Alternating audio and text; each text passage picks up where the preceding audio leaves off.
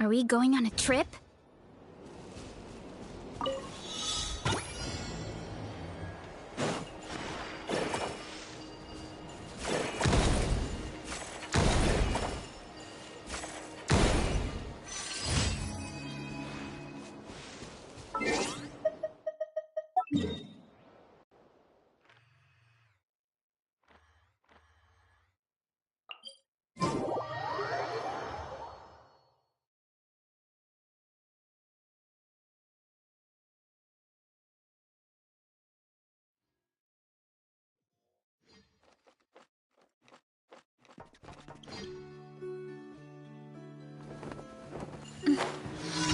Heads up!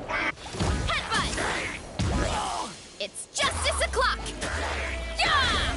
Yeah! Charge!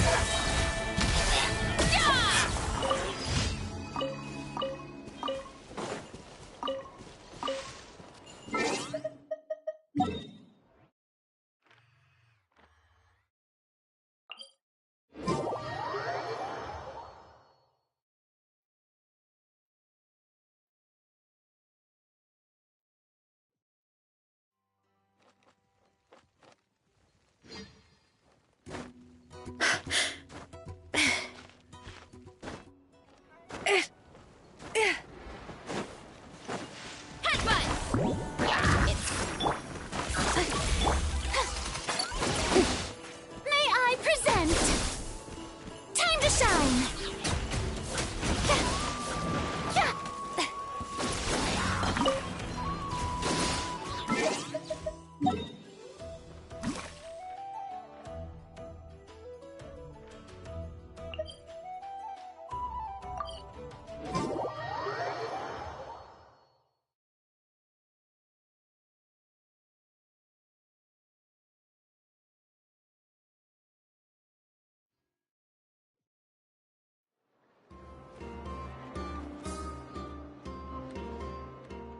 Thank you for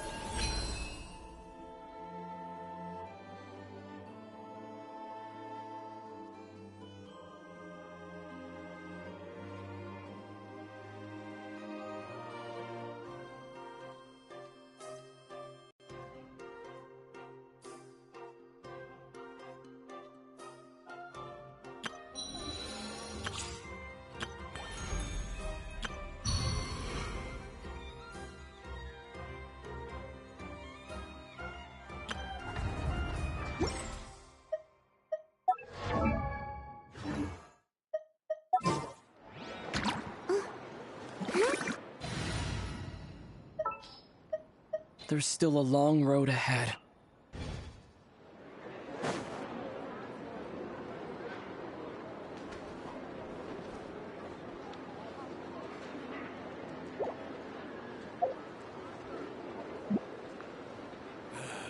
Better to just let the youngins choose their own path. See? I check absolutely everything.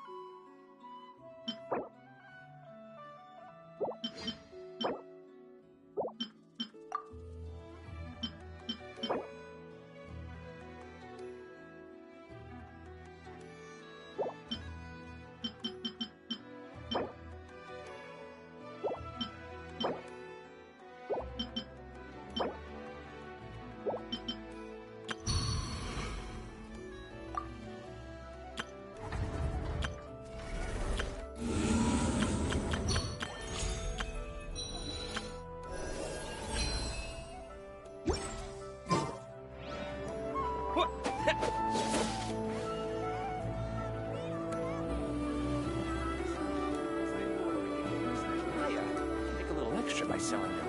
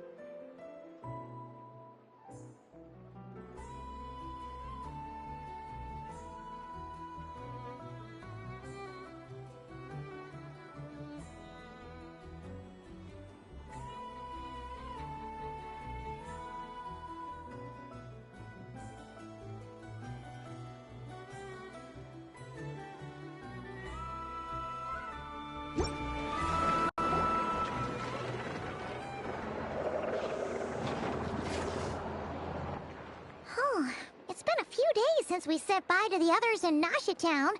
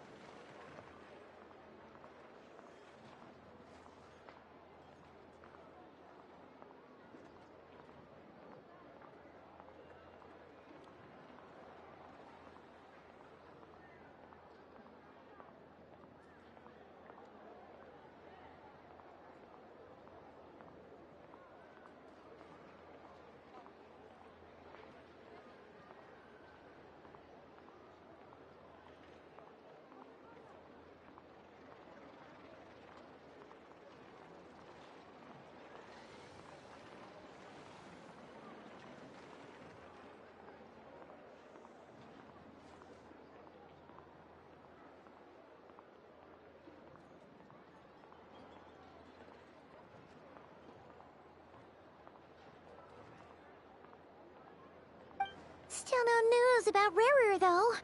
Where could he have slunk off to? If only he was gone for good. But with all the trouble he stirred up before, there's no way we've seen the last of him.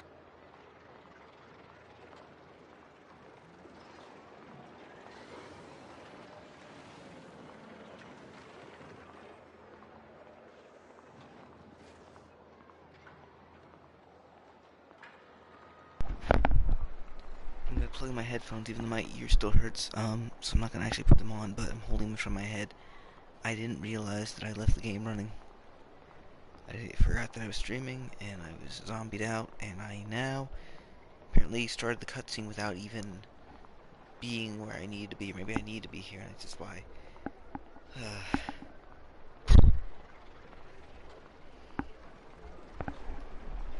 Can't do like the event that we're originally gonna do because it's on the apparently locked to the PC version, which I don't have set up, so oh well.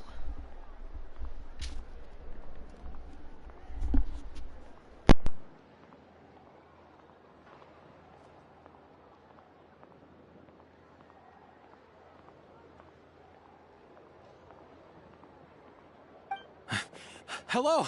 You must be the traveler in Paimon? Mr. Flint has been looking for you. Unfortunately, there's been a serious wild hunt attack over at the quarry. He thinks it's time to regroup and figure out a plan. The wild hunt? Oh, uh-oh. We better get over there, right away! Come on, let's go!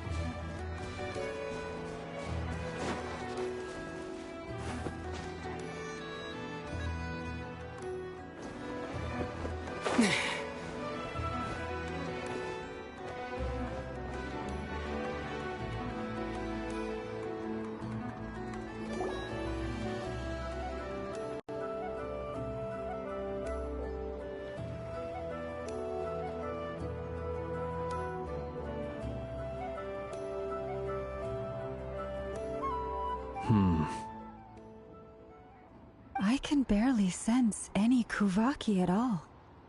This whole area feels like a soulless husk. Looks like his appetite truly is insatiable.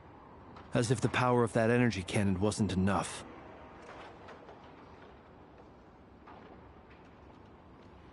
He's not seriously still getting stronger? What's his endgame here? Ah, everyone's here already. Hey, we made it. So, what's going on? We've all been on high alert since we split up a few days back, expecting Rarir to strike again. But it's like he just vanished into thin air. No one has seen him nor found any trace of his presence.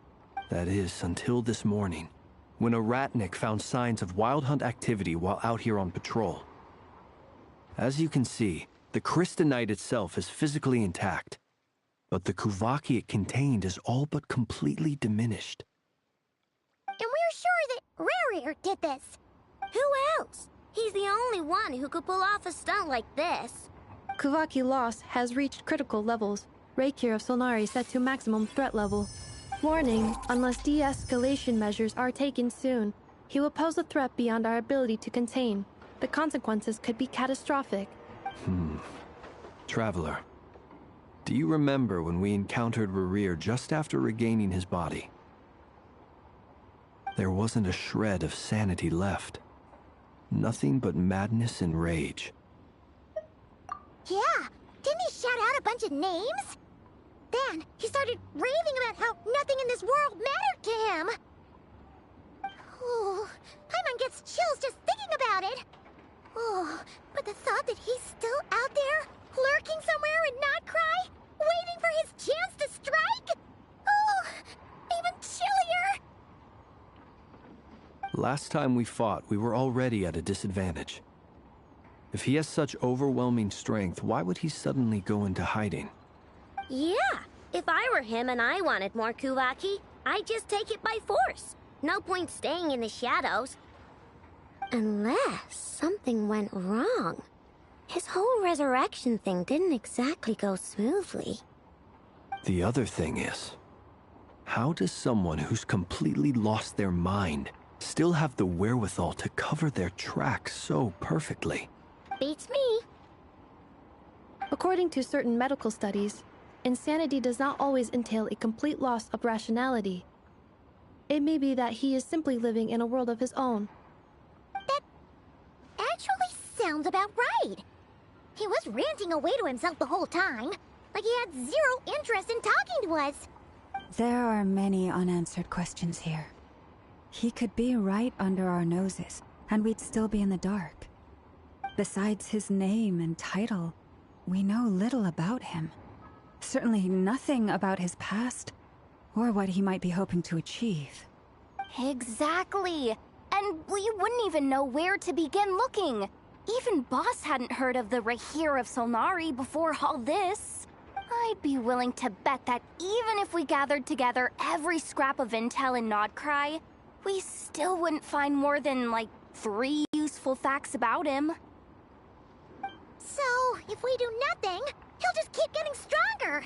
But if we want to investigate him, we have no idea where to look. Last time we had Marionette and her big robo-buddy to help us, and we still barely held our ground. If we had to face him alone... Oh, Paimon's head hurts just thinking about it. What are we supposed to do against a threat this big? Well, I do have a little hunch about his next move. Given that he attacked the quarry, I'd say it's likely he'll target other places rich in Kuvaki. Somewhere like the Eye of Krati, or the Pillar of Embla. One thing's for sure. If we just sit back and let him keep absorbing Kuvaki, we really won't stand a chance against him. A perfectly reasonable hypothesis. However, it is worth noting that these two locations are quite far apart. To investigate them both, we'll need to split up. I agree, we should split up. Right now, Rarir's goal seems to be gathering Kuvaki, not fighting us directly. Once we're done, let's regroup on Hisi Island. Wait, why Hisi Island? If I recall correctly, your largest goddess statue was carved from Kuvaki-rich ore, was it not? That's right. Yes, it could well be a potential target of his. I should head back and start evacuating the pilgrims.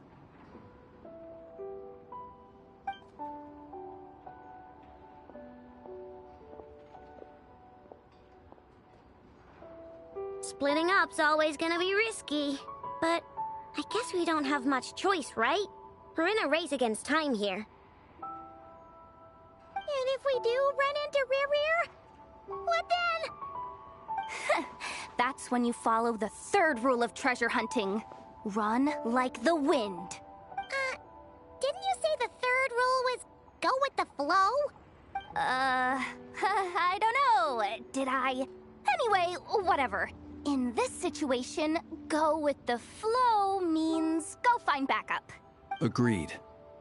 If anyone finds so much as a trace of Rarir, do not pursue him. Get out of the area and alert the rest of us as soon as possible. We need to put safety first. All right, we'd better get moving. Come on, Anefa, let's go.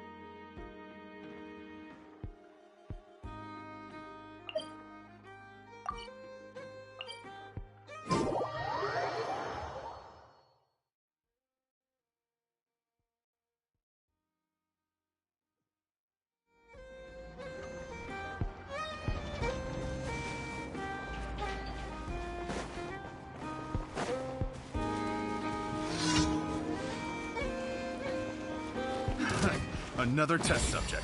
Defensive mode engaged. Close your eyes.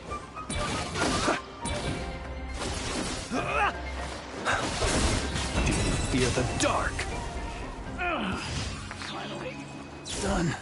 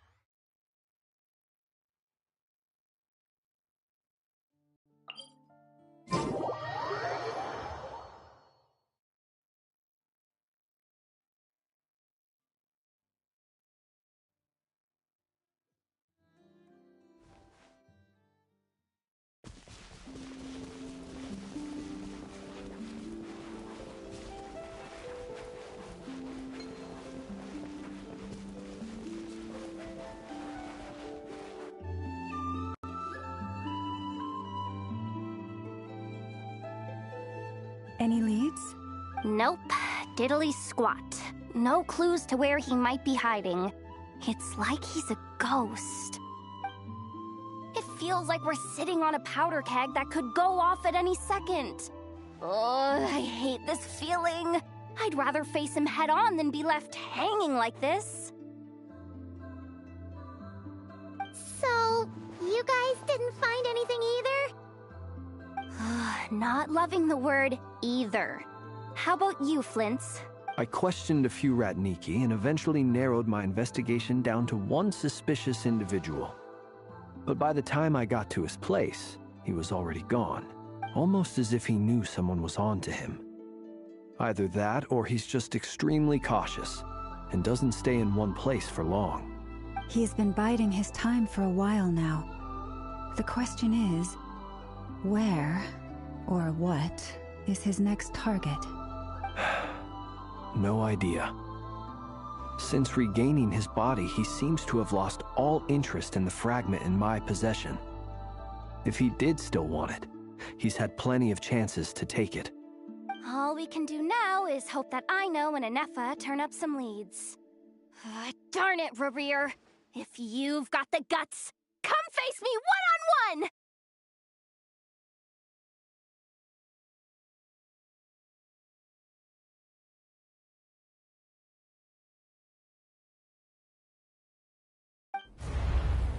Wait, he's actually here?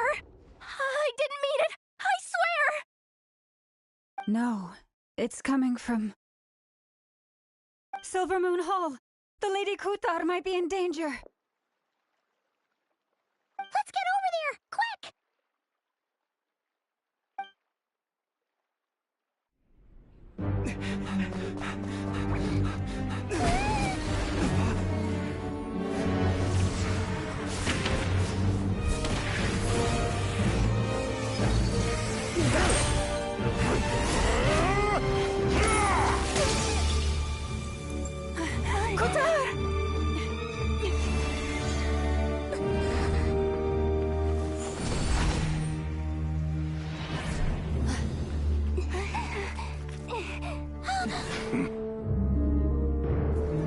Why is he attacking the damselette? What's going on? No time for questions.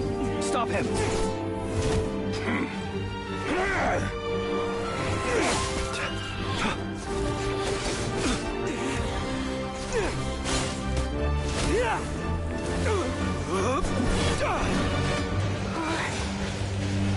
This is insane.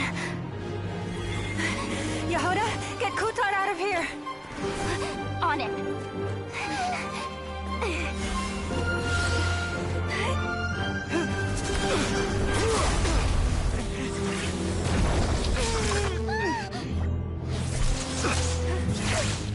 Look where your feeble light has gotten you.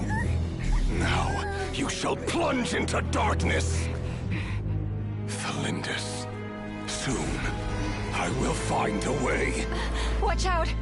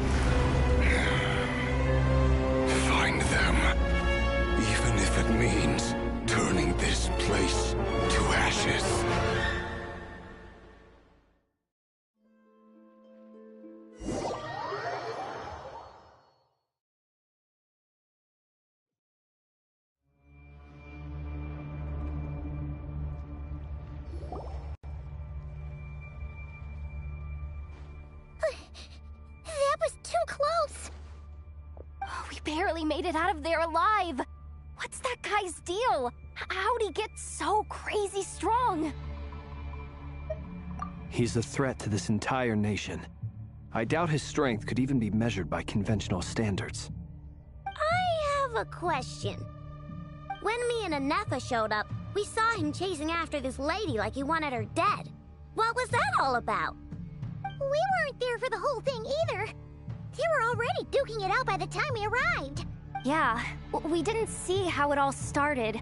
It all escalated so quickly, we had no choice but to step in. Kutar, can you shed any light on the situation? Kutar. Cross-checking database. I see. So you're the one that the Frost Moon Scions refer to as the Moon Goddess? Wait, she's the Moon Goddess? Oh, no wonder she looks just like all those statues. There are many reasons why people might worship the moon, and just as many why they might despise it. I've never met that person before, but there was no mistaking his deep-seated hostility towards me. Why he holds me in such contempt, I cannot say. But since he hunts the power of the moon, it's no surprise that I am a target.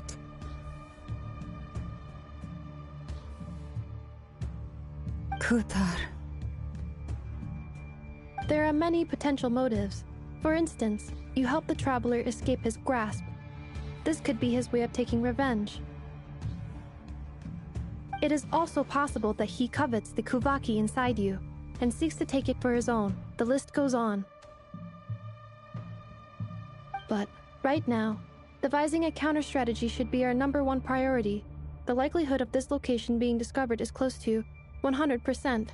A counter-strategy? But we don't stand a chance against an enemy like this. Surely our only option is to run. He's not gonna chase us to the end of the world, right? So as long as we can sneak out of Nodcry undetected... No, I can't say that. Come on, Yehoda. This is serious stuff. You can't suggest we all just chicken out. Running is our only option. Huh? You seem surprised. But what other choice do we have? We are facing an enemy we cannot possibly defeat in battle. Well, I mean, yeah, but still. It's not too late. I can distract him, so you have plenty of time to make your escape. Wait, what? You're gonna act as bait? Doesn't that make sense? I'm the one he's after. There's no need for you to risk your necks on my behalf. A coyote doesn't stop for bypassers while it's howling at the moon. What is it, Loma? The Frost Moon Scions have already grown accustomed to life without their goddess. My presence here is no longer essential, and this is not my home, so you needn't ask me to stay. We can't just roll over and let him get away with this. That's not our style. Yeah, we can't just call it quits after everything we've been through together. Besides, she pretty much saved my life back there. If I just ditched her now, I'd never forgive myself. We can't overlook that you have saved our lives multiple times now. To talk of returning the favor would be a little crass for my liking. But suffice to say that we are friends, and friends look out for one another. Rira's true objective remains unclear. Even if we were to sacrifice Miss Kutar, there's no guarantee he would stop. But... Kutar, I know why you left the Frost Moon Scions so long ago. It was because people started treating prayer as a form of trade. They would make self-centered wishes, force you to accept meaningless offerings in return, and then expect you to perform miracles for them, as if that were their entitlement. If it were me, I might have walked away too. But I believe that time can change everything, and that sometimes it takes losing something precious to appreciate its true worth. After much reflection, I've realized that this was never about whether the Frost Moon Scions need you. Any relationship based on need is purely transactional. What I truly hope is that you'll choose to stay, not out of obligation, but as part of our family. You were born here, and now you've returned. Who knows? Perhaps it was the moonlight that guided you home.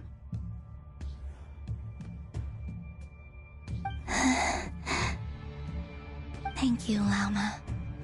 But my power is on the wane. I'm afraid I will be of little use to you now.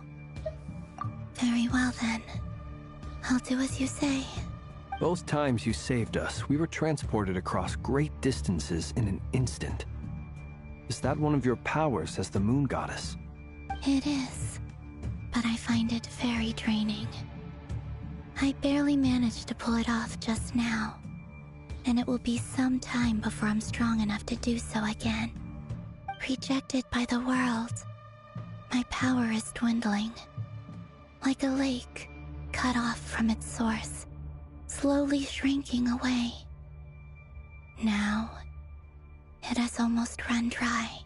What do you mean, rejected by the world? The 3 moons belonged to the ancient bygone era in which they came into being. From the moment I was born, The world itself has been steadily sapping away at my strength. The three moons are not one and the same. As the goddess of the Frost Moon, I cannot wield the powers of the other two. Yet moonlight has a way of blending together. Each can reflect the other's glow. So when our fingers touched, I was able to restore my strength by drawing Kuvaki from the Eternal Moon's marrow. But this method of recovery is painfully slow.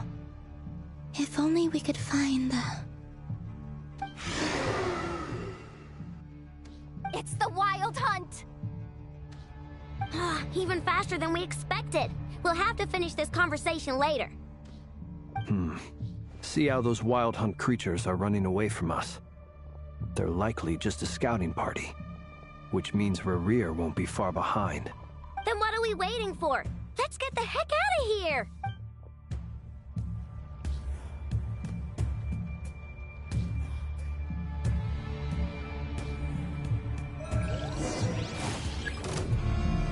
You poor lost...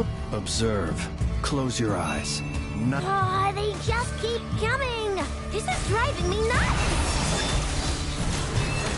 Rerir's closing in on us. We need to pick up the pace.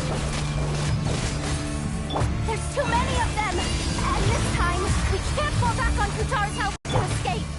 If this goes on much longer...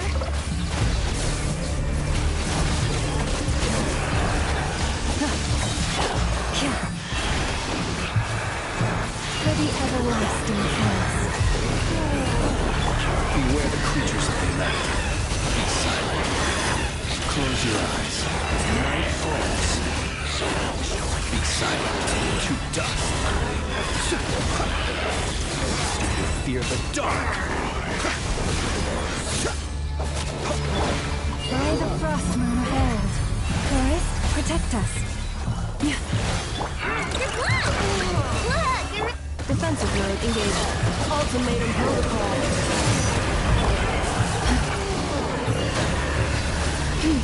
With one heart, we fight. And poor lost land. Night comes. Observe. Close your eyes. Night falls.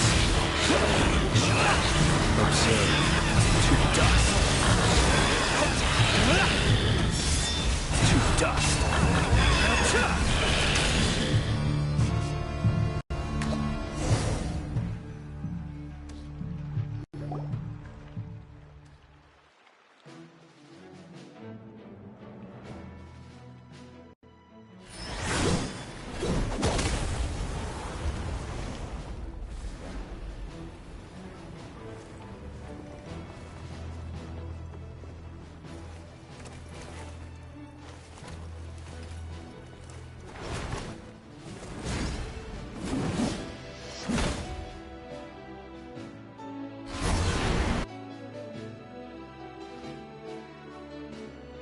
What's the matter? Bit off more than you could chew? Hold up! Who are you? Uncle Varka! You're back from Amsvartnir? Whoa! You're Barca? Grand Master of the Knights of Favonius? We could save the intros for later. Right now, let's get you all out of this hellhole. Follow me. I know somewhere you'll be safe. Oh, is that where I think it is? That's the one. Come on, move! There's no time to waste.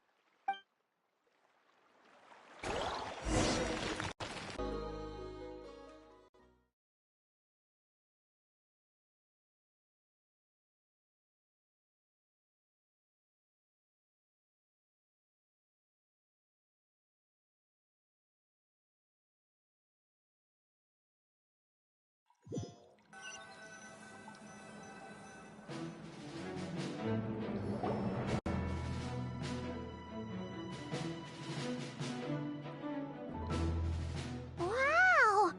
Where are we? This is so well hidden. Well, that goes without saying. This is the Knights of Favonius' meeting place in Nodcry, and a contact hub for the Northern Intelligence Network. AKA, the Black Market of Intel. No matter what faction you're with, it's the place to buy and sell information. Their headquarters are in Nodcry, but they've got contacts in every nation. As an expeditionary force on foreign soil, working with them has offered us the most effective way of getting our hands on reliable local intel. This is where we meet, so naturally, it's secure. Anyway, where were we? Folks from Nodcry should be pretty familiar with me by now, but I believe this is the first time we've met. Allow me to introduce myself. I am Varka, Knight of Boreas, and Grand Master of the Knights of Favonius. We've heard all about you. This meeting's been a long time coming. You look way younger than Paimon expected, but you definitely have that Grand Master vibe. Well, I'm no spring chicken. Just not showing my age yet. Definitely feeling some of that back pain today, though. Rushed back from Amsfartnir without a wink of sleep, only to get right into another fight with that freshly revived maniac. Another? You mean you fought him before? Yep. He wasn't nearly as strong back then, but he was still a formidable foe. I brought some of the knights along to give him a little surprise, but he saw us coming from a mile off. My squad took heavy injuries, and I barely made it out alive myself. We knew it might have been our last chance, so we staked everything on it. But still, it wasn't enough to stop him. I tried tracking him down afterwards, but he didn't leave a trace. Even in his unhinged mental state, he's as cautious as any trained operative. So, I decided to come find you. And as luck would have it, turned up to find you being ambushed by the Wild Hunt. The rest, you already know. Is that why he's been frantically absorbing Kuvaki these past few days? Because he sees you as a threat? Maybe I'm part of the equation, but even if I weren't, I'm sure he'd still be gathering power. He's clearly working up towards something. Note to self, Uncle Varka's strength rating officially upgraded. Guess it's my turn to ask questions now. So, what exactly has been happening in Nodcry? Why is the Wild Hunt returned in humanoid form? And why is it after you? That's a long story, but I'll try to make it quick.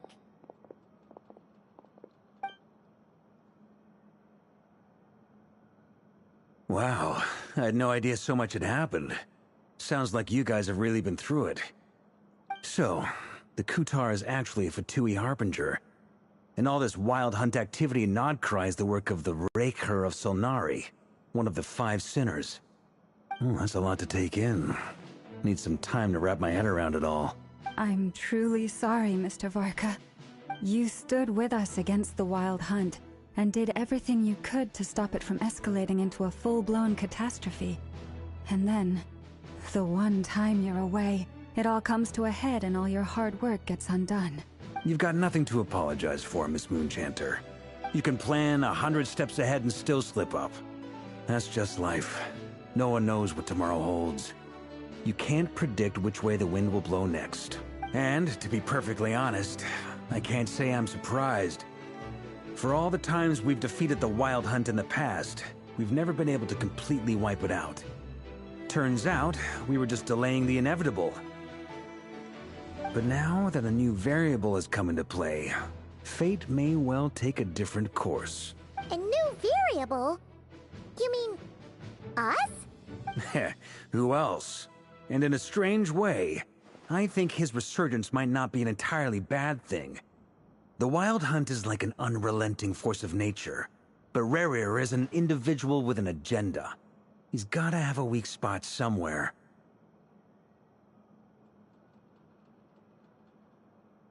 That said, while I was explaining everything just now, some of the points that Mr. Flint's added caught my attention.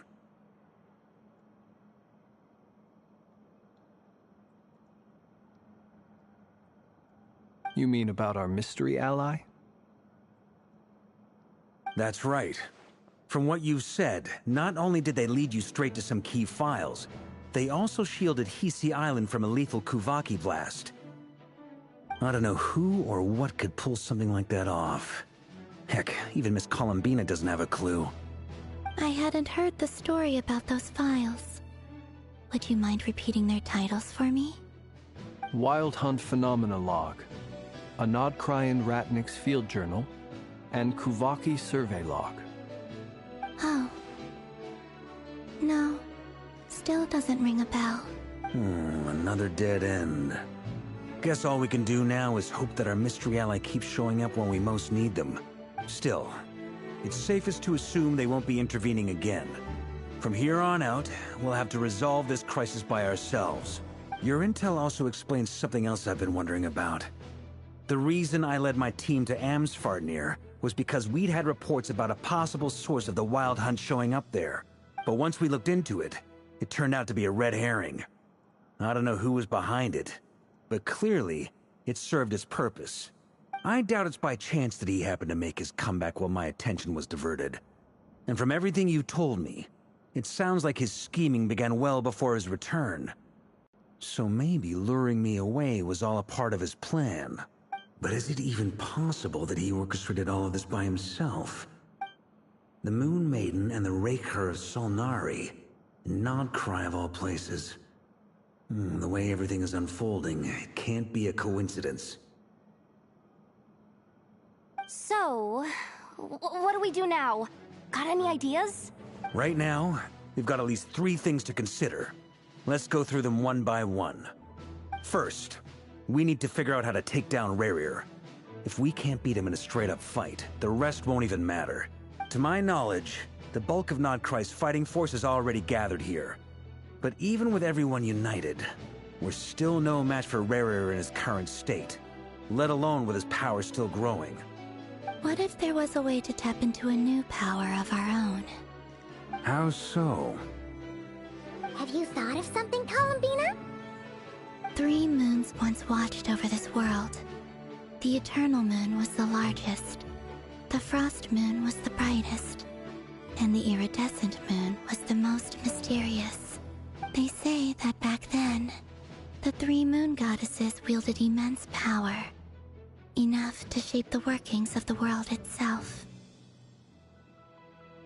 I now bear the Frost Moon's power, and the Eternal Moon's marrow resides within the Traveler. Hold on. Are you suggesting? The Iridescent Moon, the last piece in the puzzle. That's right. If we can find the Iridescent Moon's marrow, I will be able to regain my strength much more quickly. The 3 moons are said to stir the tides and illuminate all things.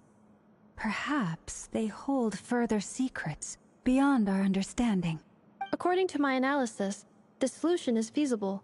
However, it is subject to one major condition. How do we locate the Iridescent Moon's marrow? I know a way, but we will need to visit the Fatui's Experimental Design Bureau. The Experimental Design Bureau? Are you saying we need to involve Marionette? Yes. I must speak with Zandrone. It's a long way from here to the Experimental Design Bureau. There's a high chance you'll be spotted. You shouldn't go alone. Then that's settled. Next up, our second priority. Somehow, we need to figure out Rerir's end goal. As you saw for yourselves, when he was still in his Wild Hunt form, everything he did was for the sake of recovering his body and resurrecting himself. His first act since then, after laying low for a while, was to try and assassinate this young lady. People's obsessions often reveal their greatest vulnerabilities. There must be a reason why he despises the moon so deeply. Perhaps it sheds some light on his title, the Raker of Solnari. The Wild Hunt has plagued Nodcry for centuries now. If we want to stop it for good, we have to get to the root cause of what's driving it. It's true. We still know very little about him. If Kuthar hadn't given us that lead, we wouldn't even know his name.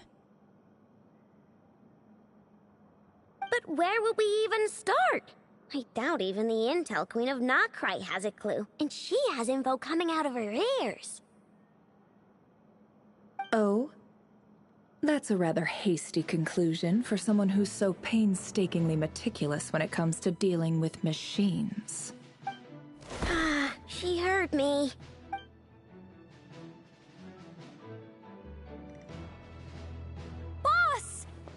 you doing here?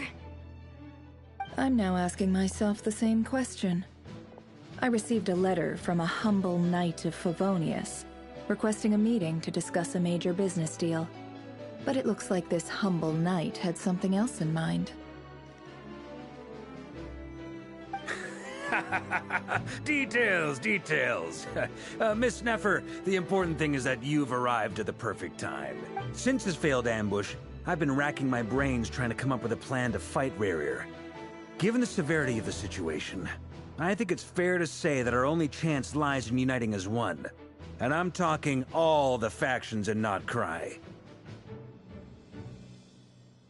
We can't do this without the Curatorium.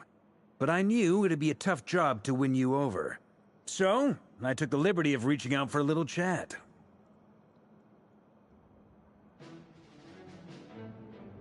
Wait a sec. How did you even hear about this place, Neffer?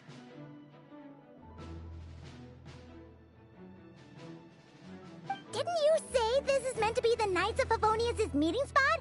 And a contact hub for the Northern Intelligence Network? And isn't it supposed to be super hidden? You really think he could have gotten settled in Nodcry without my help? Besides, I'm the one running this gig. Of course I know where the meeting place is. Allow me to introduce the current head of the Northern Intelligence Network. If it's intel you're after, she's your woman. Pretty much seen and heard it all. Please spare me the flattery. Let's cut to the chase. Seems like you've run into some trouble, huh? Well, this certainly qualifies as an unforeseen crisis. On behalf of the Curatorium of Secrets, I wish you all the best of luck. So you're just going to sit this one out? Why should I get involved? What could possibly be in it for me? What if we told you we can't do this without you? Oh? Then I'd say you'd better make it worth my while. I don't work for free. I can't put a price on something like this. It's just not in my nature. But then again, you and I have always been polar opposites in this regard. So I can't exactly say I didn't see this coming. If you insist on compensation, I will pay you. Consider this a formal commission. Sound fair? You just don't give up, do you? Too bad. I know you well enough to know you can't afford my prices. The riskier the job, the more it'll cost. And a Moonchanter's stipend isn't exactly generous. Unless you're planning to start passing the donation box around among the faithful. Boss, just a thought. If they come up short, maybe you can take the difference out of my next few paychecks. Things got really dangerous during the fight with Rerir. If this girl hadn't saved me, I'd be ley line fodder by now. I'd be gone for good, boss. If there's any way we can make this work, I'd really like to help her. Please, I'm begging you. This is why I'm always telling you never accept favors. They are the hardest debts to repay.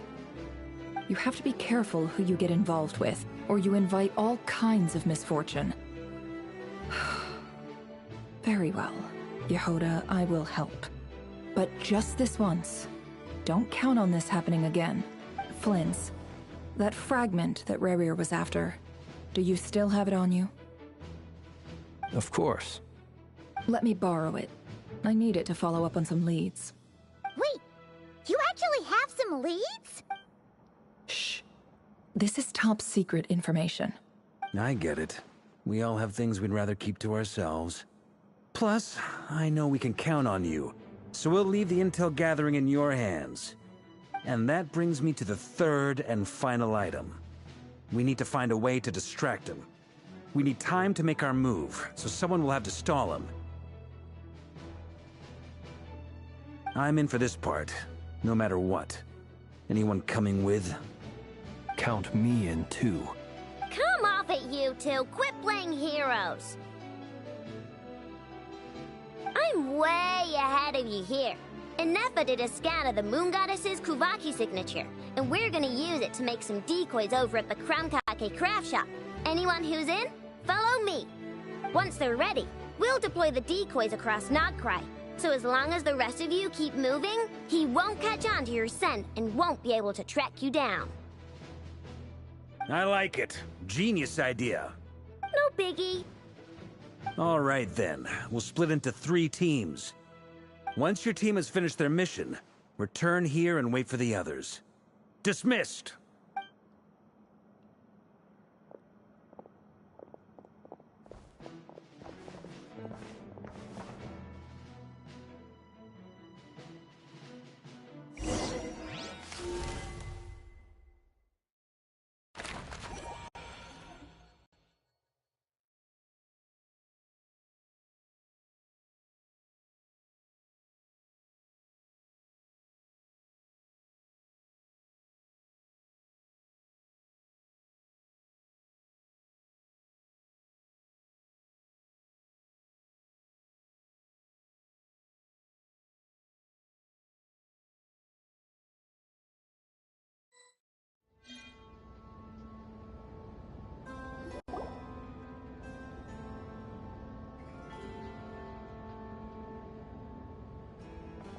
Lady Damselette. Wait. And you two? What are you doing at the Kuvaki Experimental Design Bureau?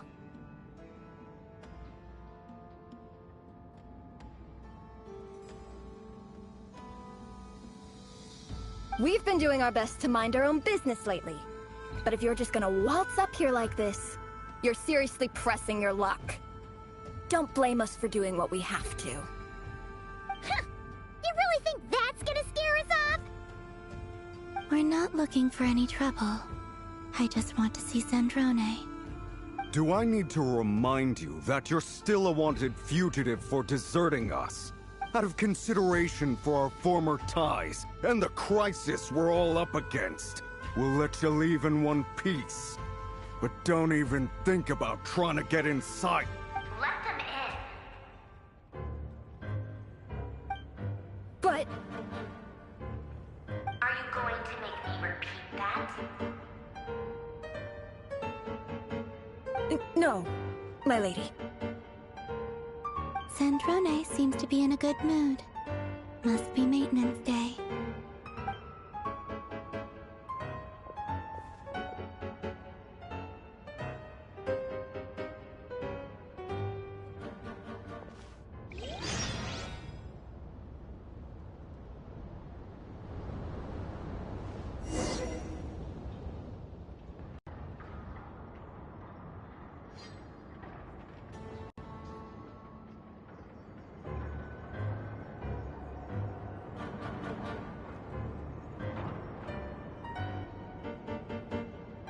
So tell me, to what do I owe the honor this time?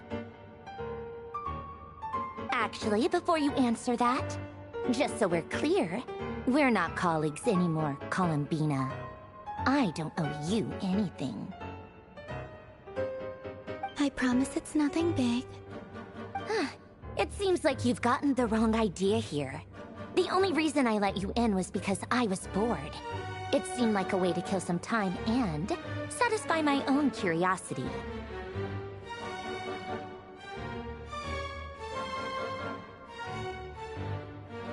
Whatever miscalculations I may or may not have made in the past, I haven't lost the plot enough to even consider sticking my neck out for your sakes.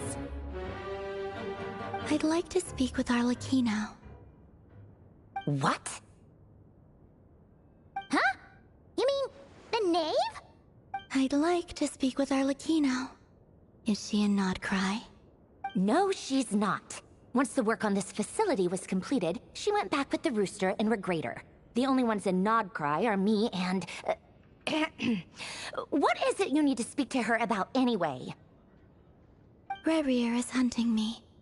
If I'm going to face him, I must first retrieve the lost moon.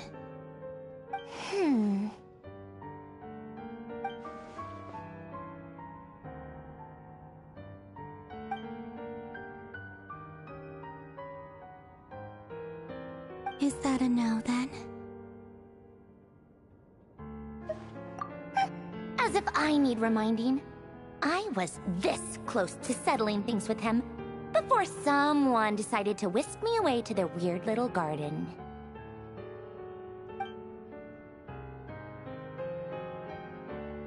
Have you held any tea parties lately? Tea parties? Yeah, obviously. You don't seriously think we'd pack it all in just because you aren't here. If anything, they've been more eventful than ever. Just me, Arlecchino, and a bunch of insolent, insensitive guests who won't stop asking where you've gone. Oh, they've been a real joy. I bet you served them the worst tea you have. Just like you used to do to me when I upset you. Who cares about how good the tea is when there's no one around to drink it? I keep losing people. First Rosaline, now you. I'm running out of people who can make me laugh. Honestly, what could be more ridiculous than the multi-centenarian goddess, who's only ever had the plain herbal tea she received as offerings?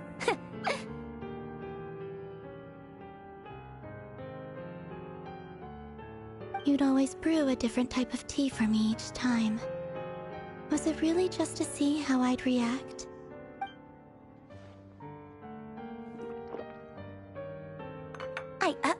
Well, duh. Why else? Watching you squirm was practically my only form of entertainment.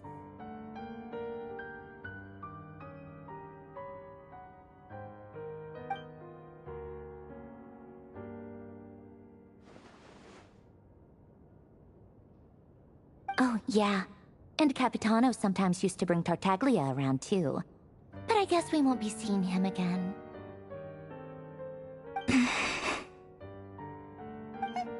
Well, I guess we are overdue for a get-together. Polonia! Have Febronia pass a message to Arlecchino for me.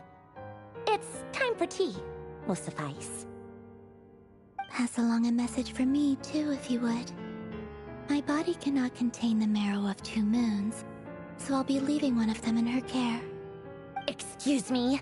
Who said you were on the guest list? If my tea meant that much to you, maybe quitting the Fatui wasn't your brightest move. Back when you were under the Tsaritsa's protection, no one would have dared come at you so openly. But that protection didn't come for free. In fact, I paid dearly for it. At the end of the day, it was just another transaction. I just got tired, that's all. I never wanted any part in their grand ambitions, and I've had enough of being treated like a bottomless supply of power. It brings back memories from the old days, when I was still worshipped as the moon goddess. Centuries on, it may be a different group of people, but I see the same greed in their eyes. I figured you'd leave eventually. You didn't have as much of a reason to stay as I do. The Tsaritsa gave you shelter and protection, but that was it. Nothing more, nothing less. Meanwhile, the Fatui demanded everything from you in return, until it was more than you could bear. I get why you left. And frankly, I have no interest in dragging you back just because the higher-ups told me to. But if you keep hanging around with this riffraff, the next time we cross paths, we might be enemies for real.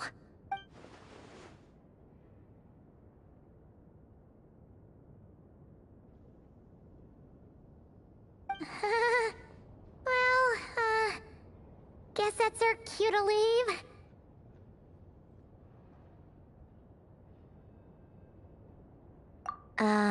That might be your plan, but it sounds like someone else wants you to stay a little longer. Huh? What do you mean? Listen.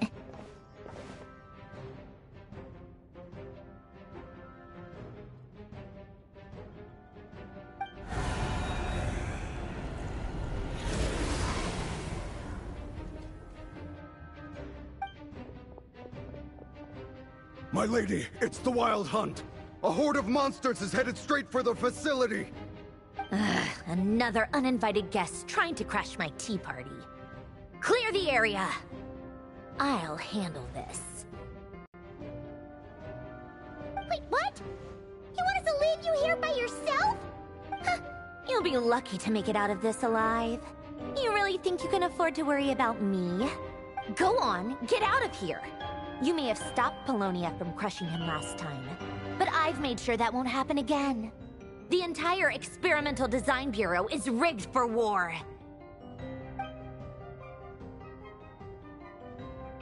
Stay and watch if you want, but it'll be at your own risk. You're not flagged as friendlies in the weapons system. Don't tell me what to do! Look, if you're leaving, make it quick. Or you'll just get in my way. There's a secret passage on the second floor. It'll take you right to the plains out back. Stare all you want, Columbina. You're not getting another invitation to my tea party. I know. But thank you anyway, Sandrone. This is exactly why you shouldn't hang around with those people. All their melodrama and sentimental nonsense is rubbing off on you.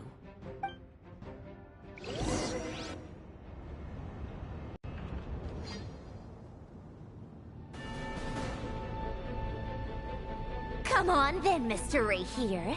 Let's pick up where we left off. It's your Wild Hunt monstrosities versus my beautiful creations. Let's see who comes out on top.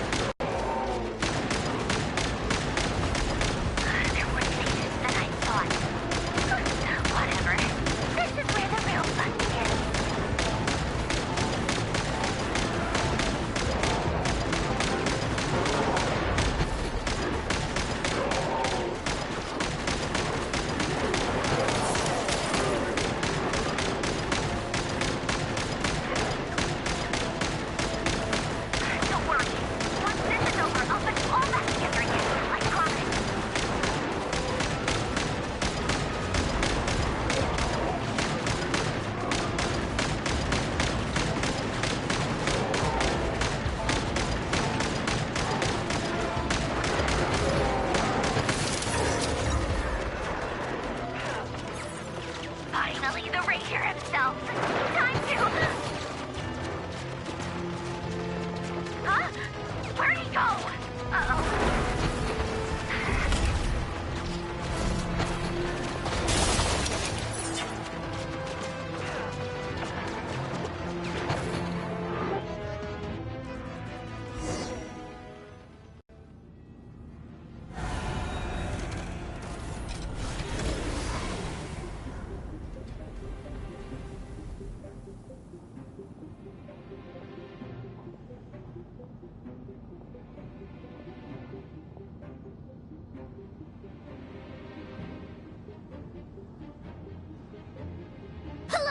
Get him! I've upgraded Polonia again since our last encounter, and uploaded every last scrap of your data. So let's finish this, once and for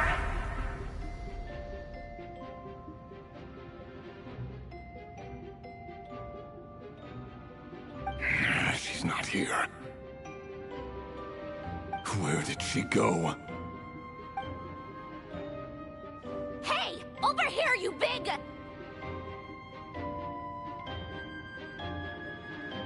Curse it. Moon. Go.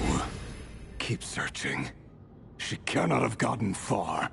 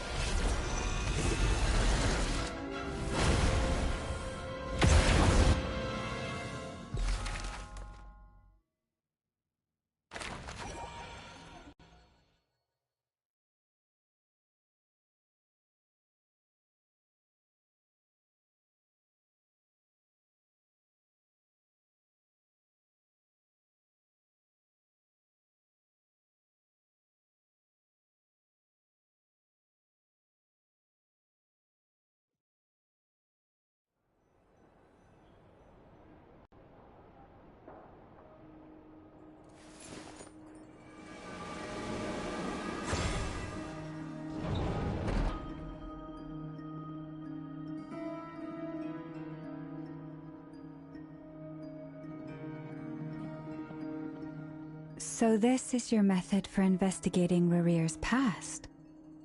It almost looks like some kind of ceremony.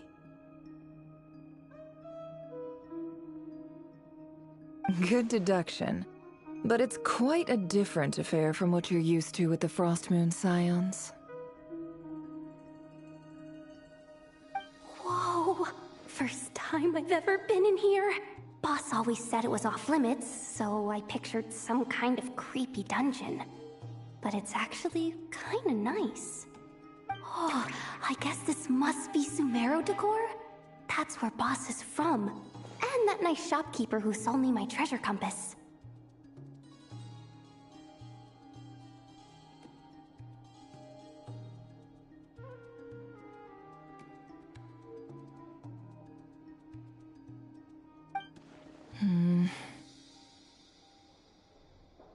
I'm not sure exactly what you've got planned, but it looks like you're all set.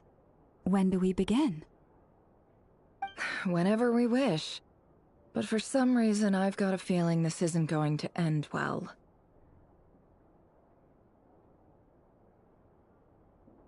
I've never faced Rarir myself, but from what you've told me, his power is beyond anything I could imagine. I, on the other hand, am just an ordinary businesswoman. Our paths should never have crossed, yet here I am, forced to make an enemy of him. If you ask me, you're about as far from ordinary as it gets. So what are you saying? You're getting cold feet? Once I take a job, there's no backing out. Still, I have to ask myself if the power I'm relying on will even work on an opponent of this caliber.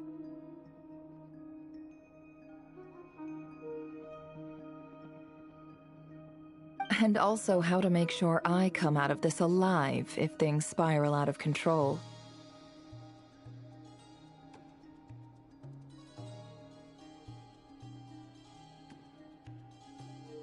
Death is the one thing we can take for granted. It is the great equalizer, however fortunate or unfortunate we may otherwise be. So it's important to consider how to spend what lifespan we have left. Come on, boss. Lighten up. Quit talking about death. It's bad luck.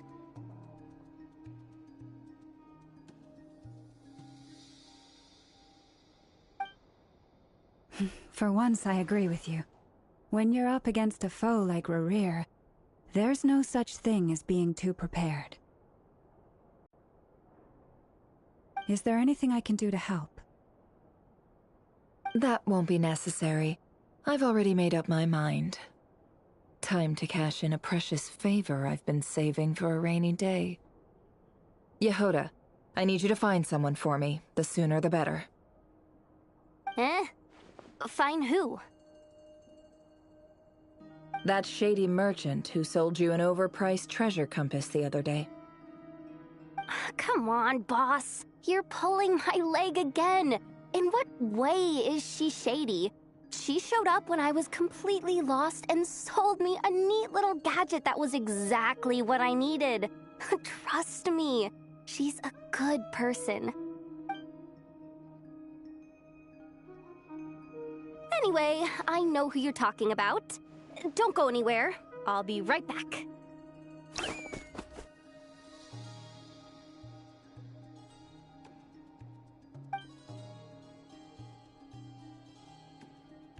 What's happening to me? I genuinely can't run any further.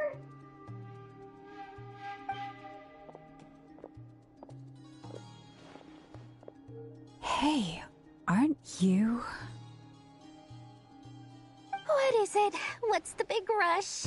You dragged me out of a dream where I was literally swimming in Mora. I'm charging double my usual attendance fee. See, look how easygoing she is.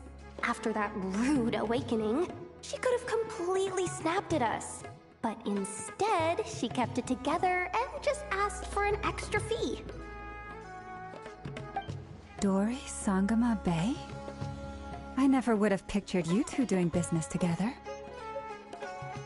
If you want to make it big and not cry, it's all about connections.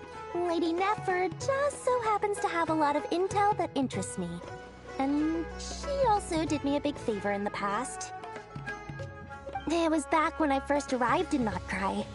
My trusty assistant, the genie in my lamp, had an adverse reaction to the Kuvaki and fainted. And wouldn't you know it, that's when I suddenly find myself in a life-or-death situation. Good thing my compatriot was there to swoop in and save the day. I've been giving her a 30% discount off all of my goods ever since. Now, so that no one here feels left out, I'm willing to extend a 20% discount to fellow friends of Boss Nefer. Plus, any other friends you send my way will enjoy 10% off. What can I say? The great Lord Sangama Bay is nothing if not generous. So, let me guess. You've run into some trouble? I've got everything you could possibly need. And the more you buy, the more you'll save. You guessed correctly. What have you got in the way of survival gear? The one type of gear I've never been short on. What are you looking for? A jetpack fresh from the Academia's labs? An ancient suit of armor dredged up from the bottom of the sea? At the very least, I need to know what kind of opponent you're dealing with here. If even you're worried about staying alive, it must be pretty serious. What if I told you it's someone with the power to bring a nation to its knees? Is that so? Then we really are talking top-shelf treasures. I don't have anything like that in stock right now. I'll have to ask my supplier. Your supplier? A powerful woman, make no mistake. I can't reveal her identity, but luckily for you, I hear she's planning to visit Not Cry in the near future. If you're willing to wait, I can ask her when she's here. Can't say exactly how long that'll be, though. Then, let me put it another way. What would you do if you encountered an enemy like that? Roll over and serve yourself up on a silver platter? Of course not! I have a handy little trinket from one of my generous suppliers, which... Hold on. What exactly are you getting at? No, no! This is for my personal use only! Let's just say I'm borrowing it, all right? Just for insurance purposes. You'll get it back later. Favors are the worst kind of debt to owe, and now you've got a chance to repay one. A win-win situation, don't you think?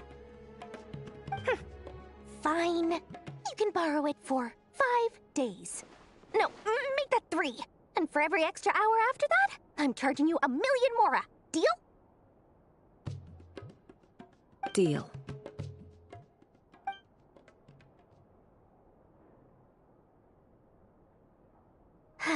What a way to start the day.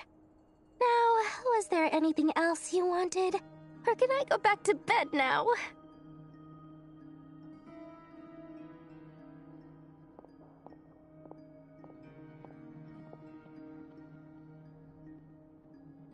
That will be all.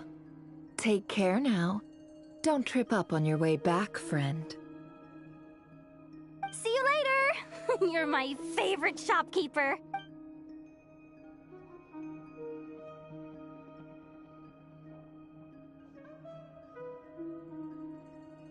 Excellent. Everything is well and truly ready. The ceremony can now begin. After initiating the ceremony, your minds will follow me wherever I go. You will see many strange things in your mind's eye. So remember, don't be frightened, and don't make a sound. Now then, let us peer into the Raker of Solnari's past.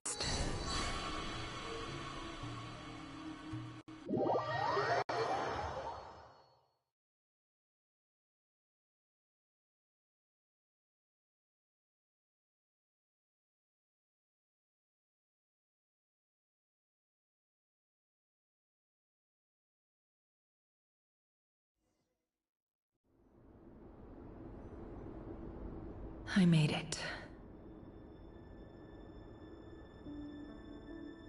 I don't recognize this style of architecture.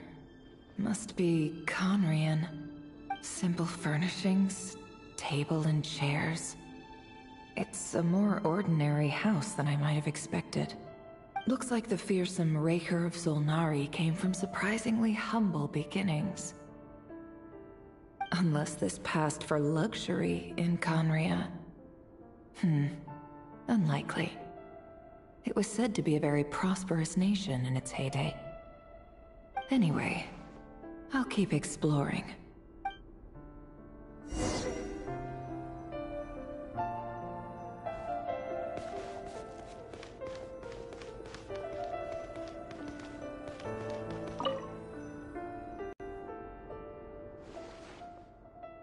Hi, Rivier.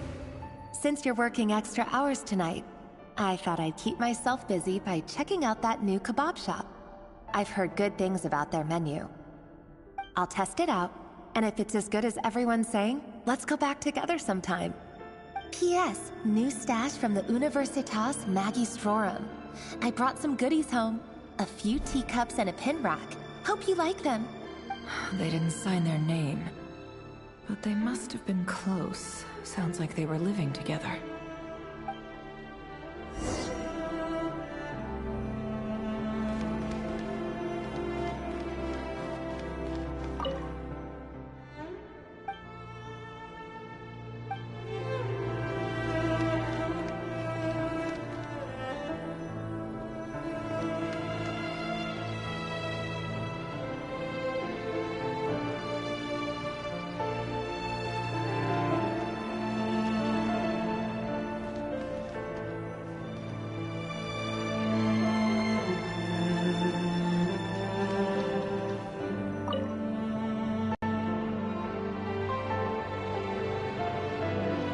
I went over to Joseph's for drinks today. They have a fine collection, but I went alone. Felindis was tied up with something and couldn't make it. Joseph asked why I came alone, but I didn't really have an answer. He then went on to ask about other things. If you ask me, someone who asks that many personal questions is too nosy for their own good. But if he invites me again, chances are I'd still go.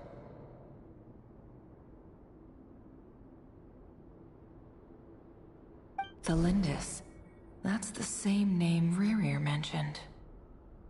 Crane imports keep falling. If things don't pick up, we'll soon be back to meat and mushrooms only. Honestly, I'm not a huge fan of that new type of mushroom everyone's been into lately. Didn't it start out as a lab-grown variety? I heard it's even mildly corrosive. Seriously, why would you even eat something like that? I don't care if it's an impressive feat of alchemy. That just isn't the kind of thing I like to eat. Grain has to be imported, and they're eating a diet of mostly meat and mushrooms. Could it be because Conria is underground, so it doesn't get much sunlight? That would explain why they use so much stone in their buildings. They even use alchemically modified strains for food. Seems like the people of Conria don't have many options when it comes to dining. I've just about saved up enough now. Time to buy it and keep it somewhere safe. Making a big purchase. I wonder what it is.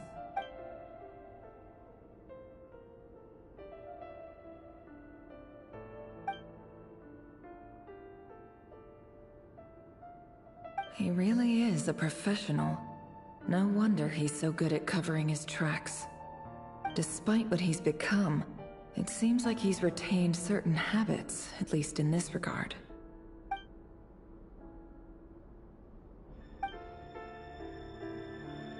Did Rerir rip it out himself?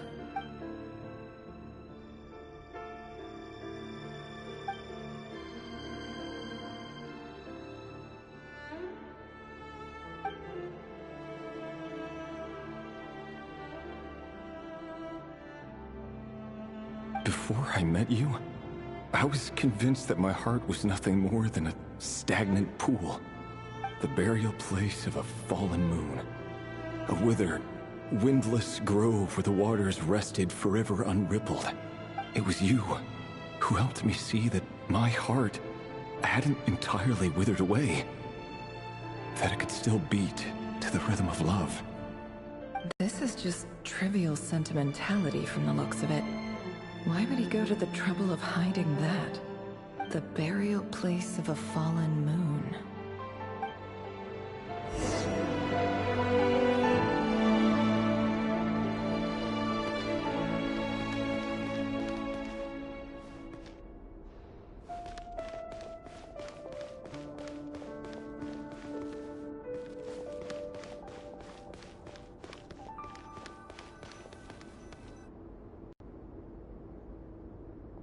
Rerir, over here.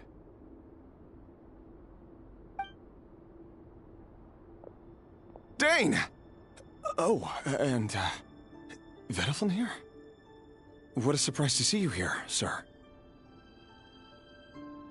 Hello there, Rerir. You need not address me so formally outside of court. He doesn't get that much free time, so I invited him over for a drink. Even the court prophet deserves a break every now and then, right? Well, I'm flattered. So, what are we discussing today? Hey, don't look at me. As far as I see it, we don't need an excuse to have a few drinks. Come on, don't give us that. Didn't you say you were about to pop the big question? How's that coming along? Who'd have thought the great Twilight Sword was an even greater gossip? I just didn't expect you to be the first one to settle down and get married, that's all.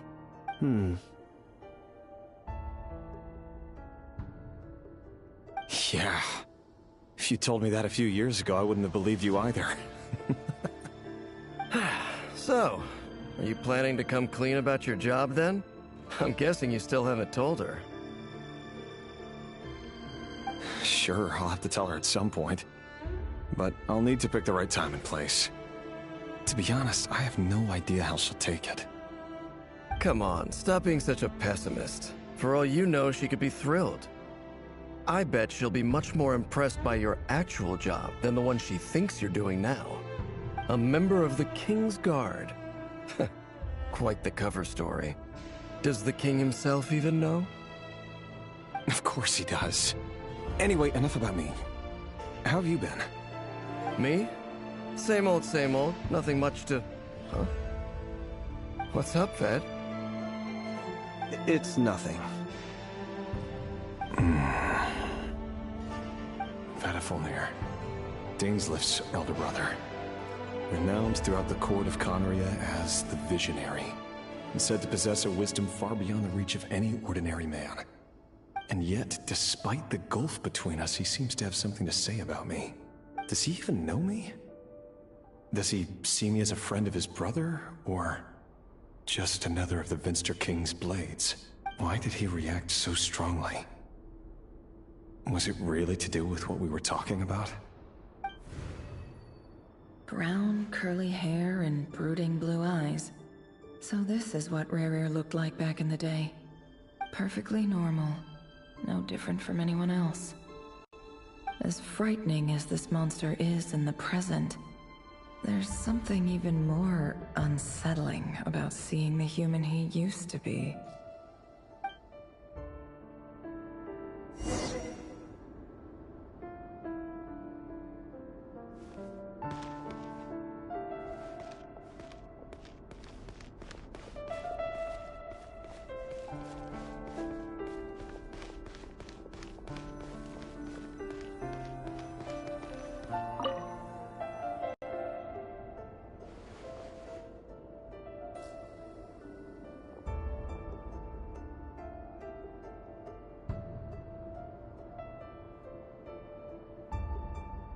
Felindus?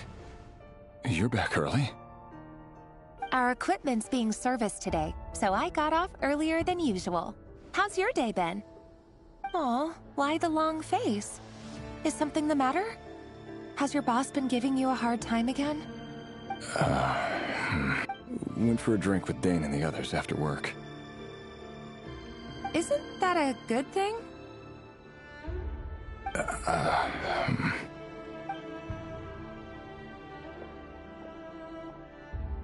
Vedifulnir showed up today, too. You know, Dainslif's older brother. Ah, Mr. Vedifulnir. Yes, I've heard of him. They say that everything he says ends up coming true.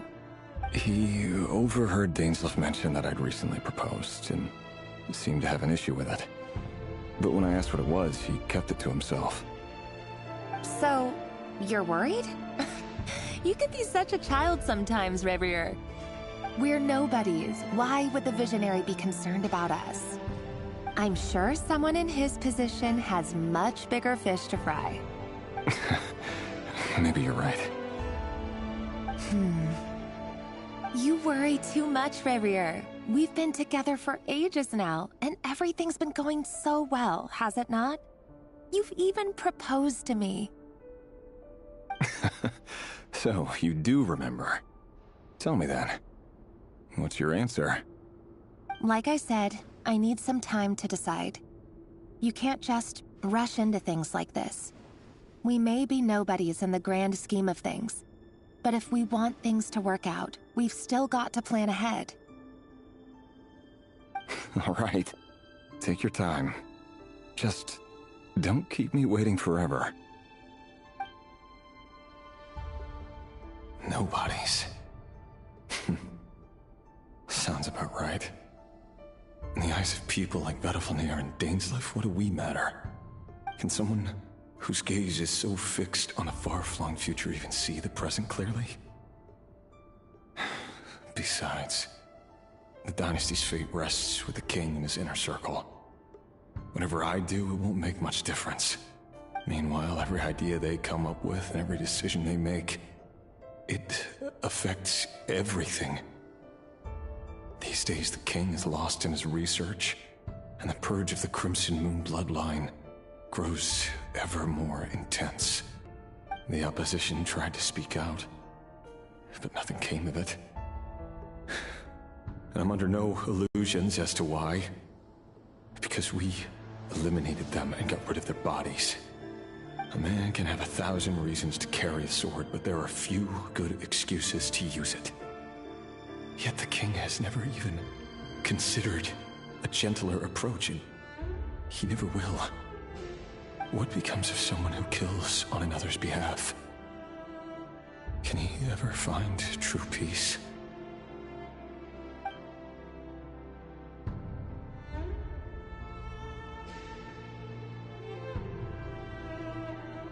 Thelindis,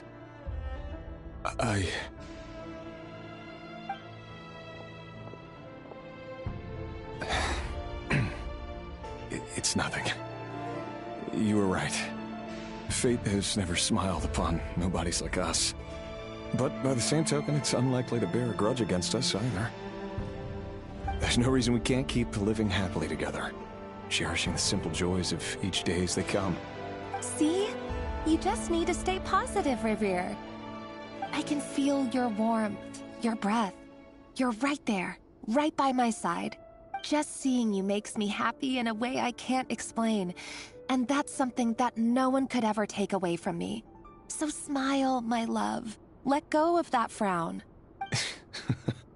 You're right, Thelindis. I've just been overthinking things. That's better. Getting caught up about things like this will only ruin our evening. Speaking of which, all set for the ball tonight? I need to go get ready. You go ahead. I just have a few things to take care of, then I'll come join you. Even busier than the big shots, huh? Fine, I'll go get started. But don't be late. If you keep me waiting too long, I won't be a happy bunny. Relax. I'll be there. Seriously, though, you drive a hard bargain. You're really gonna leave my proposal hanging and still expect me to take you to the ball? Well, that goes without saying. I already told everyone I'd be coming with a dance partner. Besides, they're two completely different things. Let's take it one thing at a time, all right?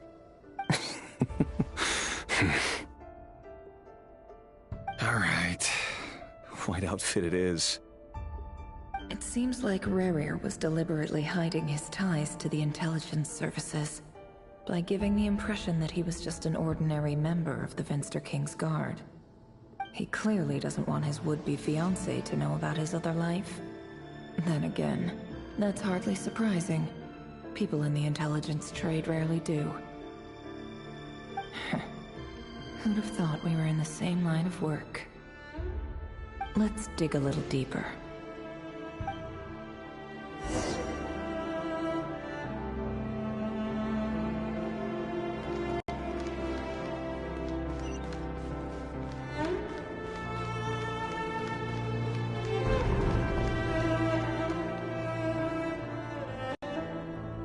Our last operation was a resounding success, and all thanks to you, Rahere of Solnari.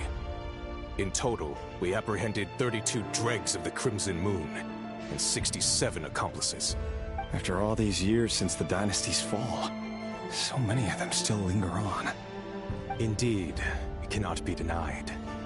Yet it was destiny that the Crimson Moon should be overcome by the eclipse, and that His Majesty, the all-seeing Venster King, now guides our nation on the path to prosperity.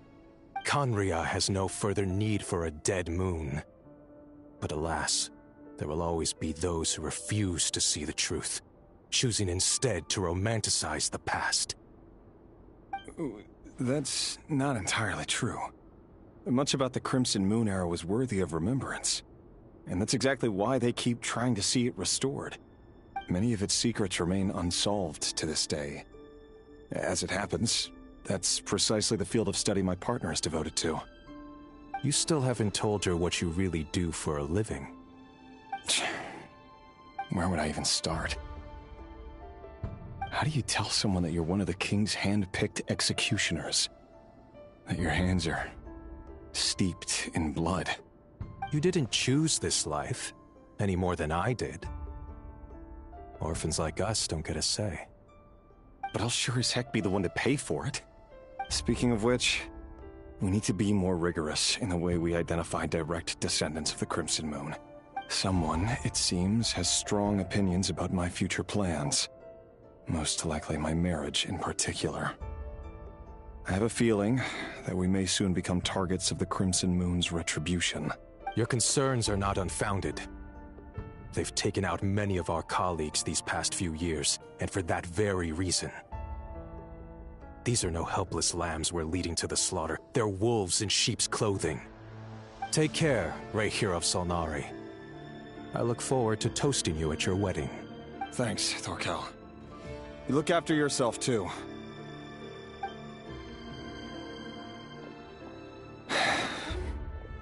Thelindis, I never wanted to keep this from you. You're the last person I would ever want to lie to. But that's exactly why I can't tell you everything. There are things you shouldn't know.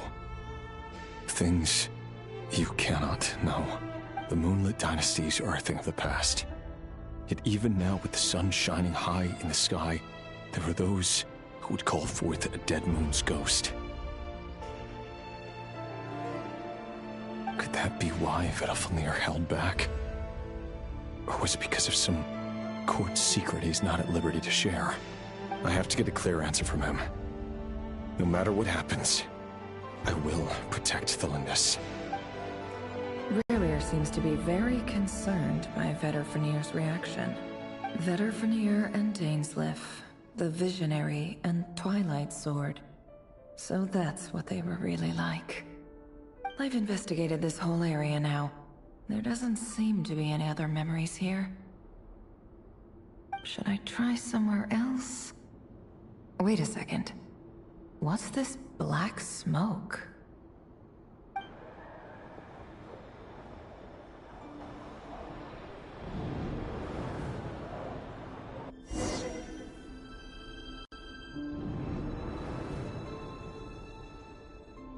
So, he's late after all. Just you wait, Rarir. You're in for it. Big time. Are you waiting for someone, ma'am? Could I tempt you into buying some flowers? Oh, sure. Pick me out a pretty bunch if you would. Thank you. But I'm afraid none of them are as pretty as you. For someone so young, you sure have a way with words, don't you? I'm only telling the truth. Look me in the eyes.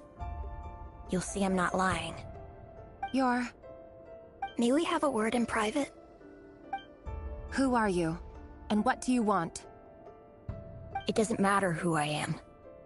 Too many of our kind have fallen lately, so I decided to take the risk of reaching out. Not long ago, the Rahere of Solnari led an assault on one of our strongholds. We suffered many casualties, and many who came to our aid lost their lives as well. Sorry, I don't know why you're telling me this. And I don't want to get involved. Wait. Hear me out. This time we finally got a clear look at his face and learned his true identity.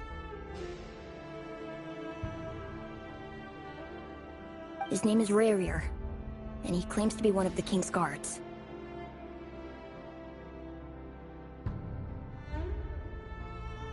What did you say? A cruel irony, isn't it? The man you're set to marry leads a double life as a brutal executioner. But surely, you must have caught a whiff of the blood on his hands. Why are you telling me all of this now? Simple. It's because... How strange. Rarir was nowhere to be seen in that memory. It clearly belonged to Thelindis. Rarir couldn't possibly know what happened if he wasn't even there. Why would her memories appear in his fragment?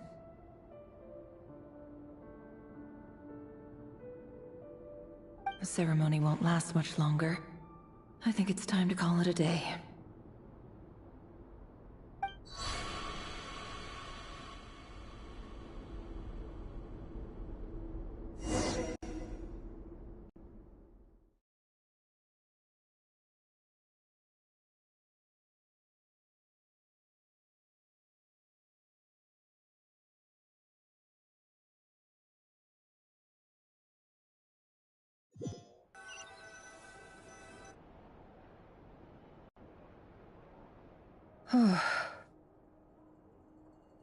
So that was your doing? Did you just pull us inside Rarir's fragment to spy directly on his memories? Any more questions, and I'll have to start charging. I had no idea you could do that, boss! Seriously, that was amazing! We're not worthy. We're not worthy! I gotta admit, though, I'm itching to see what happens next. Feels like we barely scratched the surface. I'm just as curious as you are. But the ceremony only allows for limited time inside. That's all we can see for now. Luckily, we managed to learn quite a lot. So far, so good. I just hope the others are doing okay too. Especially the group with the Traveler. Their mission is a risky one. Let's hope it's all going smoothly. If you're worried about them, go see how they're doing. If I know Boss, she's gonna need some time to write up all the details and make sure it's all coherent. I'll stay behind to lend a hand, but feel free to head back and meet up with the others.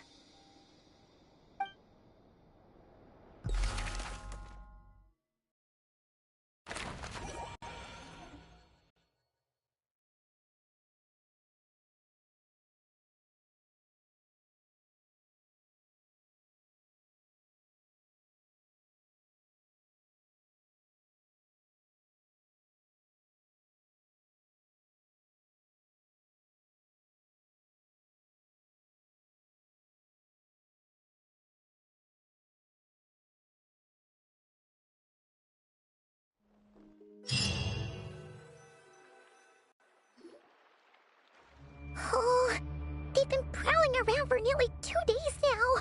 These things just won't quit. Oh, they might not have seen us yet, but them constantly sweeping the area, our way out is completely blocked. Oh, that's never gonna work. One little slip up and it's game over. If they spot us, they'll run straight back to Rare. And once he knows we're here, it won't be long before he's breathing down our necks again. Oh, guess you're right. All right, time to zip it.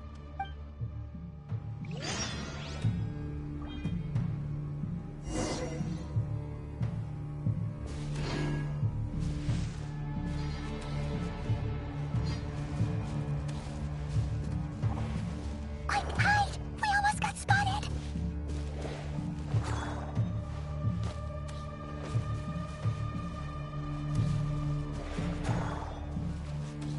Phew! That was a close call.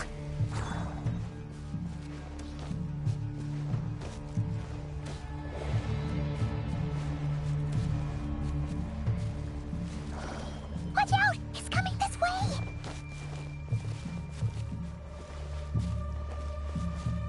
Keep going. We're nearly there. This is the final hurdle.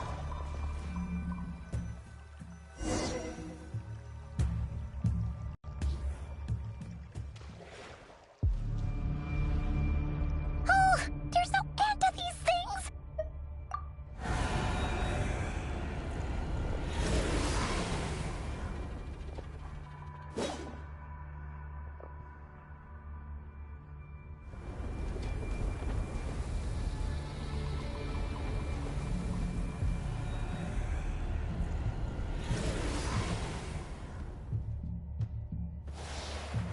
Fire. Fire? Wait, what's that smell? Oh no, there's a fire!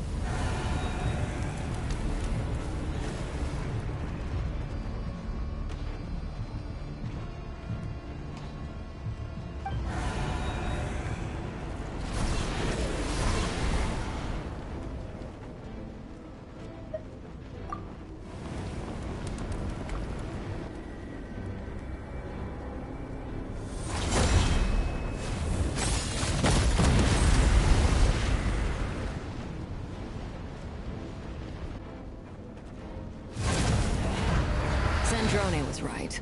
You look weak, Columbina.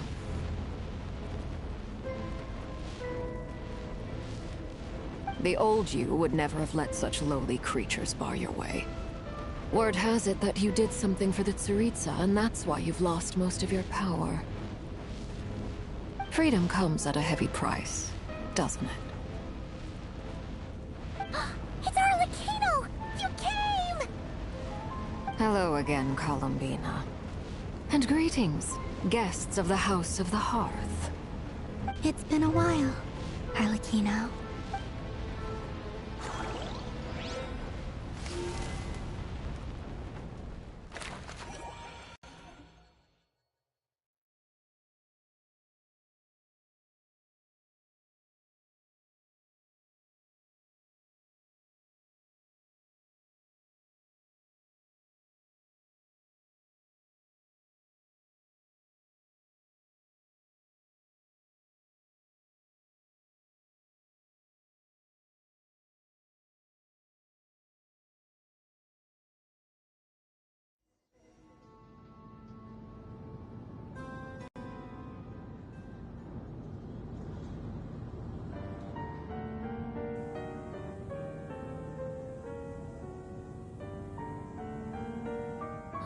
Stupid right here of stupid Solnari. Ugh, whatever. I've got all the data I need. Next time we meet, you're finished. He sure doesn't pull his punches. Excuse me, do you need a hand? You can do me a favor by staying out of my way. Can't you see I'm busy? Wait a minute. I recognize that voice. Hello, Miss Sandrone. Father sent us over to help. Huh. How considerate of her. Hey, Fremine, get over here and help me fix this. Lenny, you do your thing. Just keep your sister away from my machines. Nearly every machine that Catgirl touches ends up going haywire. Go put her on cleaning duty or something.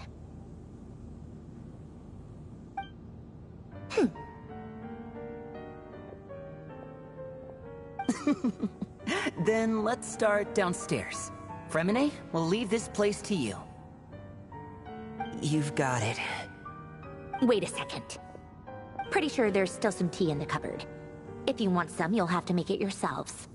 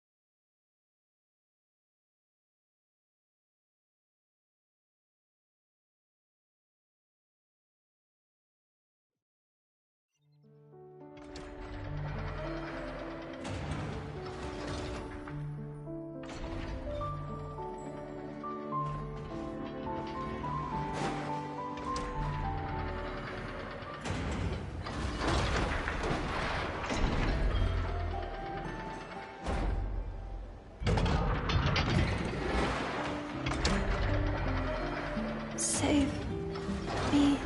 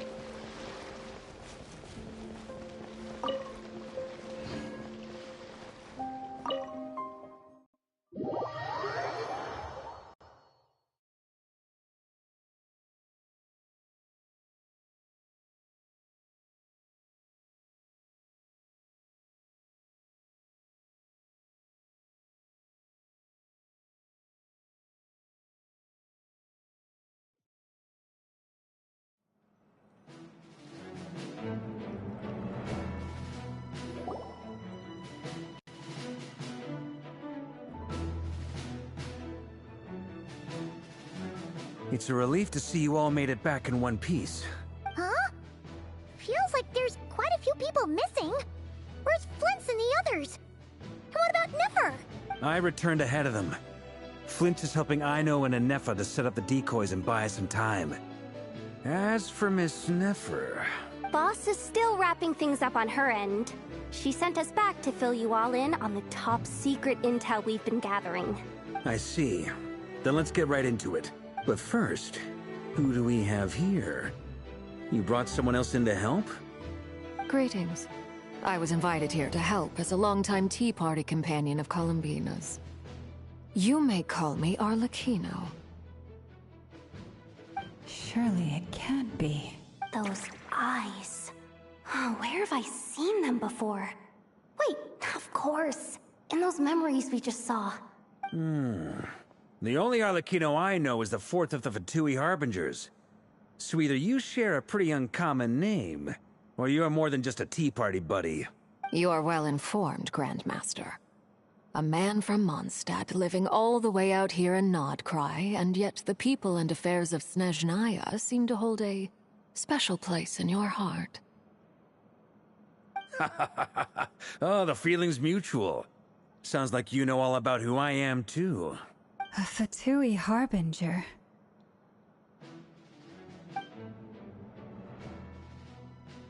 The atmosphere in here just got really tense. Guess we can't just start trusting Fatui Harbingers, even at a time like this. I must admit, though, I'm a little curious. Seeing as the Moon Goddess no longer belongs to the Fatui, what makes you so willing to put your neck on the line here? Nor does Nodcry belong to Mondstadt, Mr. Varka. Yet still, you're fighting for it all the same. Things don't always have to have a tangible payoff. Sometimes, stopping things from spiraling out of control is a higher priority than chasing the spoils of victory. Of course, I can't say there's nothing in it for me at all. But that's between Columbina and myself. Forgive me. I don't mean to doubt you. It's just that the Fatui really have been the source of many of our troubles. We have our own way of doing things here in Nodcry. But ever since they arrived, the Fatui have treated us with nothing but hostility. I know there's been a lot of bad blood between us in the past. I've done my utmost to avoid friction whenever I could. But sometimes fundamental conflicts of interest simply can't be settled amicably. That's why I'm here solely in a personal capacity. This has nothing to do with the Fatui. As a gesture of good faith, I'll be frank. I can help Columbina track down the iridescent moon's marrow, which will help her restore more of her power. Anyway, what else is on the agenda? Let's begin. She says she'll be frank, then completely skips over the details. Looks like she doesn't want to give away too many secrets after all. But she clearly wants to change the subject. It'd be awkward if I tried to bring it up again now. I guess we'll just have to go along with it. She's the fourth of the Fatui Harbingers after all. One look and you can tell she's not someone you'd want to mess with.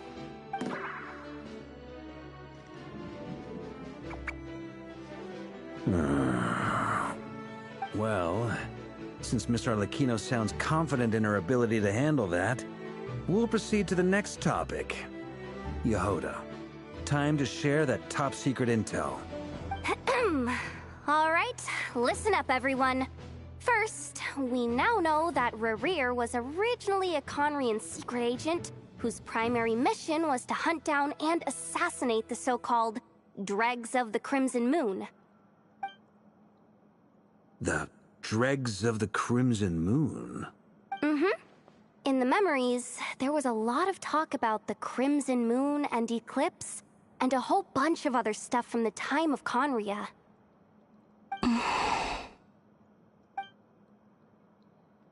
To my knowledge, those were the names of two different Conrian dynasties. Long, long ago, it is said that the people of Conria worshipped the Crimson Moon, drawing a mysterious power from its reflection. But one day, a coup saw the Crimson Moon eclipsed, hence the name of the new dynasty that replaced it, and how it became the new emblem of Conria. Still, long after the Crimson Moon dynasty had fallen, the last ruler of the Eclipse dynasty, the Vinster King, still coveted the secrets it left behind. So, he sent the Rehir of Solnari to secretly hunt down the Crimson Moon's few remaining followers. In those days, Rerir showed no signs of madness. In fact, he was as normal as any other person. Oh, and he had a fiancé, or at least a would-be fiancé, called Tholindis. What's the matter?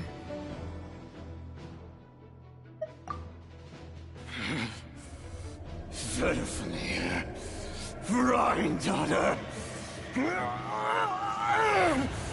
Tholindis,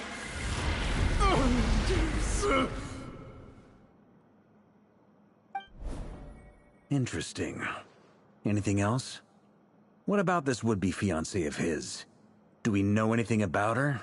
Well, she was a researcher at the Universitas Magistrorum, but it felt like she was hiding some kind of secret.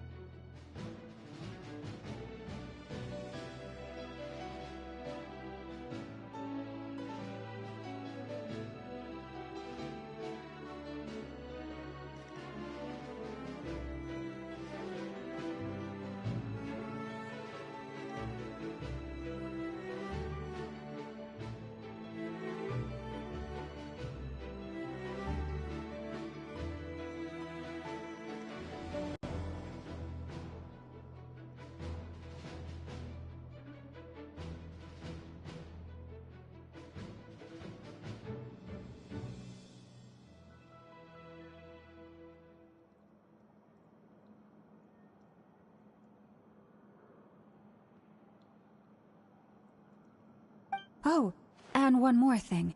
For some reason, Rerear's fragment also contains some of Thelindis' memories, though only a very small portion. Well, no shortage of potential leads, I'll give you that. In any case, it sounds like we can conclude that while Thelindis was still around, Rerear appeared to be lucid and quite normal. Thelindis, it seems, must have been the one thing in this world that he couldn't let go of. Tell me, though, were these pure-blood Conorians we're talking about here? Why do you need to know that? Hold on. If she was a pure-blood Conrian... Oh yeah! Just like how it was with the captain! If we could somehow find her, do you think there's any chance Rerear might regain some of his sanity? It's possible, but it would take a miracle. We can't pin all our hopes on that. That merchant who never knows, Dori Sangama Bay. Maybe we could hire her to look into it. All right, then. Let's keep working in our separate teams. Traveler, Paimon, Kutar, and Miss Arlecchino will go look for the iridescent moon's marrow. As for the others... On the way over here, I noticed that the wild hunt monsters had grown even more frenzied in their search for Kutar.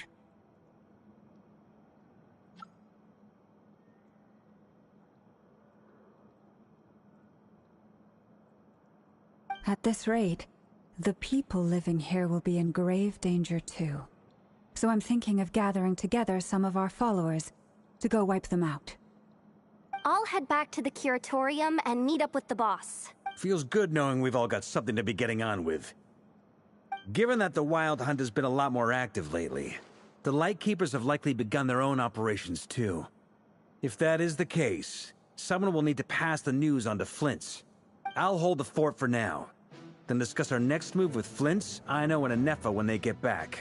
Alright then. Well, the clock's ticking. If that's everything, we'll be on our way. We'd better get moving too.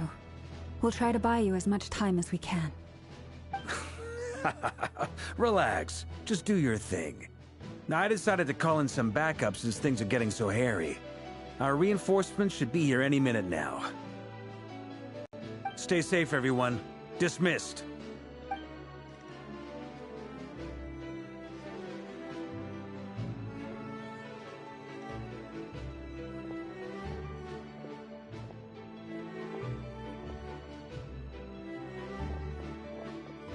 We're back. Did we get here a little early? Or a little late? A tad late. The others have already set off. To summarize, our resident moon goddess has found us a new ally, and Boss Nefer has uncovered some promising info.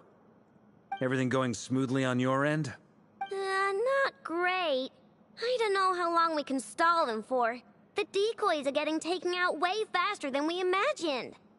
I'm gonna make some more later, but I need a timeout first. I'm so tired right now. Oh, right! Inefa, could you fill in Uncle Varka on what we just discussed with Flint's? Sure. Uncle Varka, you previously told us about how when you went to investigate a source of the Wild Hunt in Amsvartnir, you discovered that it was just a diversion.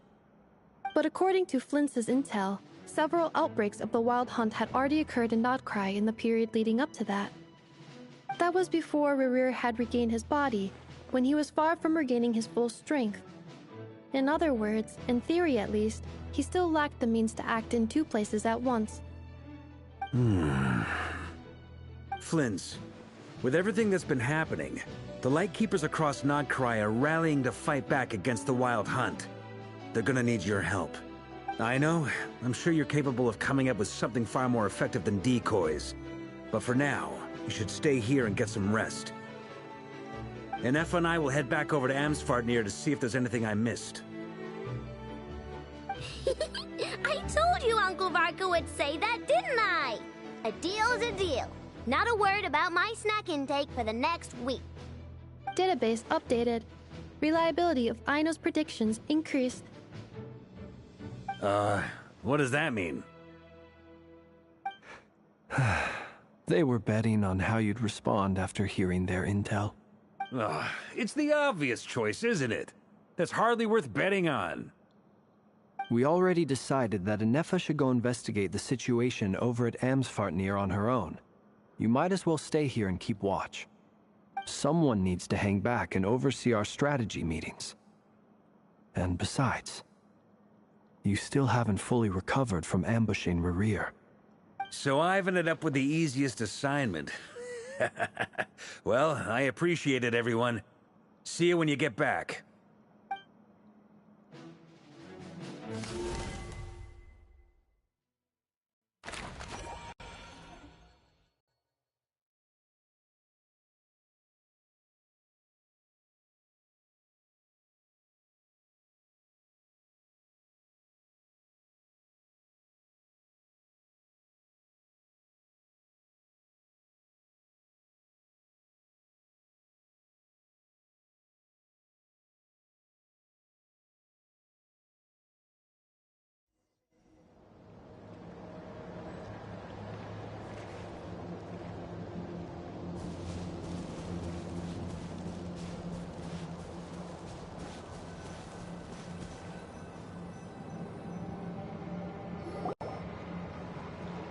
Here, this will serve as a good spot to cross over.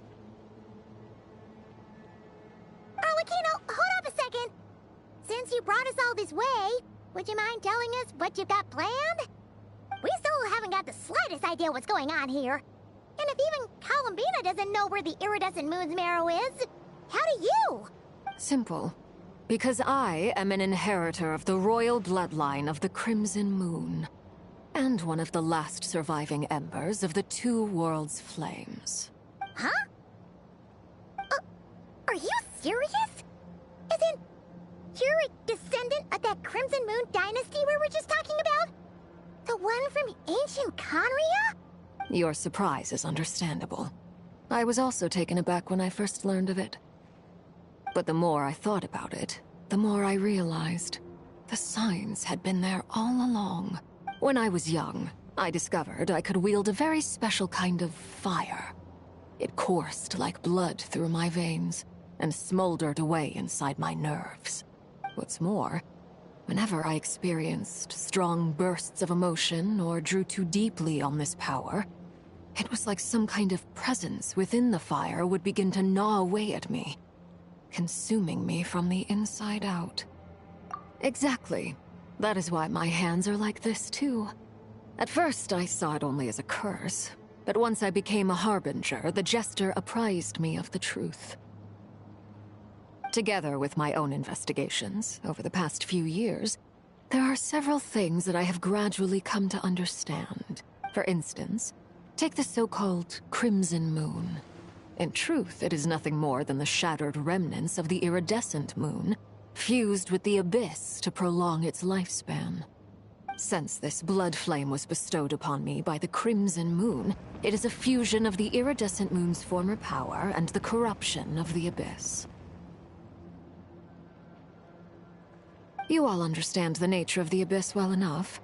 I draw upon its power, and in return, it hungers for my soul. This strange blackness is the mark of corruption it has left behind. If I recall correctly, you once told me that if the corruption ever made it to your heart, you'd become a completely different person. Yes, and that's the reason I'm always careful not to push my power too far. It's essentially a never-ending tug-of-war. Whew.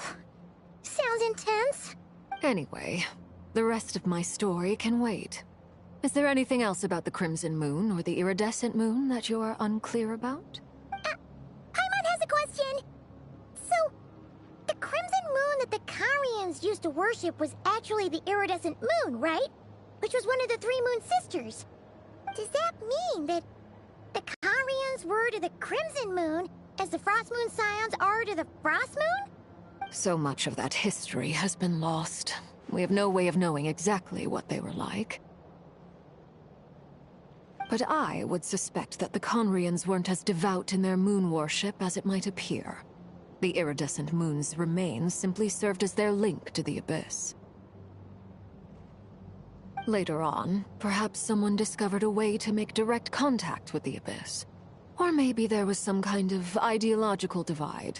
Either way, a dissenting faction staged a coup and drove out the royal heirs of the Crimson Moon dynasty. Still, even with the dark sun looming high overhead, the Crimson Moon's glow never truly faded. If you want living proof, it's standing right before you. The first time we met, I sensed something familiar in your presence.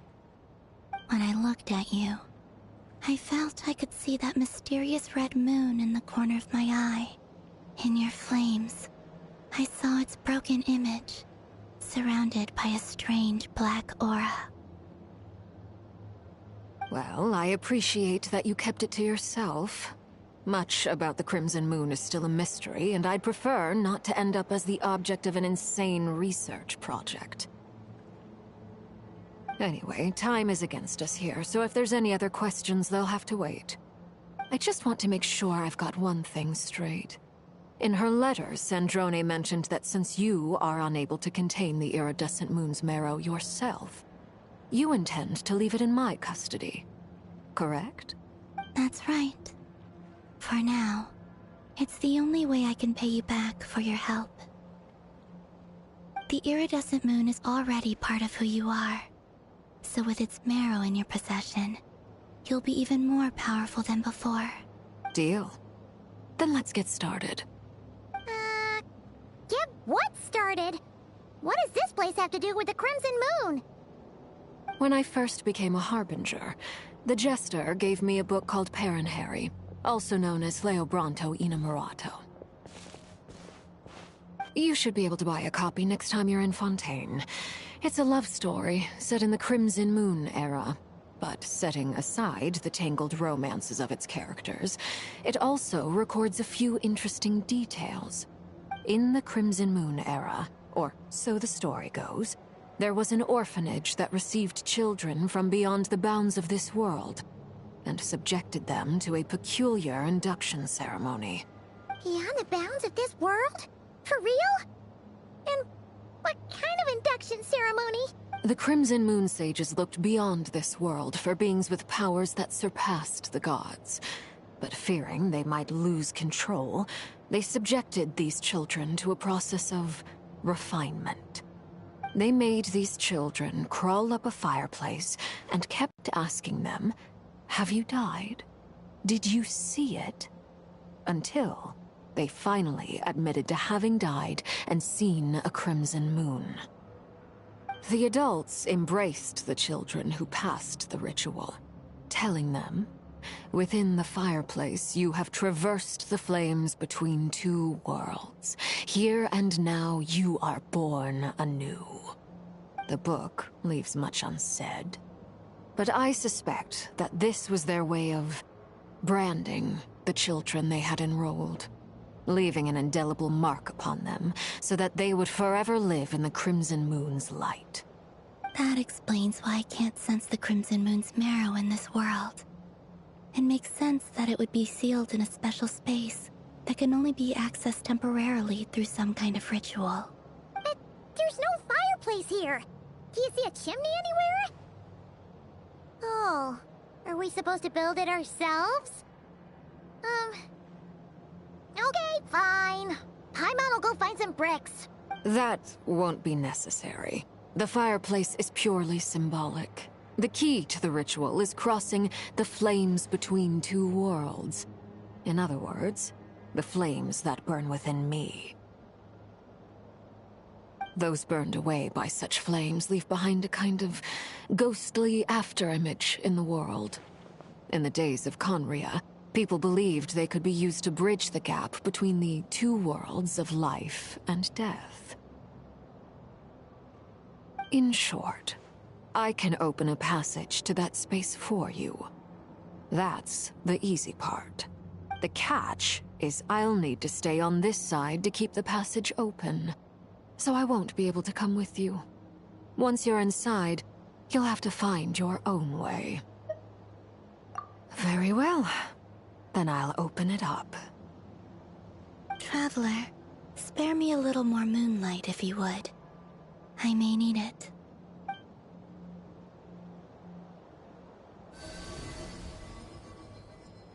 Thank you. I feel like I've recovered some of my strength now. It should be enough to move us across short distances and confront whatever dangers might await.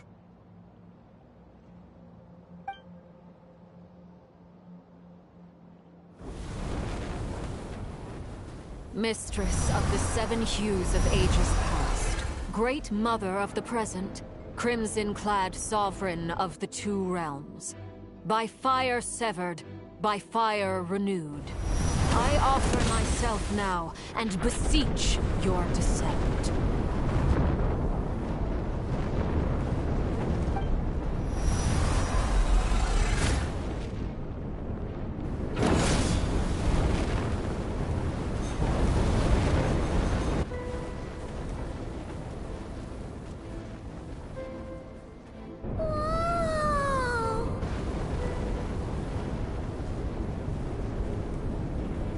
One word of advice. As you're crossing over, no matter what voices you hear, do not answer. Got it. I sense a sinister gloom inside, but also the familiar light of the moon. I feel that I am about to meet an old friend who has changed beyond all recognition. All right, let's go.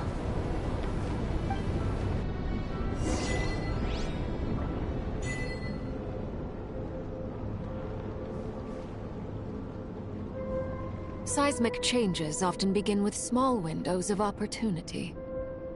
This could be your window.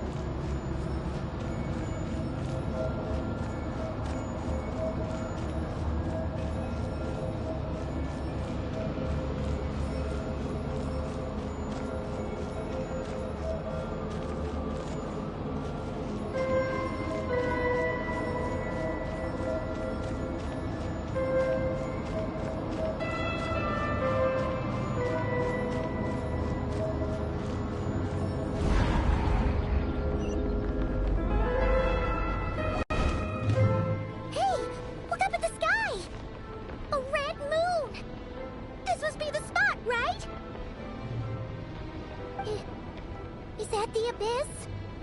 It's practically filled the entire place. What now?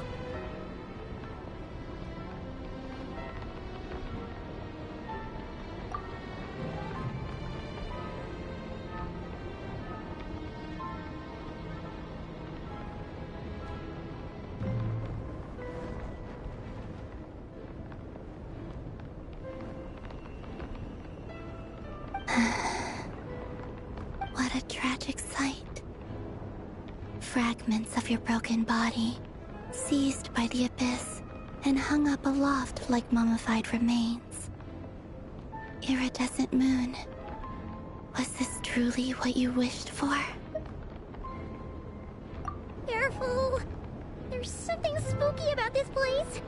Feels like something is lurking in the fog. Paimon's right behind you.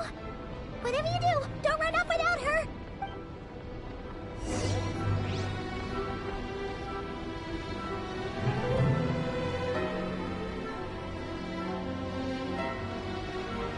By the way, Kalamina, didn't you tell us that the iridescent moon had shattered into pieces? The moon up there looks pretty whole to Paimon. How is that possible?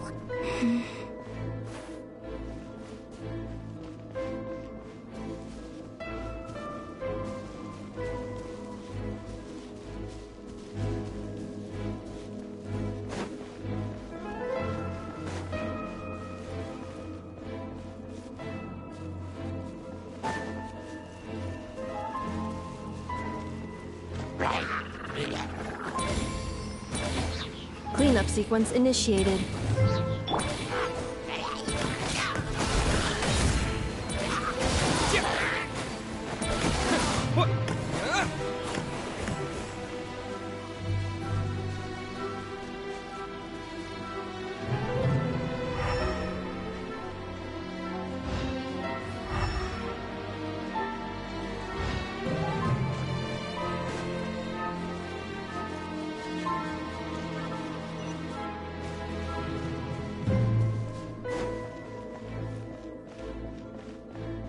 Just like I thought. It was only a facade.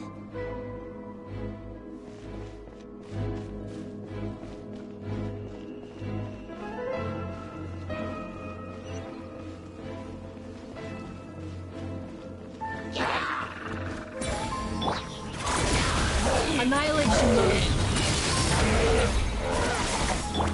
Shower me with praise! Night falls.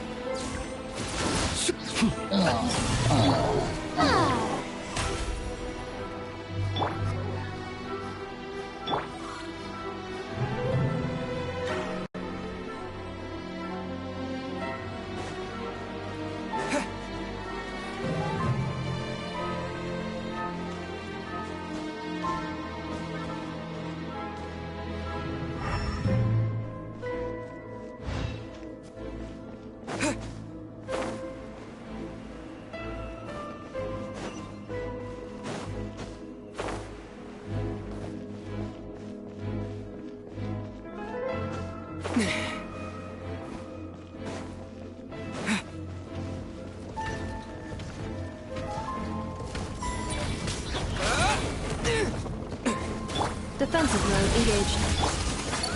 Oh, brilliant! Close your eyes. Beware the creatures of the night.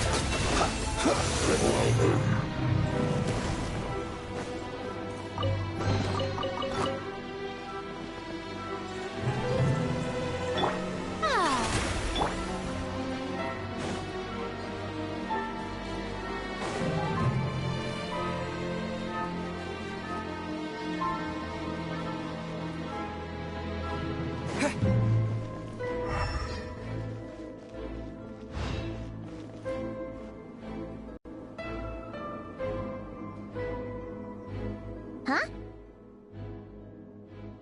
Huh? For real? That's way too high! There's no way we'll be able to reach it! No. I'm not sensing anything up there. It's coming from under the mountain. Let's see... Ah! There's some kind of weird shadow over the water! Wait, see that? Looks like a mechanism of some sort! Let's check it out!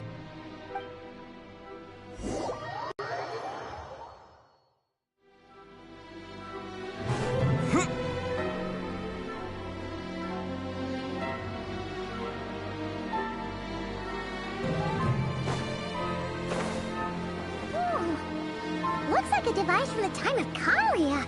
Maybe people once came here to study the Crimson Moon's domain, and they left this behind. Oh, if we can activate it, we must find some clues.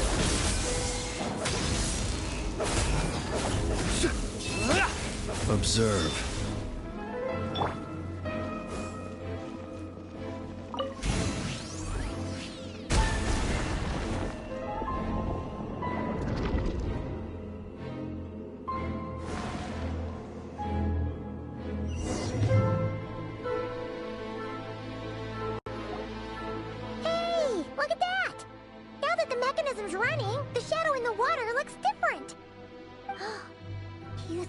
mechanisms might be the key to unlocking the secret?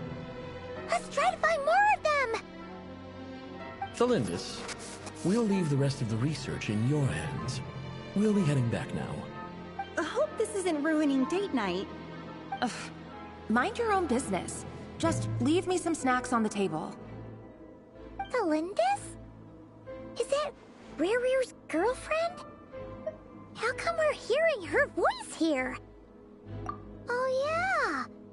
So, do you think she was studying this strange space all along?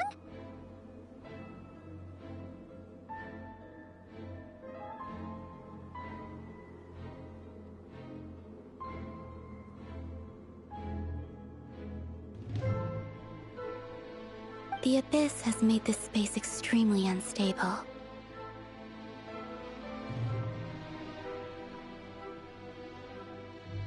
Maybe that's why some of the things she said and did were preserved here, like echoes, or after images. Whenever I see this view, it takes me back to a poem from my childhood. Waning moon, oh lifeless damsel, weeping on the mountain crest. Mourning still in wistful tone, her fragile soul now laid to rest. For me, of all people, to be here investigating the mysteries of the Crimson Moon space. Is it a coincidence? Or something more?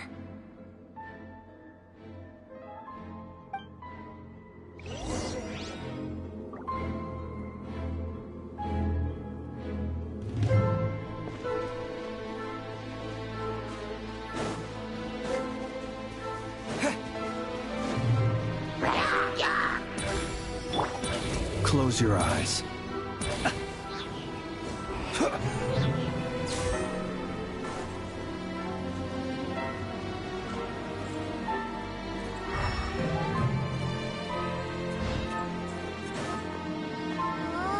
Looks like the Abyss has messed up this mechanism. We need to find a way to get it working again. Let's see if there are any other devices nearby.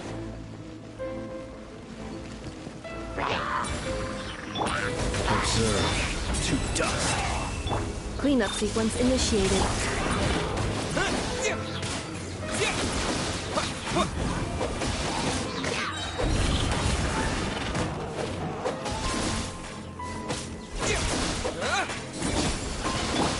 Preparing for dust up. Insulation chamber deployed.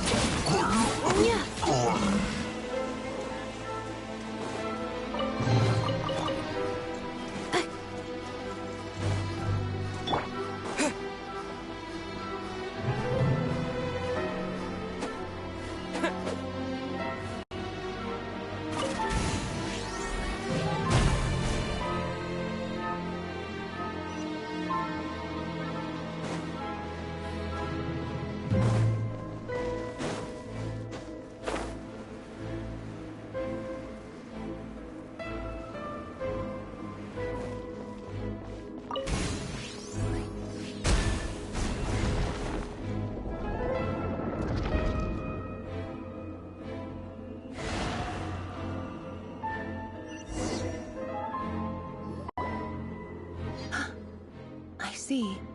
So the moon marrow, or rather the power of the 3 moons, is the key to unlocking...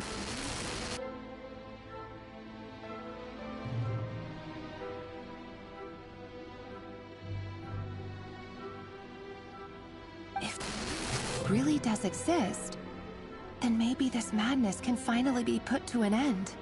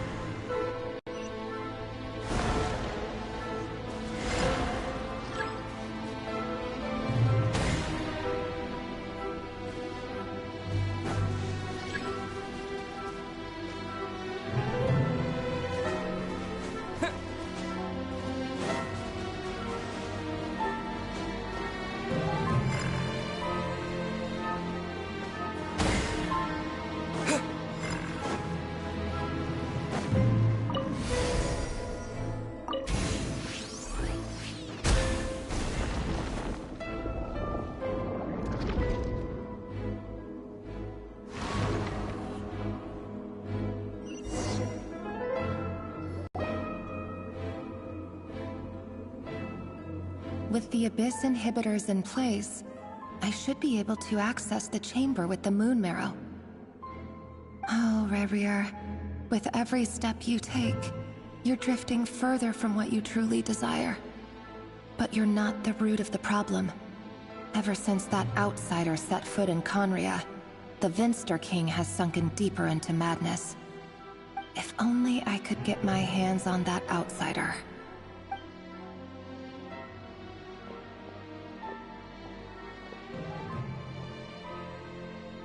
Hey look! The moon's reflection is back to normal! Elendis' voice mentioned a chamber with the Moon Marrow. Do you think maybe it's hidden in the moon's reflection? It must be. For within it, I sense the fragile aura of a dying soul. Then there's no time to lose! Let's go!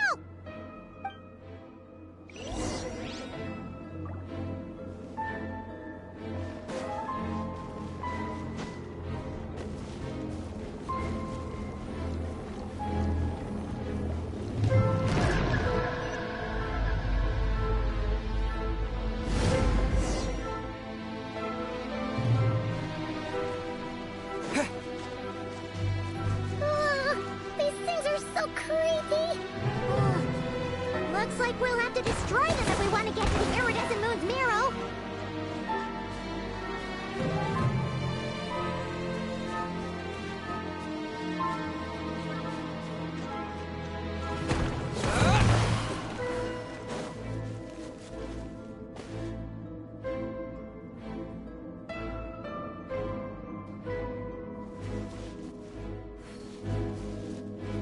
That must be the iridescent moon's marrow!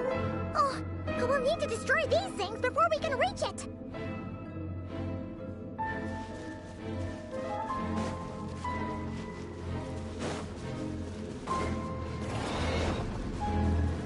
Close your eyes.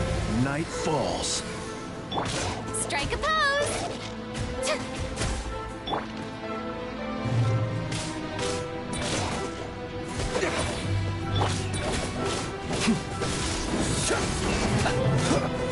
Be silent. Night falls.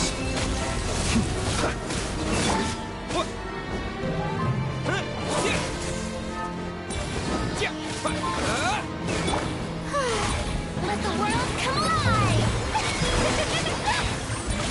Defensive mode engaged. Annihilation mode. Close your eyes. To dust.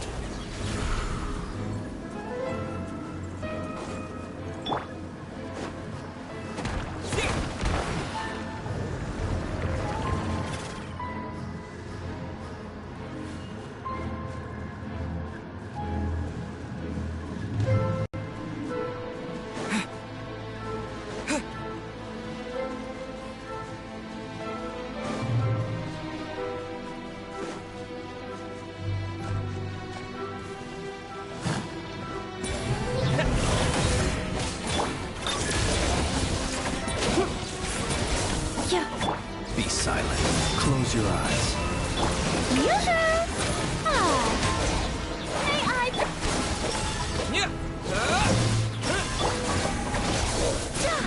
Ultimatum protocol.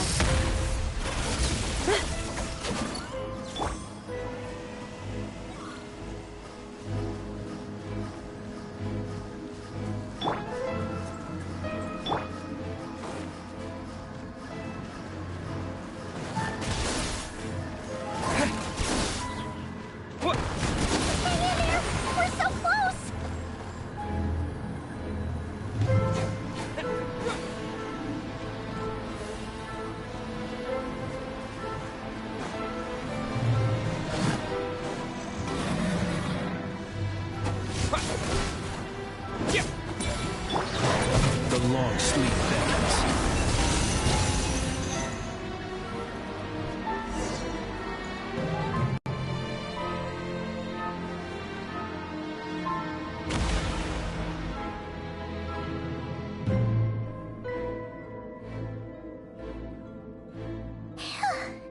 We finally did it! The iridescent moon's marrow. Still burning away like an undying flame. yet now contaminated by the abyss. It has taken on a new form entirely. If we can purify the abyssal power within, we should be able to obtain its untainted essence.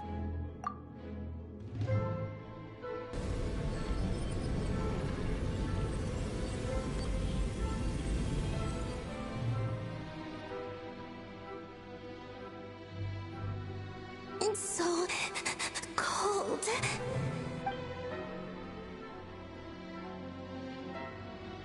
Is it you? Are you here? Huh? Are you talking to us? At long last, I can see you once more. Our fates have crossed, and I am finally free. I'm sorry, I lied to you. Even knowing what was to come, I still couldn't let go of the fear in my heart.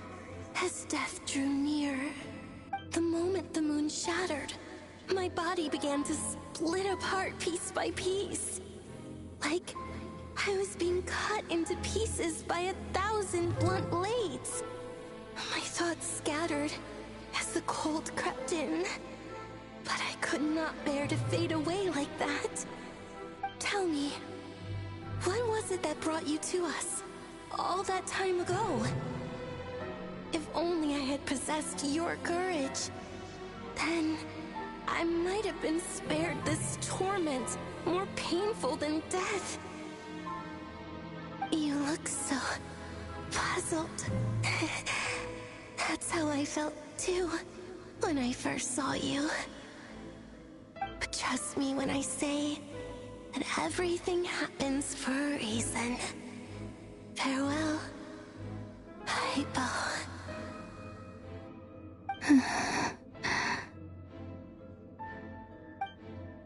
What was that all about? Was that the goddess of the iridescent moon? It sounded like she was speaking to a long-lost friend. But none of us have ever met her before, right? Perhaps. She took me for the goddess of the frost moon she once knew. For a fading soul like hers, our auras must be too similar to tell apart. But anyway, we've got the iridescent moon's marrow now. That should help you regain your strength, right? Alright, time to leave this place and meet back up with Arlecchino. Let's go!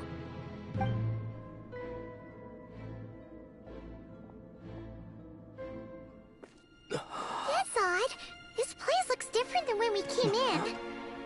Waning moon, Huh? oh lifeless damsel. Oh.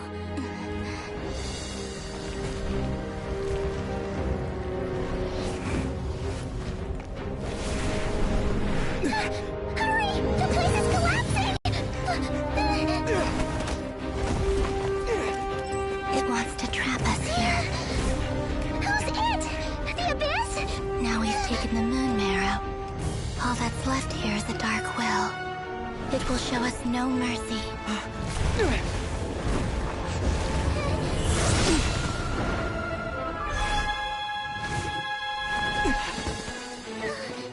Give it back! The crimson moons! My marrow! My heart!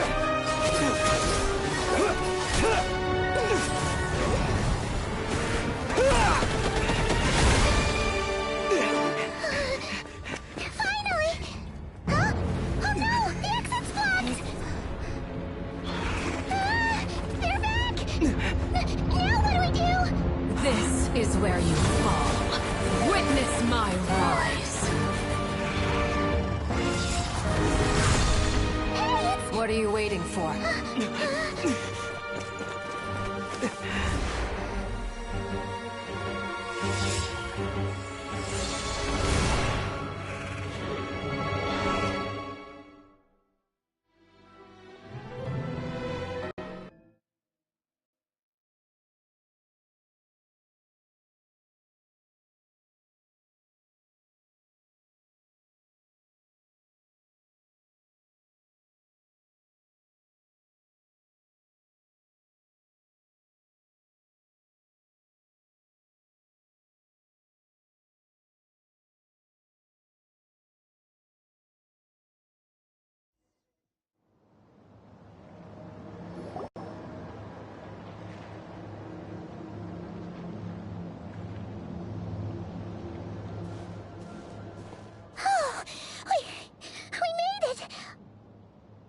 You, Arlecchino?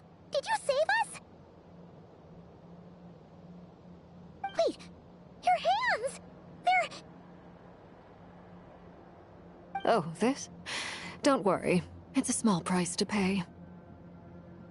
The Abyss wanted to trap you inside, and I defied its will by bringing you out. No wonder it's a little angry. No. I have paid the price, albeit a small one, and it cannot be undone. My hands have already fused with the Abyss.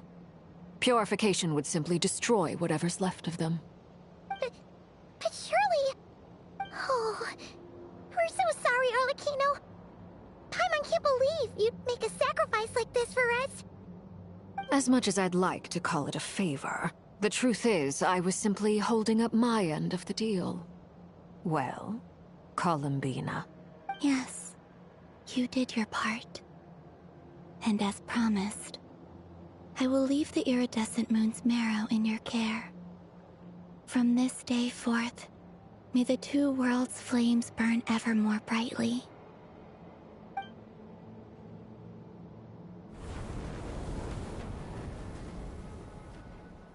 I'll take that as a blessing. Now, Columbina, give me your hand. Accept this moonlight I offer in return.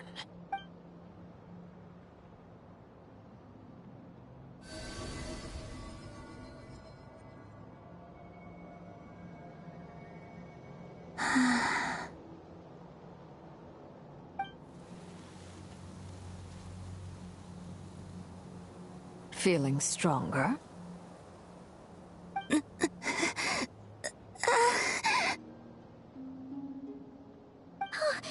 Columbina, are you okay? I'm fine. Our powers are a little at odds, that's all. By the Frost Moon's authority alone, wielding the power of the other moons was always going to be a stretch. Still, I think it's fair to say that your strength has returned, at least to the level it was at as Third Harbinger. It's still not enough. There's no way I can hope to challenge Rayrir like this. Just one more ray of moonlight, if you would. It's okay. I can take it.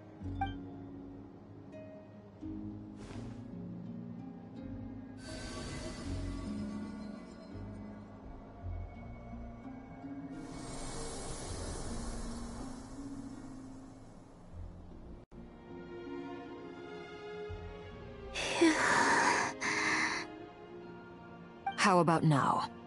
Fighting fit? At the very least, I won't have to stay hidden like before. I want to see him gone from Not Cry. The Ray here of Solnari and his wild hunt must be sent back where they belong. Well, it's good to have something to aim for. You certainly seem more alive now than you did earlier. When I first met you, you didn't strike me as a ray of moonlight. More like a wisp of fog drifting in from who knows where, ready to scatter at the first sign of a breeze. But now, you're full of vitality. Just like the Frost Moon, once the brightest of them all. May you keep shining, Columbina. This is who you are. Thank you. Look after yourself too, Arlecchino. I know you have plans of your own, and that's why you're always seeking to grow stronger. But whatever you're after, don't let the Abyss take a hold of you. I do not wish to see you go down the same path as Rayrir. I appreciate the concern, Columbina. Although perhaps it's time you took a new name. A new name? Kutar, the Moon Maiden, Columbina. They're nothing more than code names. They describe who she is and the roles she's played, but they're not her real name. We often use code names in the House of the Hearth, too. But it's knowing your real name that keeps you grounded. Up till now, you've been living a wandering life, so you've probably never really cared. All I'll say is this. Once you've defeated Rerir, give it some thought. All right, that's it from me. I'll get you back safely first, then go meet up with Sandrone. You're the best! I appreciate the gesture. It speaks to your good character. Anyway, let's get going. There are more urgent things to do right now than trade compliments.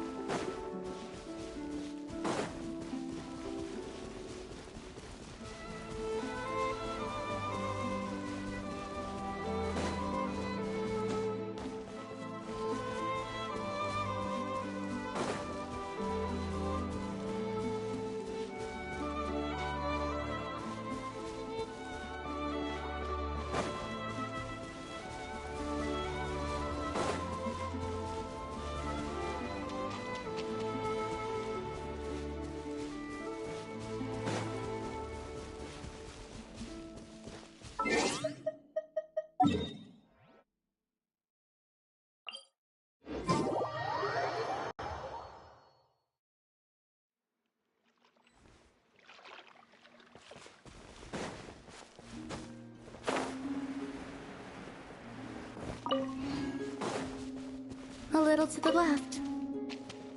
A little to the right. Yes. Well done.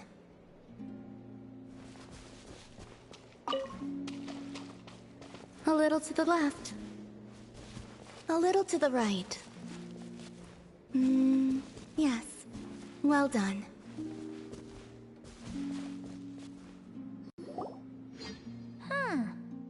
The atmosphere is a little unusual today.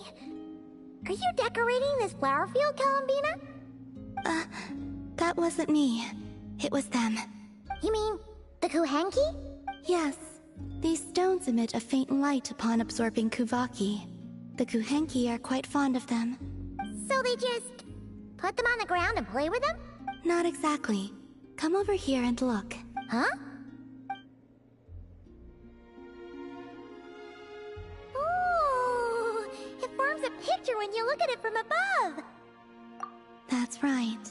I need to go collect some more. Oh, so you're heading out? Yes. I know just the place. It's graced by the moon, so these kinds of stones are abundant. Sure. Alright, then let's get collecting. We want to see what the finished picture looks like, too.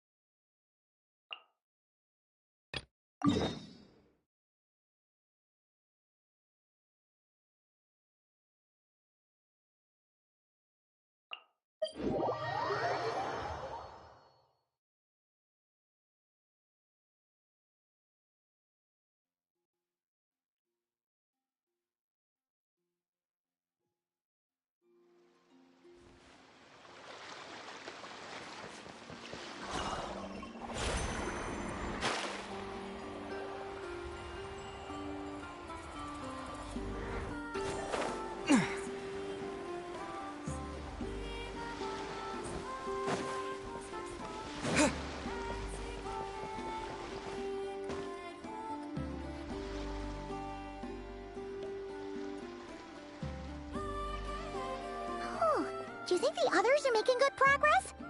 Hope it's all going smoothly. Huh! Hey, look! They made it back as well! Prince! Llama! How did it all go? All is well, thank you. Nefer and Yehoda had to stay at the curatorium to wrap things up, so they won't be joining us for now. I ran into Miss Anefa and Miss Aino on the way back. Their work is still in progress, so I suspect they won't be back for a while either. You seem rather cheerful today, Mr. Flintz. I certainly am. I achieved what I set out to do and came away with more than I bargained for. Fighting alone can get quite tedious, but I had the good fortune to run into a pair of brave young warriors.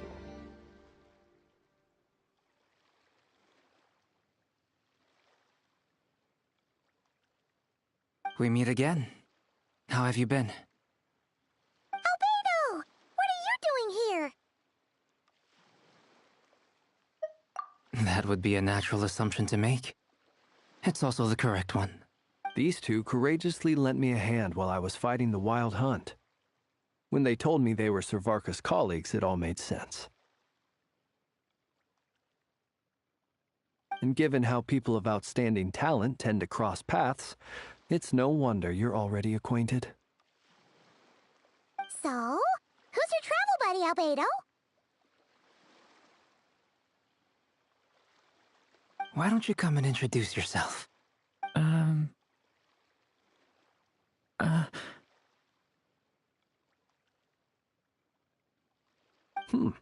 A gentleman of few words, I see, and a rather stern countenance. I presumed you were acquainted with him. Is that not the case? It's nice to meet you. Again. We've technically met before. Wait a sec! You're Minnie Durin! That's right. It's me. I'm glad to see you again. By the way, he says it's okay if you drop the mini. Yeah, I'm not as mini as I used to be.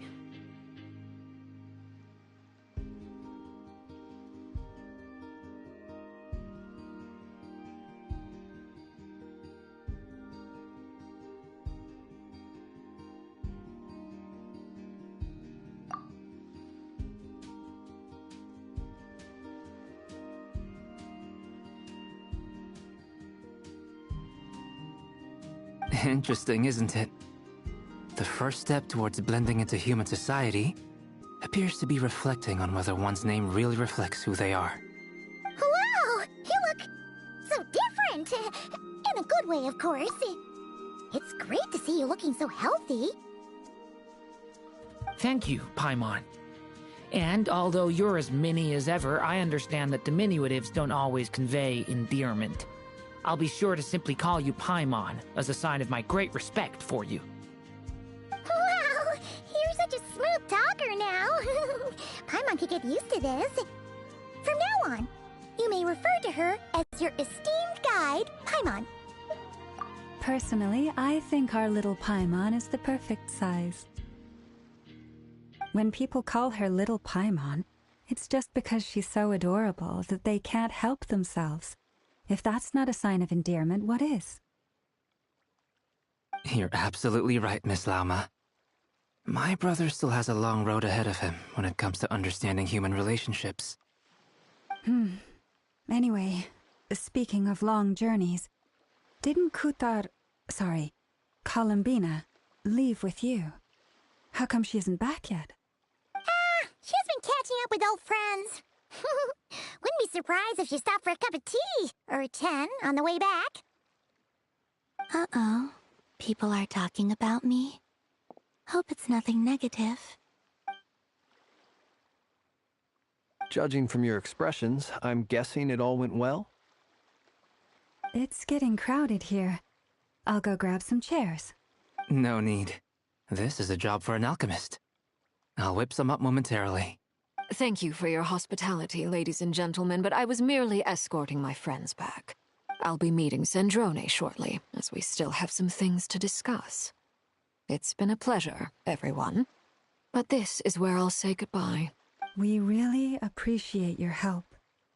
Oh, come on. Spare the formalities. I'm just glad I could help out some true friends. I understand. Well, bye for now, Harlequino.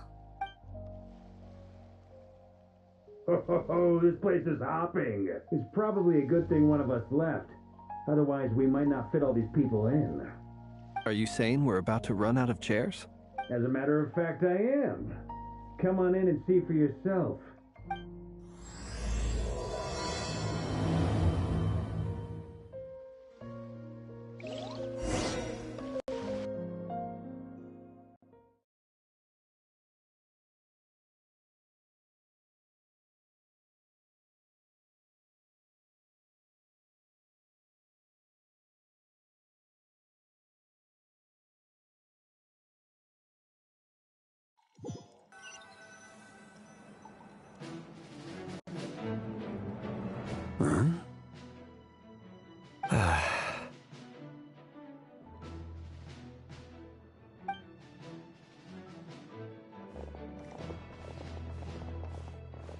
I overheard your little chit-chat outside, by the way. With Miss Columbina's colleague gone, we should be back to the original crew plus the other colleagues I brought in. Though, it looks like we have another new face. Someone else managed to rope in a colleague, too? Frankly, you and Paimon are the only people I know here. This here is Dainsliff, colleague of Tibet's greatest guide, Paimon, and greatest adventurer, the Traveler. Well, not exactly colleagues, more sort of friends. When someone else jumps in to do the announcing, you know you're speaking to someone important. Let's hear what he has to say.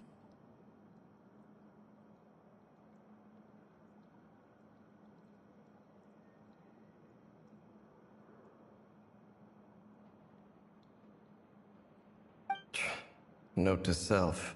Once Paimon knows your name, the rest of the world will soon follow.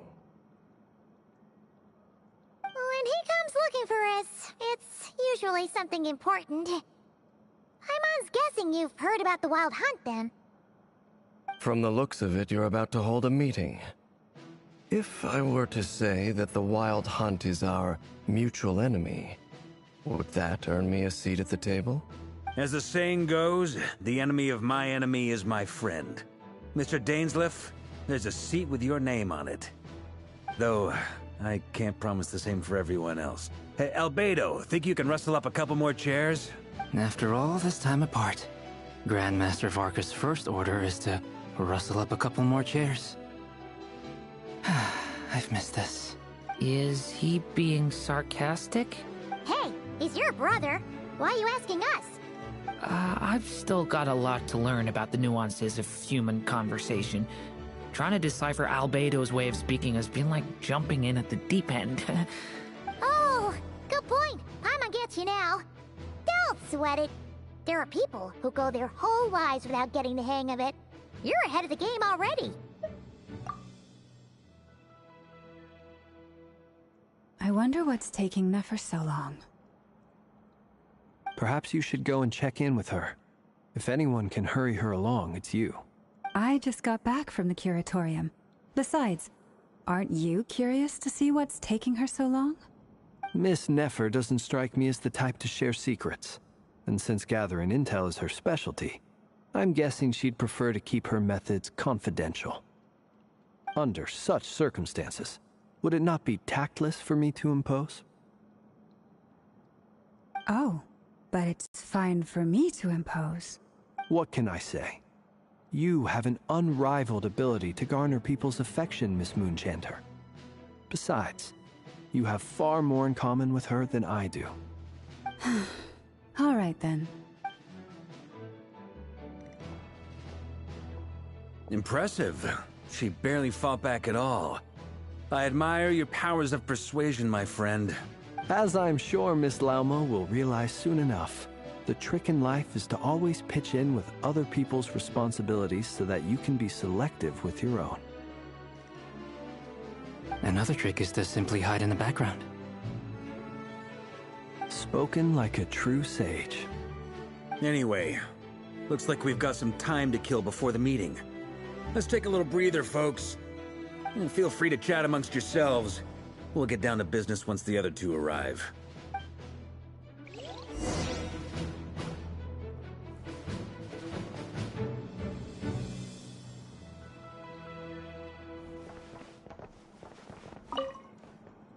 You're both awfully quiet. Why don't I start us off with an icebreaker? Much obliged. Have either of you ever had your portrait painted? If not, I'd be glad to help. That sounds like a lovely idea. You know how to paint, then? I dabble occasionally. He's an excellent painter. Tables, chairs, people, dragons, you name it. He'll paint it for you. I'm flattered. If I ever get the chance, I'd like to give it a try myself. I'll bear that in mind. Anyway, how about you, Durin? What sort of portrait would you prefer? Oh, I'd be fine with anything. Whatever style feels best to you. Very well. Then I'll play it by ear. You can replicate any style I want? I can try. If you show me a sample, I'll do my best to match it. Thank you. In that case, I'll dig up some reference material for you.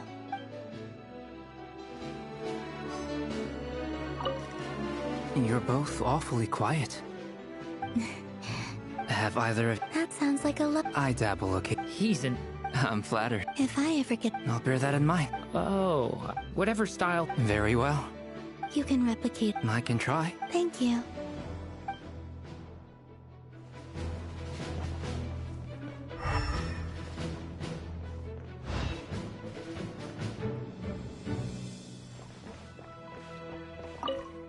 Truth be told, I can't remember the last time I was in a meeting with so many people. You're not alone there, my friend. The Lightkeepers also struggle to bring everyone together for a serious discussion. I don't doubt that.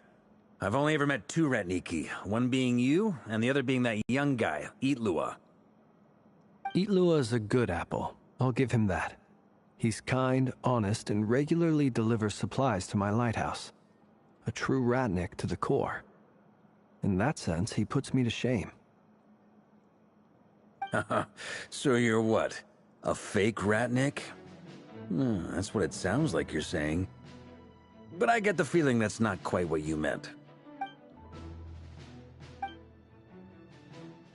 Come on, why the awkward silence? Sorry. I'm not even gonna bother trying to hide it. You've known all along, haven't you, my friend?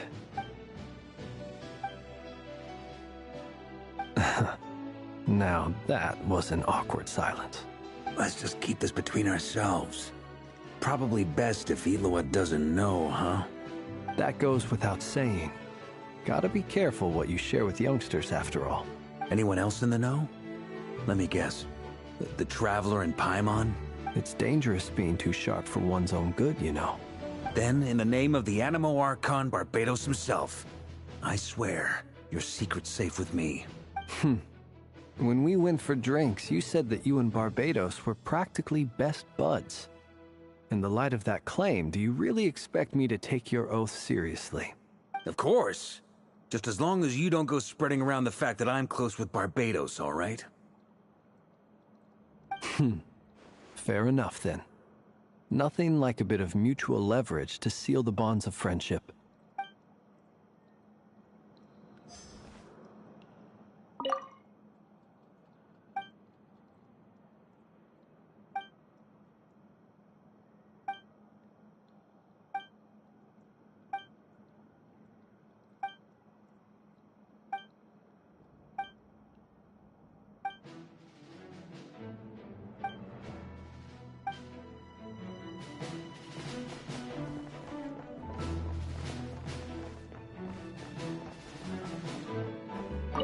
Is there something you'd like to say to me?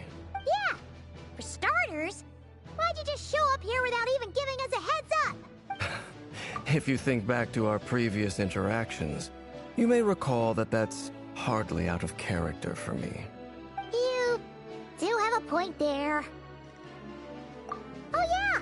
You'll need to find somewhere to stay the night too, right? Want to tag along with us? You never know. We might get a group discount. Sure, let's do that. Great! Paimon will handle it! And in return, we can get Dainslift to be our very own personal bodyguard. If that's what you had in mind, you should have said so sooner. I'd be happy to help. Oh, okay then. Paimon was only kidding, but good to know. Anyway, since we're all here together, we might as well watch each other's backs. That's just what friends do, right?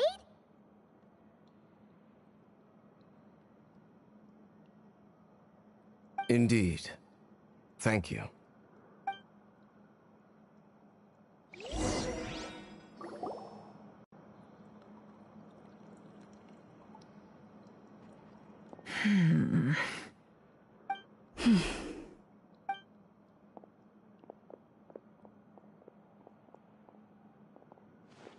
Ah, Miss Nefer. You made it after all.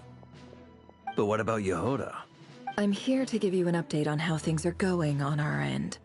Once this is over, I'll be heading straight back to continue my work. I left Yehoda back at the Curatorium to watch over things while I'm gone. Huh. So much for just this once. Shh! Not so loud! We're on a roll here. What if she remembers and suddenly decides to back out? Did you say something, Mr. Varka? Huh? I didn't say anything. Right, Flints? Must have been a frog. They get so noisy around here at nighttime. It's like they're putting on a concert in the background. Anyway, before we begin, there's a few introductions to make. Let me start by saying that it's an honor to be speaking before so many distinguished colleagues and collaborators. First up, we have Miss Lauma. As Moon Chanter, she's the leader of the Frost Moon Scions, a local religious community in Nodcry. Then there's Miss Nefer, boss of the Curatorium of Secrets, an intel gatherer extraordinaire. Nefer is leading the investigation into Rerer's background, assisted by Yehoda and Lauma. From the little I've heard, they're making some great progress.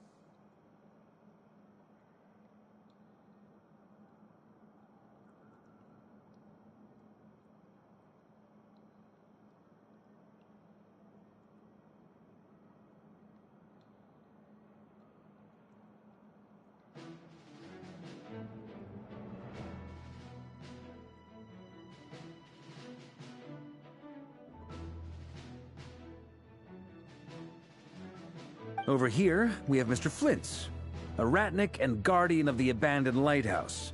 In our last operation, he courageously distracted the Wild Hunt to buy time for the rest of us.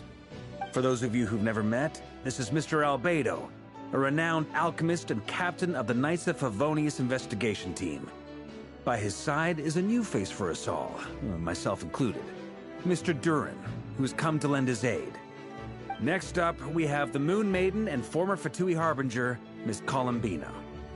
Then we have the Traveler, who's earned more titles than I could possibly hope to list out, so I'll spare you the rundown.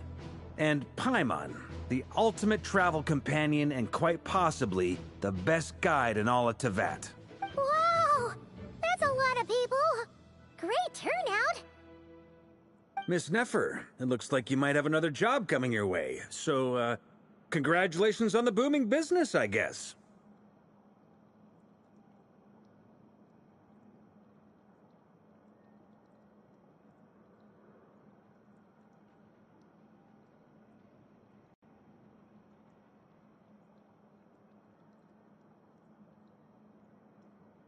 You think I haven't got enough on my hands as it is? Who's looking for me now? That would be me, Miss Nefer. I have a commission for you. And you are? Who I am doesn't matter right now. What does matter is that I'd like you to gather more intelligence about the Recher of Solnari. Well, it's not as if we never take on anonymous commissions. But in your case, I'll have to decline. I'm gonna take a wild guess and say your job's probably more hassle than it's worth. Something about you seems like bad news. It's my eyes, isn't it? Conrian, I assume. And what's with the mask? Are you trying to hide your identity? In any case, the fact that you're even still alive raises an awful lot of questions for me. My name is Dainsleif. And yes, I am from Conria. As I'm sure you're aware, the Recher of Solnari's real name is Rerir. He was once an acquaintance of mine. Really? Then you must have been quite an influential figure yourself. You flatter me, but none of that matters anymore. My point was simply to clarify why I have asked Miss Nefer to investigate Rerir's background.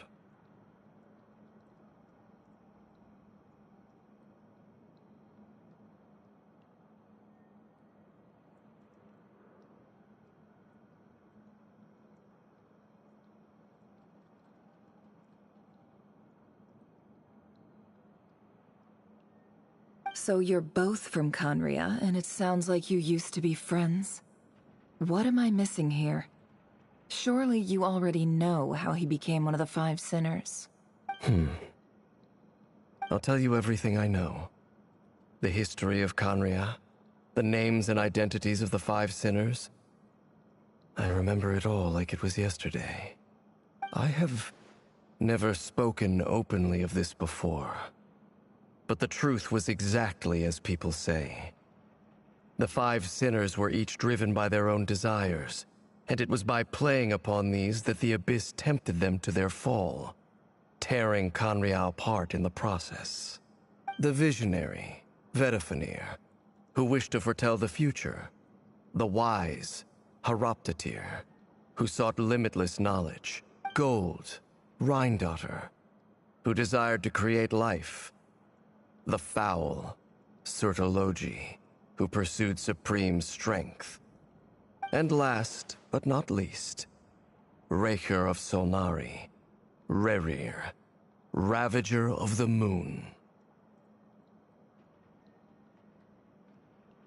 Of the five, Rerir is the only one who remains a mystery to me. He never harbored grand ambitions. So what changed in the space of a single night? How did he come to fall like the others? In other words, you're saying that his change came as a shock to you, and you have no idea what actually happened?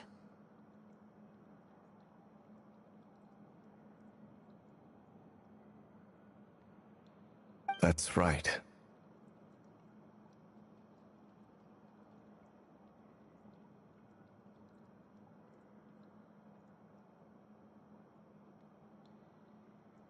You mentioned how the Abyss tempted them, which led to their fall. But what did that look like in practice? And what other context can you give me about the events of that time? The more detail you can give me, the better. Strangely, now that it comes to it, I hardly know where to begin. The fateful night took place during the era of the Eclipse Dynasty. One day, my elder brother, the visionary, Vedifenir, was summoned to the palace by the Vinster King, only for the king to gouge out his eyes and cast him into the dungeons. When I came to hear of this, my fury knew no bounds. I gathered together every ally I thought I had, and together, we set a night to storm the palace and free Ved. Centuries on, the memories of that night still haunt me, like a never-ending nightmare. We broke through the palace gates, just like we had planned, each striking towards our separate targets. But then, I was betrayed. Even Vedafenir, the very person I had come to rescue, abandoned me and partook of the Abyss's power. So, it's personal after all. Then tell me, Mr. Dainsleif, what price are you willing to pay? You, of all people, must know that nothing comes for free. I cannot say what price would be worthy of such a commission. But know this. Rerir was not always a madman. Believe it or not, there was a time when he was just an ordinary man, working for the Conrian Intelligence Service. Uncovering the truth of Rerir's past is the only way to unravel this mystery. But before you decide if you will accept my commission, I will tell you more about him. Enough, I hope, to help you plan your next move. Sounds pretty good to me. Feels like we just flagged down a random passerby, only to discover he's actually a master strategist who has a score to settle with our enemy.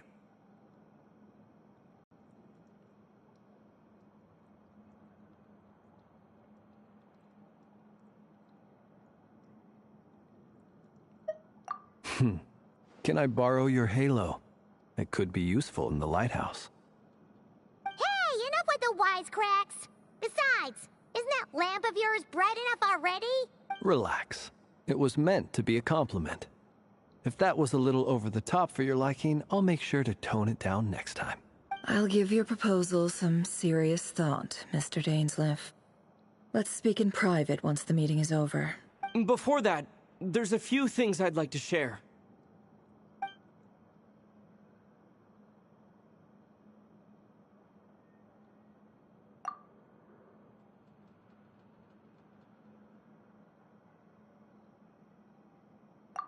Now that we've united the hearts of the three moons, your power should be greatly enhanced.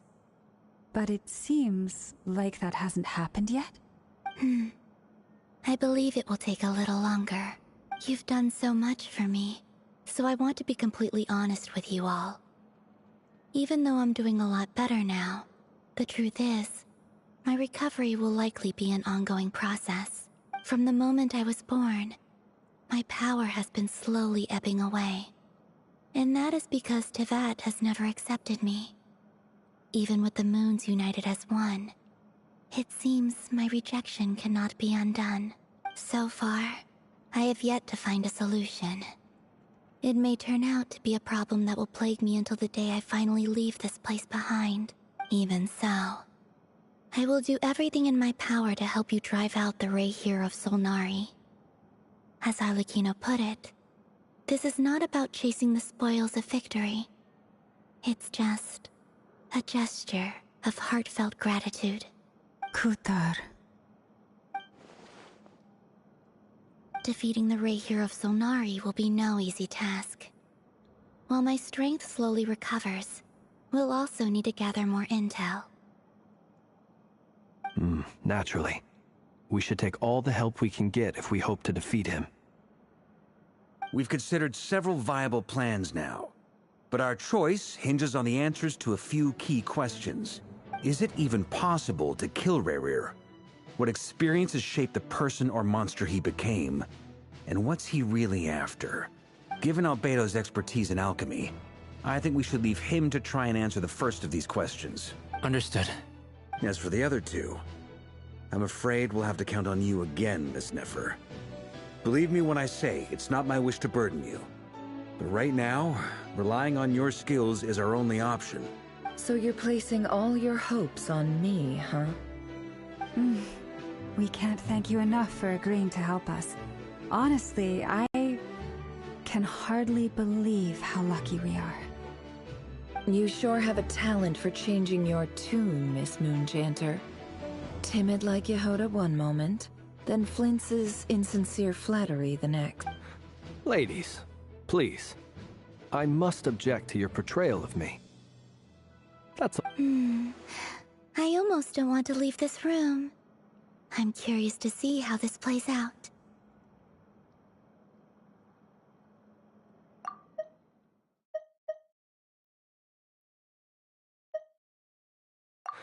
Ladies, please. I must object to your portrayal of me. That's all.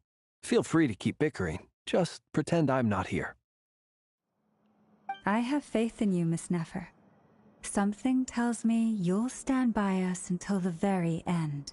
Oh? And what makes you so sure of that? What if I suddenly decide that my compensation is insufficient? This isn't about the money.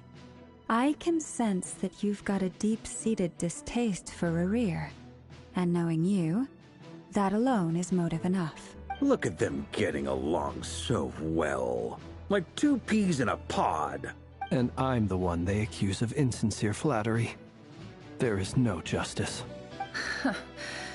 Miss Lauma, you have to understand something. Unlike you, I don't actually enjoy having everyone's hopes on my shoulders. Is that right? Well, maybe the fact that I'm willing to put my hopes in other people says more about me than you. But the fact is, I also trust you.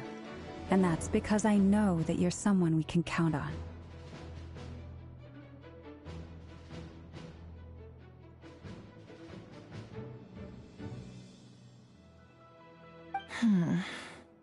Anyway, we've got our plan, so let's get moving.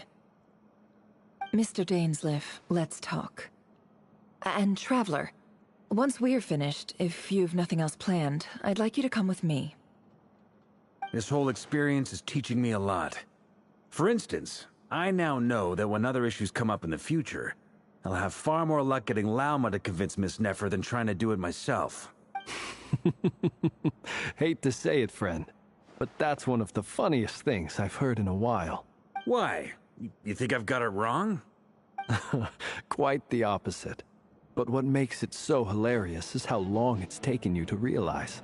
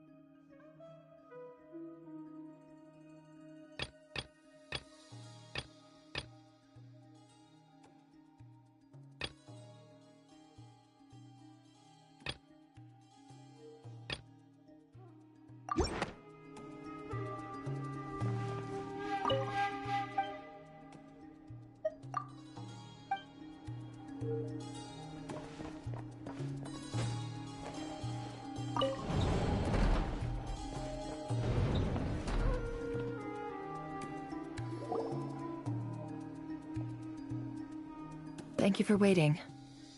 It's okay. We actually used the time to help Dainsleif get a room at the hotel. That's very considerate of you. Now, I trust you share my curiosity about Rerir's past, and you seem fairly familiar with Mr. Dainsleif already. We spoke at some length after the meeting. He was the one who suggested I should invite you to join this operation. He feels confident that these secrets will be safe with you. Dane has a lot of faith in us, that's for sure.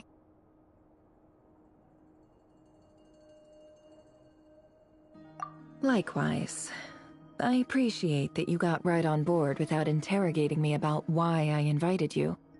It shows that you trust me to explain everything in due course. That's because we know what you're capable of. We appreciate you too, Nefer. You might have been forced to help in the beginning, but this time, it was your choice.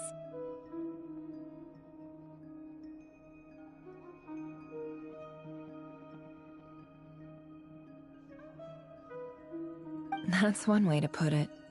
Another is this, that once a decision's been made, it's set in stone. After that, my only goal is to see it through. Alright, so here's how it is. I'm going to access Rerir's thoughts again using my confidential method. Now, I'm sure you've seen things like this before on your travels, so you're surely well aware of how dangerous it can be.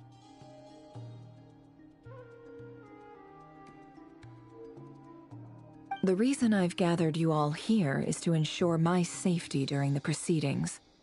I plan for us to enter the fragment of his consciousness together, and once inside, I will focus on searching for information. Think of this as a diving expedition into someone's brain. If I'm the diver, you are my safety equipment, tasked with keeping me alive while I'm under the surface. Once the ceremony begins, we will all be spying on privileged information. But in the interests of safety, you must remain absolutely silent at all times. We will discuss our observations after the ceremony has concluded. Lastly, any individuals of a weaker constitution are advised not to partake in the ceremony.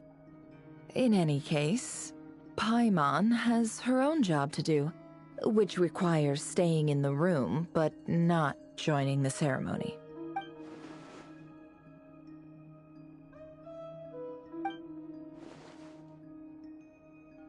Well, good luck, everyone! Sounds like all Paimon can do is cross her fingers and root for you guys. There's a little more to it than that. I was being serious when I said you have a job to do. While the rest of us are inside Rerir's mind, it's imperative that we have a team member on the outside. In the event that something goes wrong, you will be our first responder.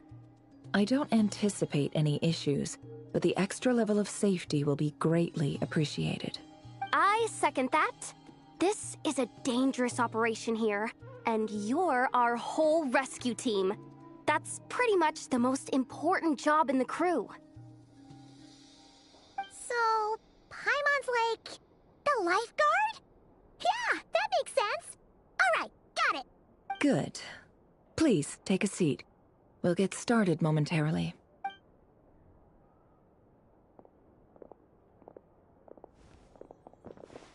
So, did Mr. Dainsliff tell you anything else? He told me that he believes Rerir kept some big secrets in his life. He's not sure that they were the cause of his eventual downfall, but he's asked me to uncover what those secrets were all the same. But surely you're not planning to go through with this, no matter the cost. If you think that, you'd be overestimating me. I'm a businesswoman, not a mercenary. But I do have my own professional reasons for taking this job. You think I'd turn down the opportunity to get a first-hand glimpse into Conrian history? No chance. Well, as long as you don't let morbid curiosity get in the way of safety concerns, we're good. We'll do whatever we can to help you.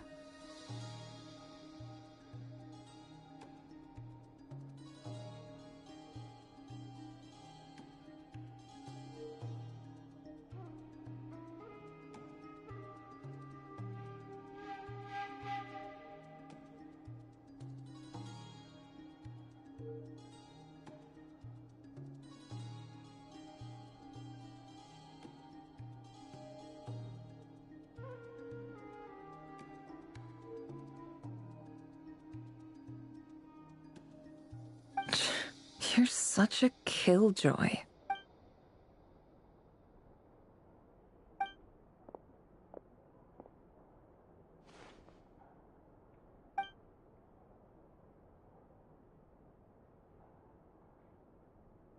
All right, I'm good to go. All set over here, too. Promise, Paimon, you'll be extra careful. All right. Let your whole body relax. We're about to begin. Close your eyes.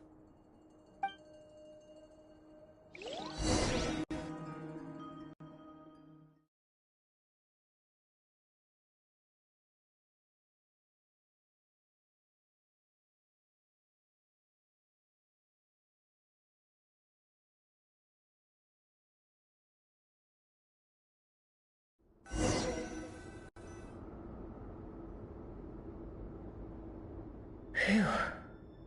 Could this be his office? Pretty standard setup.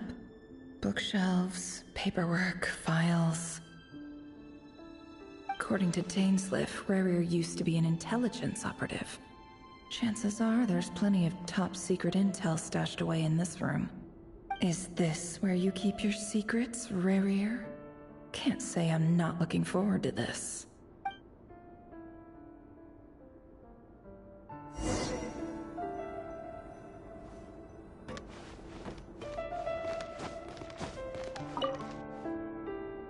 Bookshelves full of documents. Looks like these are all files, packed with the personal details of individual Conrians.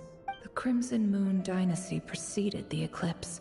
Since Rarier worked as a secret agent during the latter, it stands to reason that he was tasked with purging remnants of the old dynasty. Yep, lines up exactly with what Dainsliff told me.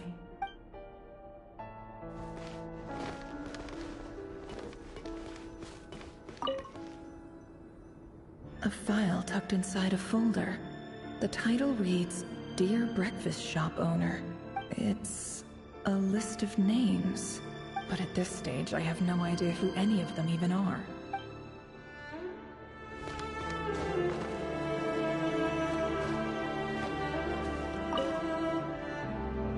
Wonder what kind of encryption technique this is. Seems like it has to be inserted into that camouflage device nearby. Aha! It's an audio recording. Please, hear me out. I can't shake this feeling that someone's been spying on our house. No, I'm not being paranoid. It's true. I saw someone dressed in all black. It was a couple of days back, but that was on another street, not near my house. I swear, I know what I saw! There's a note in the margin. Surveillance of the Runforther residence has concluded. We apprehended the target and filed the mission report last night. Could the voice in the recording belong to one of Rarier's targets?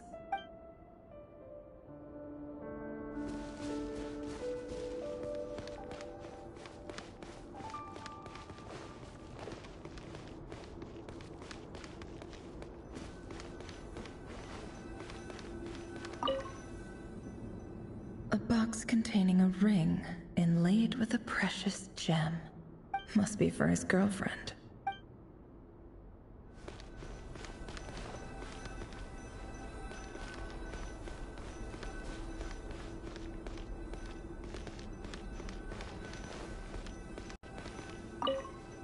He looks even gloomier than last time. I wonder what's changed.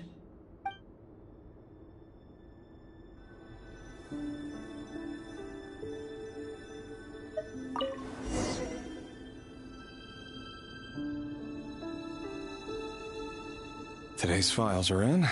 Time to wade through them, just like usual. Male, 51. Occupation, cook. Confirmed Crimson Moon descendant. Has maintained frequent contact with other descendants over the past year. Poses a threat to the dynasty.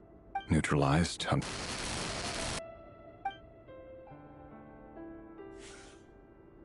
This one should be archived under purged targets.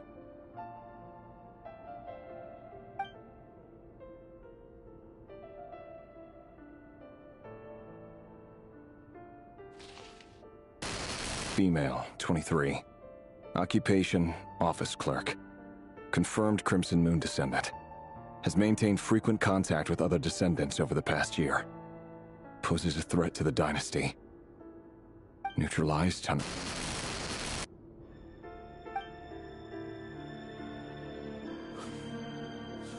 Another one for purged targets.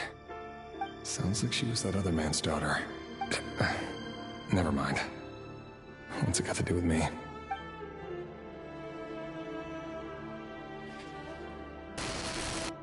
Male, 40. Occupation, teacher. Confirmed Crimson Moon descendant. Has been observed making contact with other descendants during the past year. Poses a threat to the dynasty.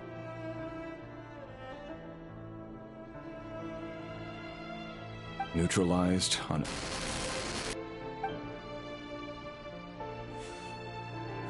Just another nobody for the archive.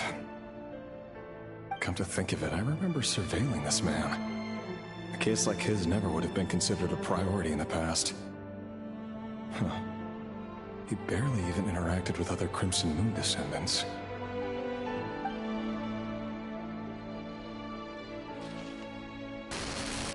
Female, 16. Occupation, none. Orphan and confirmed Crimson Moon descendant.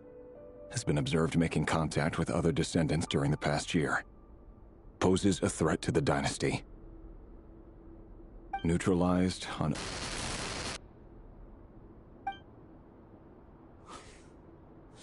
Filed.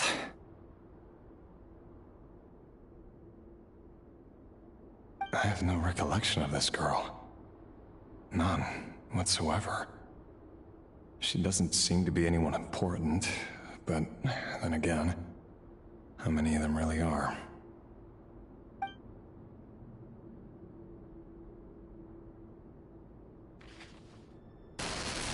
Female, 13. Occupation, none. Orphan and confirmed Crimson Moon descendant. Has been observed making contact with other descendants during the past year. Poses a threat to the dynasty. Neutralized and... Filed.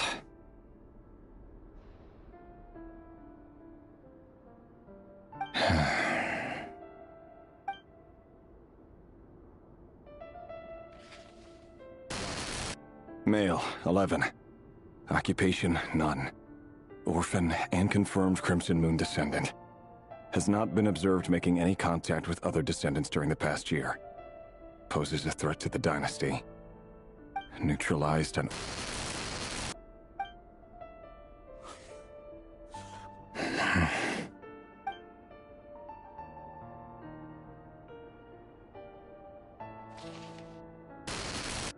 Male. 6. Occupation, none. Orphan and confirmed Crimson Moon descendant. Poses a threat to the dynasty.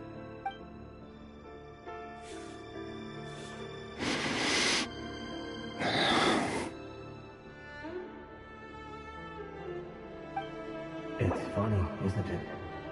Your job is becoming both harder and easier at the same time, depending on how you look at it. Sooner or later, the Crimson Moon descendants will be completely wiped out. But as their numbers dwindle, they become harder and harder to track down. That's not how it is. Fortunately, however, most of the able-bodied adults have already been taken care of. The remaining weaklings will be increasingly easy to deal with. No! No. My job is to ensure the survival of the Eclipse Dynasty. And the only way to do that is by eliminating any and all potential threats. It's a perfectly legitimate line of work. Every single one of my colleagues can attest to my fairness. And if my friends were aware of the facts, I know they'd back me up too. Assuming, of course, that they were aware of all the facts.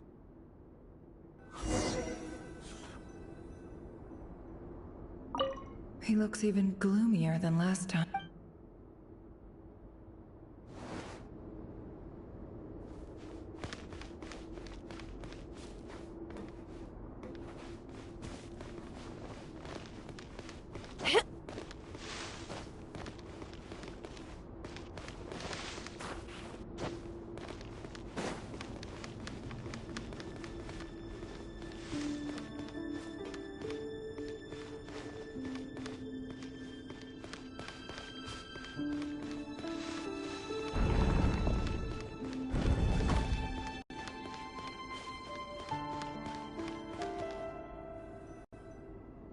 Mr. Vedifalnir? It's been quite some time since we last met. Rerir, I trust you're here because you have something important to discuss. Forgive me. I wasn't tuning out, it's just, I noticed you didn't even phrase that as a question. As if you knew I was coming.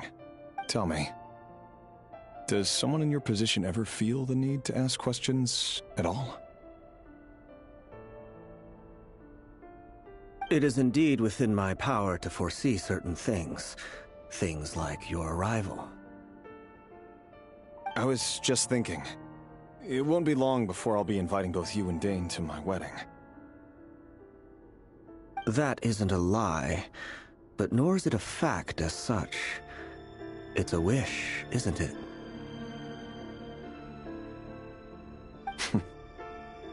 No fooling a prophet, is there? Ever since that day we met for drinks, I knew it was only a matter of time before you came looking for me. Does it feel good? Knowing how the future will unfold.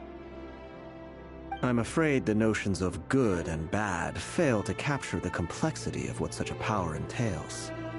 Once you've seen what will come to pass, it can be all too easy to succumb to fear and melancholy. Unless, of course, you learn to abandon these feelings. You fear my silence, and long to hear the words I left unspoken that day. That's right. You must have noticed my reluctance to broach the subject. And the reason is simple. Because the truth could never have lived up to your hopes. For both our sakes, such words are better left unsaid. The burden of prophecy was never meant for your shoulders. So who exactly do you deem worthy to hear your prophecies? None but our exalted king? Or rather, our king as he once was. You're closer to His Majesty than I am. You must know better than anyone how much he's changed. You say that as though it is to my benefit. Yet precisely because of that, I dare not speak rashly. A king can turn out to be the most virtuous of rulers, or a tyrant more terrible than the most vicious of dragons. You are so wise and far-sighted, yet still you would have me live in fear of the unknown? You make a fair point. Especially given my silence alone was all it took to send you spiraling downwards. Very well then. Let me offer you some advice. And I say this not as a prophet or a visionary, but simply as the brother of your friend. For many reasons, there is very little chance of your marriage ending in happiness. If happiness is what you seek, you should find another fiancé.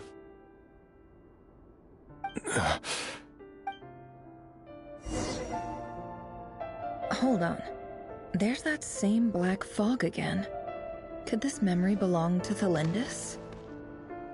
Guess I'd better tread carefully.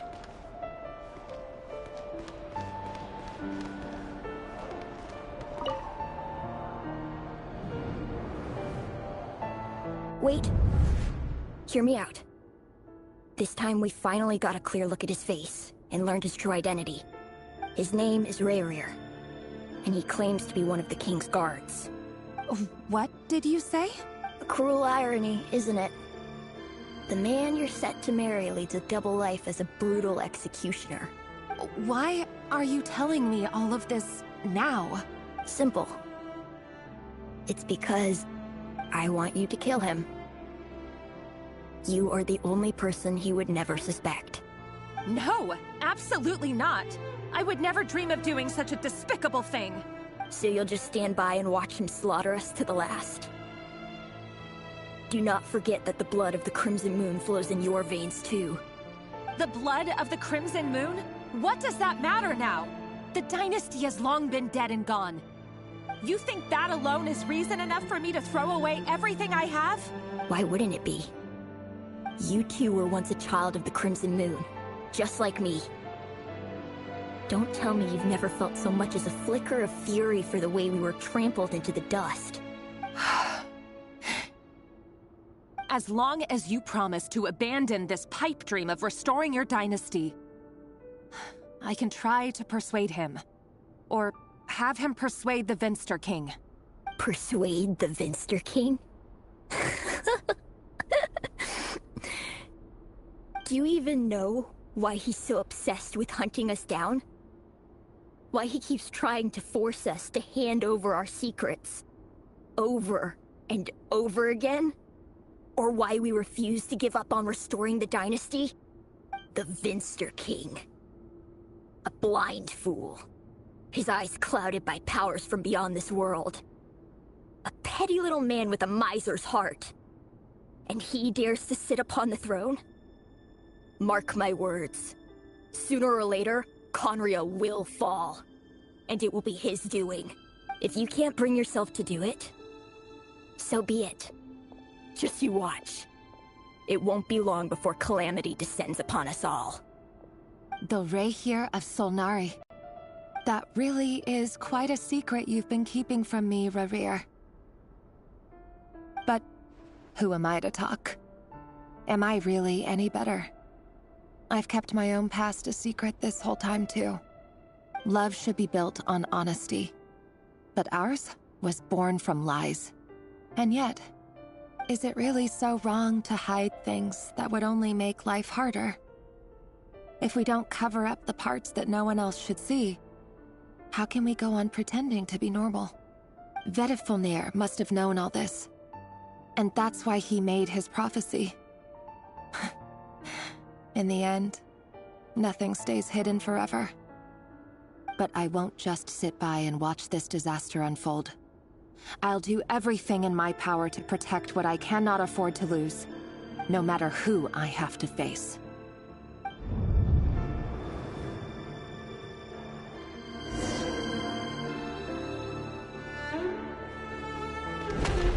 Huh? Was that Rerir who just walked past the window? Doesn't it give you the chills that he still takes the same road to work every day? As if nothing ever happened. Those people at the deli. Enough already. They're clearly pretty taken by their own disguises, so just smile and play along. Pull the rug from under beasts like that, and you'll risk having your throat torn out. Deli? Oh. They're talking about those people from the opposition. Right. I'd almost forgotten they used to run a deli. People of no consequence always vanish so easily. And no one even remembers them.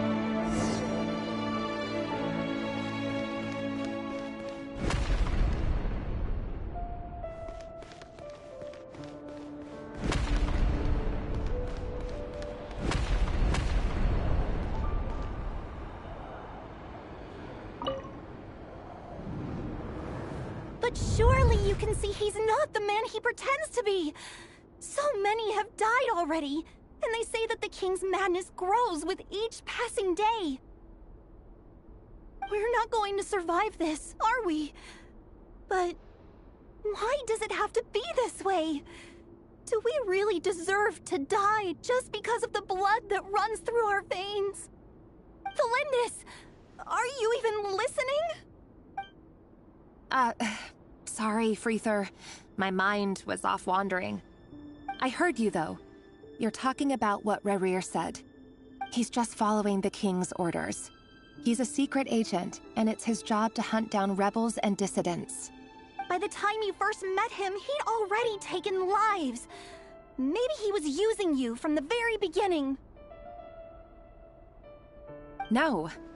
Rerir has no idea I have anything to do with the Crimson Moon. My family are only distant relatives of the main lineage, and besides, my eyes are perfectly ordinary. Truth be told, apart from my teacher, pretty much no one knows I have any connection to any of it. It's been a long time since my family severed ties. But as Orlog said, who could possibly talk sense into that raving lunatic of a king? No one! I'll work something out. Trust me, I'm with you all.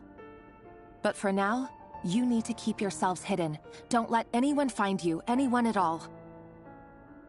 Don't forget that Rerir is an Eclipse operative. You need to be extra careful when he's around. And when I am too. For now, don't come looking for me. And if anything happens to me, just act like we've never met. If even you can't escape this, what hope do the rest of us have? But after all this time together, surely he wouldn't lay a hand on you. I won't speak in his defense, nor can I give you a clear answer to that question. But I'll do everything I can to put an end to this. Here, hold on to this. If an opportunity to escape presents itself, take it. You'll be glad you took some spare change. You call that change? But what about you? I've got a job, and there's still money coming in. But you can't go anywhere right now. Please think about yourself for once.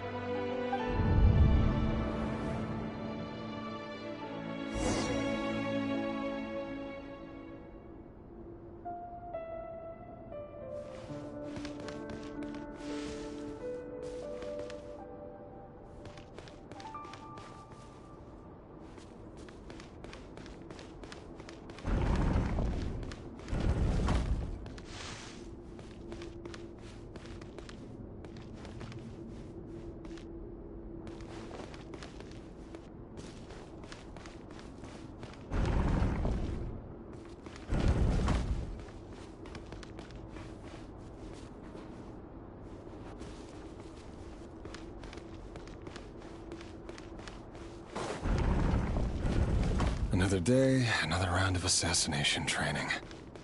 Training ground is just beyond this hidden passageway. When you kill a person, doesn't it bother you when you end up covered in blood? Why would it? Aren't we all just walking blood bags? But not everyone is accustomed to hunting down others like prey. You've been a hunter for so long now, you seem to have forgotten that most people don't just go around killing one another. Leave me alone.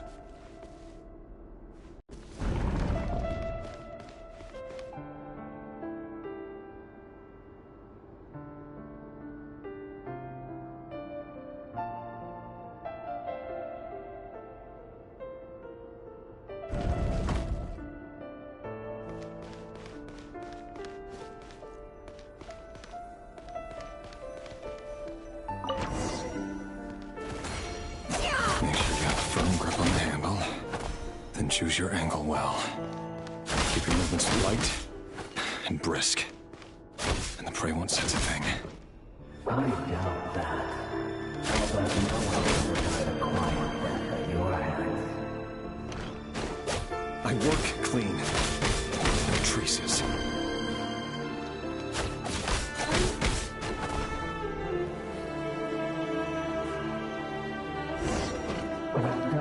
It open and was born though. The king is powerful right now. What if he doesn't? That won't happen. What's changed? Ever since he fell under the spell of that power. We had to take out a handful of The ones I've dealt with have always been guilty. And I've carried out my work flawlessly.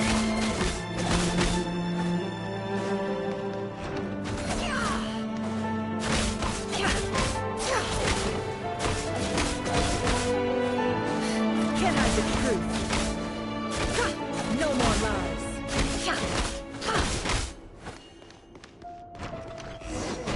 You know why the was it because you didn't trust me?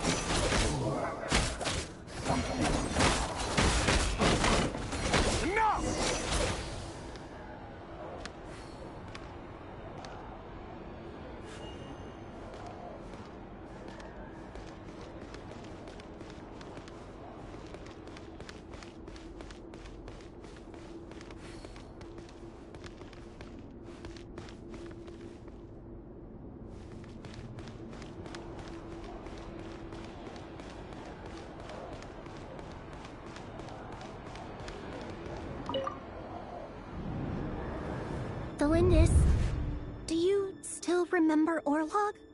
Orlog? The boy who was pretending to sell flowers. You spoke for quite a while, didn't you? Yes, we did. What about him? He was arrested 2 days ago. Chances are he's already dead. He... I just don't get it! After everything he's done, why do you still stand by him? Or does it mean nothing to you that people keep dying? No, that's not... Just hear me out.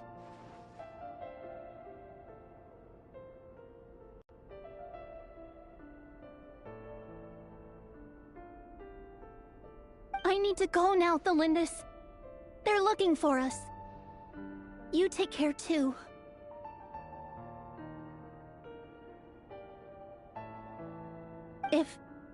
If you ever need a place to hide, come find us.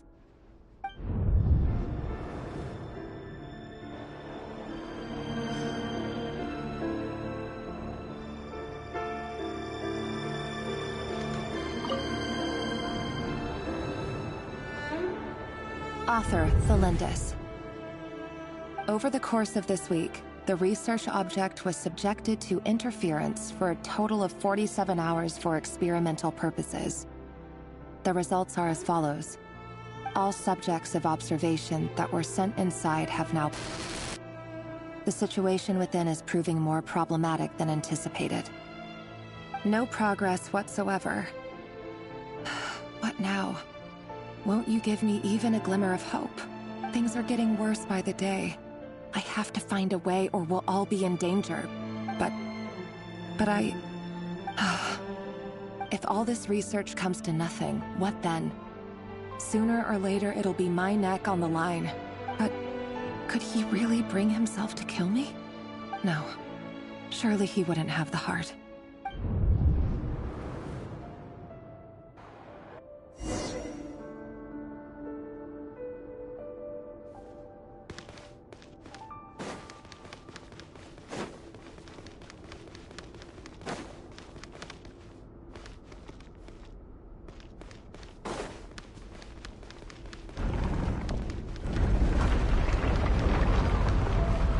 Why won't you just let us go? We don't even know each other. All we want is to live ordinary, peaceful lives. You want... to live?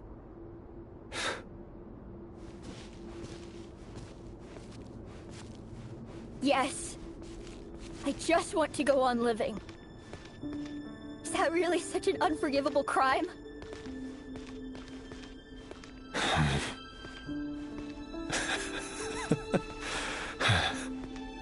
You want to go on living. I want to keep living too. To keep living forever. That's why I have no choice but to continue on the path I'm on. If only some savior would suddenly swoop down and change the way the world is. Too bad that's not going to happen.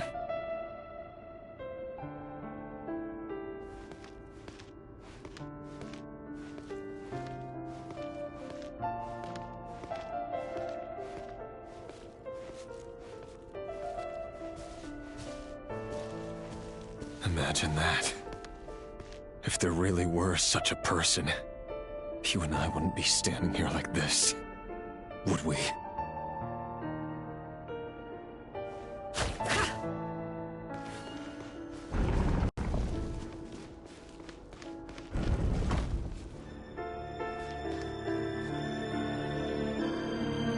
So these files are in. Time to wade through them just like usual. No, I don't get tired of it. It's my job. And not only am I lucky to have it, I'm good at it too. Huh. Wait. That's... Thelindis?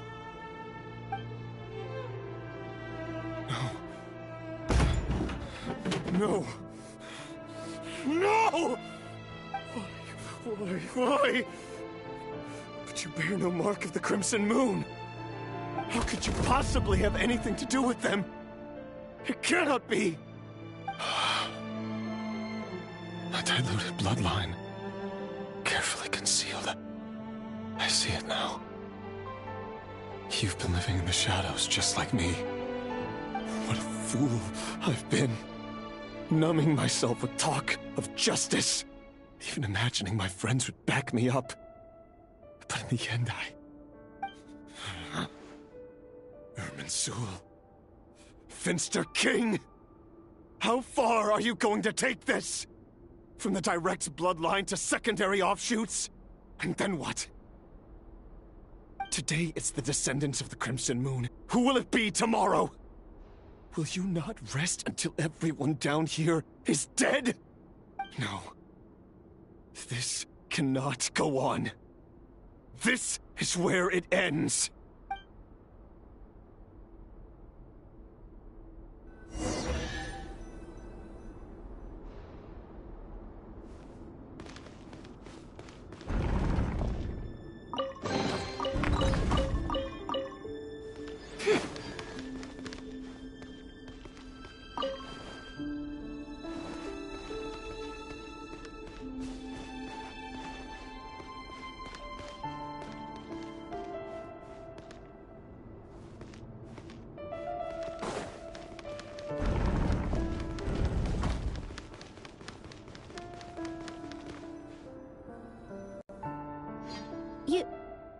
You're really letting me go?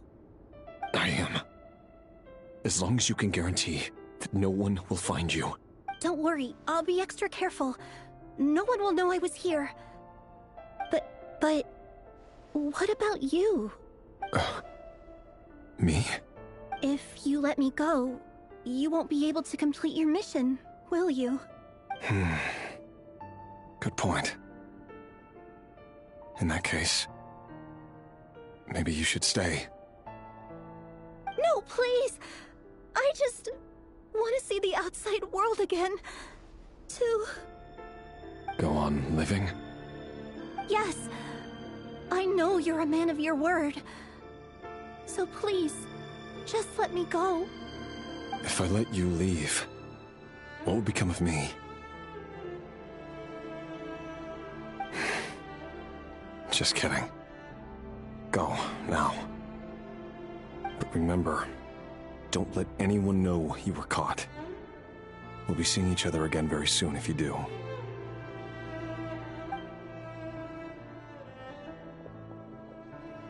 Even shadows in the dark must live by a code.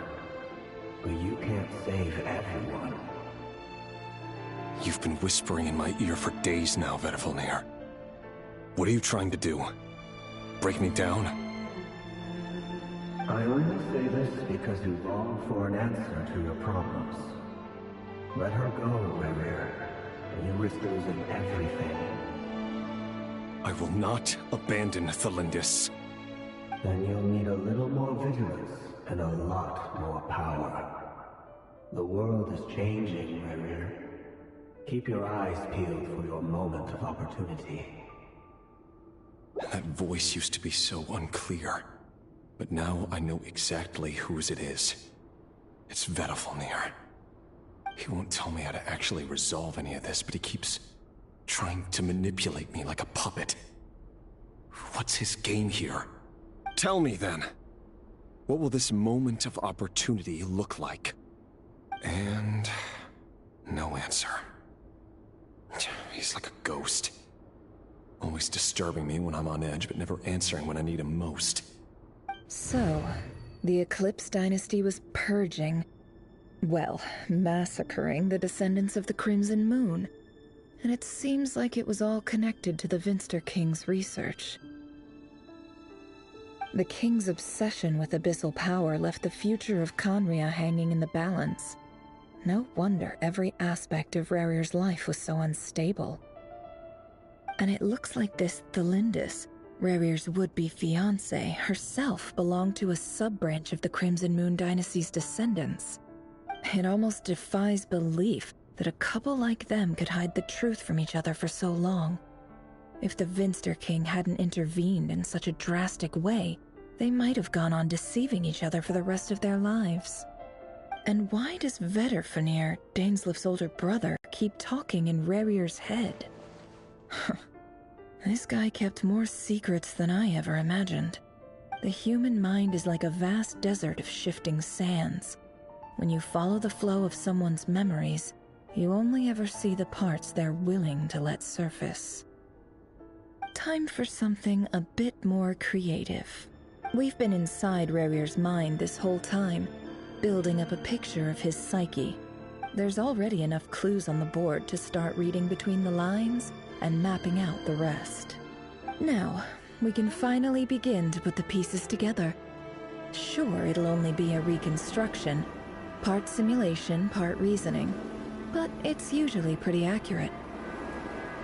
Once we've built up a cognitive profile, we just need to cross-check the logic behind his actions. And then we'll be able to take a sneak peek at whatever it is that Rerir has really been hiding.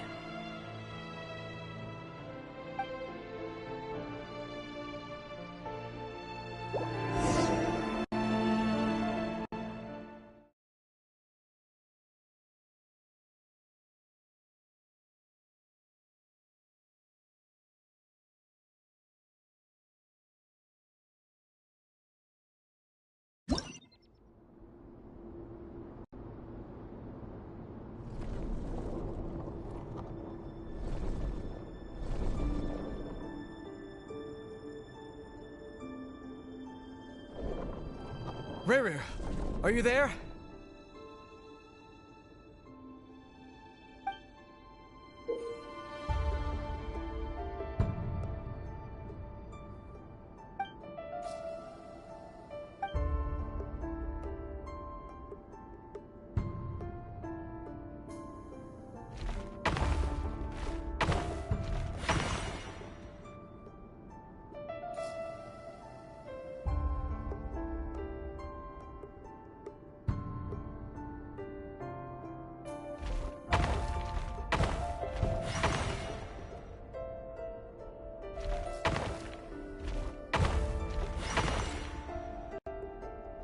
Hey, Rerir!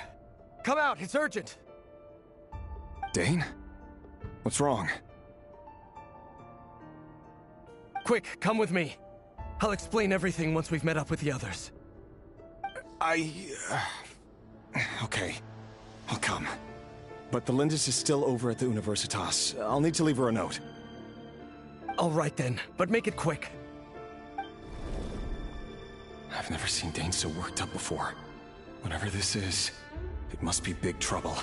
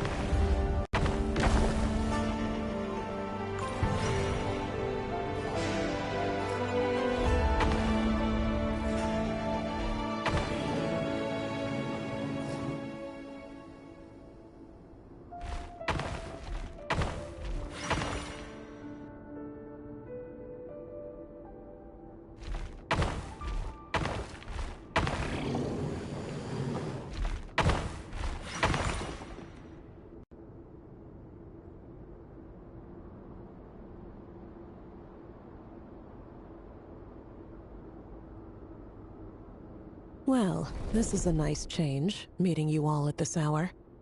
When men and women of ambition can speak face to face in broad daylight, I say that's a big step forward for our dear Conria. Don't be ridiculous. We do not fear the day. Why would we seek refuge in the night? You might ask your blade that same question. I'm told it prefers the cover of darkness. The word on the street is that Sir Delogi only strikes when he has an unfair advantage. But that is patently false. I see you're missing an arm and a leg. Surely only a fair fight could explain that. If this is your way of offering me replacement limbs, believe me, I'll take them. Oh, we can certainly discuss that. With bioalchemy, anything is possible. Assuming I have your full support in my research. Lunatic. Robtatir, what brings you here? Why, Dainsleif, of course. He invited me. Please, cast aside your apprehensions, Miss Rhindaughter.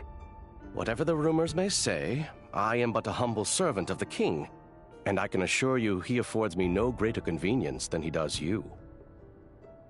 Well, the Universitas Magistrorum won't stop fawning over you, so at least some of the rumors must be true. You're clearly doing well for yourself, so drop the humble servant act. It endears you to no one. You're president of the Universitas Magistrorum, the chief royal mage known as the Wise by royal appointment, and by far the most favored among the 4 pillars of Conria. Vice President Veit doesn't even try to hide his envy when he sees you. My success is the product of hard work and good luck. It's as simple as that. Were the king not such an extremist, I hardly think I would have received a senior post at my age.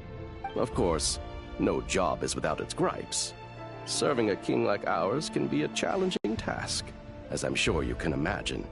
And as for Efterveit, in missing out on the presidency, he's dodged a mountain of stress. Like everything else in life, it comes with pros and cons. You're all here. I apologize for the short notice, but it was an emergency.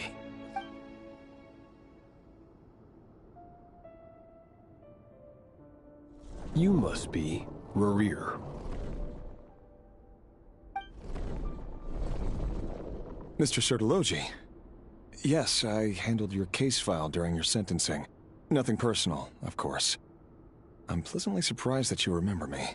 You're clearly a person of substance if you've been invited here. But Dainsleif, you'd better have a very good reason for convening this little gathering. It's my brother, Vedalfenir. After he spoke at the court this morning, the king was so infuriated by his words that he had him blinded in both eyes and thrown in prison. Vedalfenir in prison? Strange. I thought the king trusted him and Horoptatir more than anyone else in the world. Does this mean the king's circle of trust just got even smaller? It has nothing to do with trust. It's about what the king wants, which is as clear as day to anyone paying attention. I simply appease him, because it's in the best interests of the Universitas Magistrorum. And also because you're slimy. Vedalfenir, perhaps less so. But still, a visionless visionary? It rather inclines me to think that qualifications are not what get you ahead in Conria. Do you honestly think this is an important discussion to be having right now? Dane, what are you planning to do? Rescue Vedalfenir, I assume. Correct. It will mean storming the palace by force. Tonight. I need all of you on my side. That's far too dangerous. And don't forget, Dainsleif, you're captain of the Royal Guard. You swore an oath to the throne. You've been planning this for a while, haven't you? I have no desire to commit treason. But whatever critique the king may have of Vedalfenir, disfiguring your most loyal subject for putting the best interests of his court and nation first, this is not the conduct of a wise ruler. My blade will force the king to see the error of his ways. So, Vedalfenir's prophecy enraged the king. I'm sure it wasn't what he wanted to hear, but if he won't take counsel even from the visionary, that is deeply troubling news. The extent of His Majesty's madness is now all too clear. The question is, how does a man like me get out of this situation unscathed? You have noble ambitions, Dane, but I'm afraid they don't do much for a guy like me. I'm not interested in saving the world. All I want is a letter of pardon. A letter of pardon? For whom? Thelindis? the chances of the Vinster King issuing a pardon for anyone connected to the Crimson Moon seem vanishingly slim.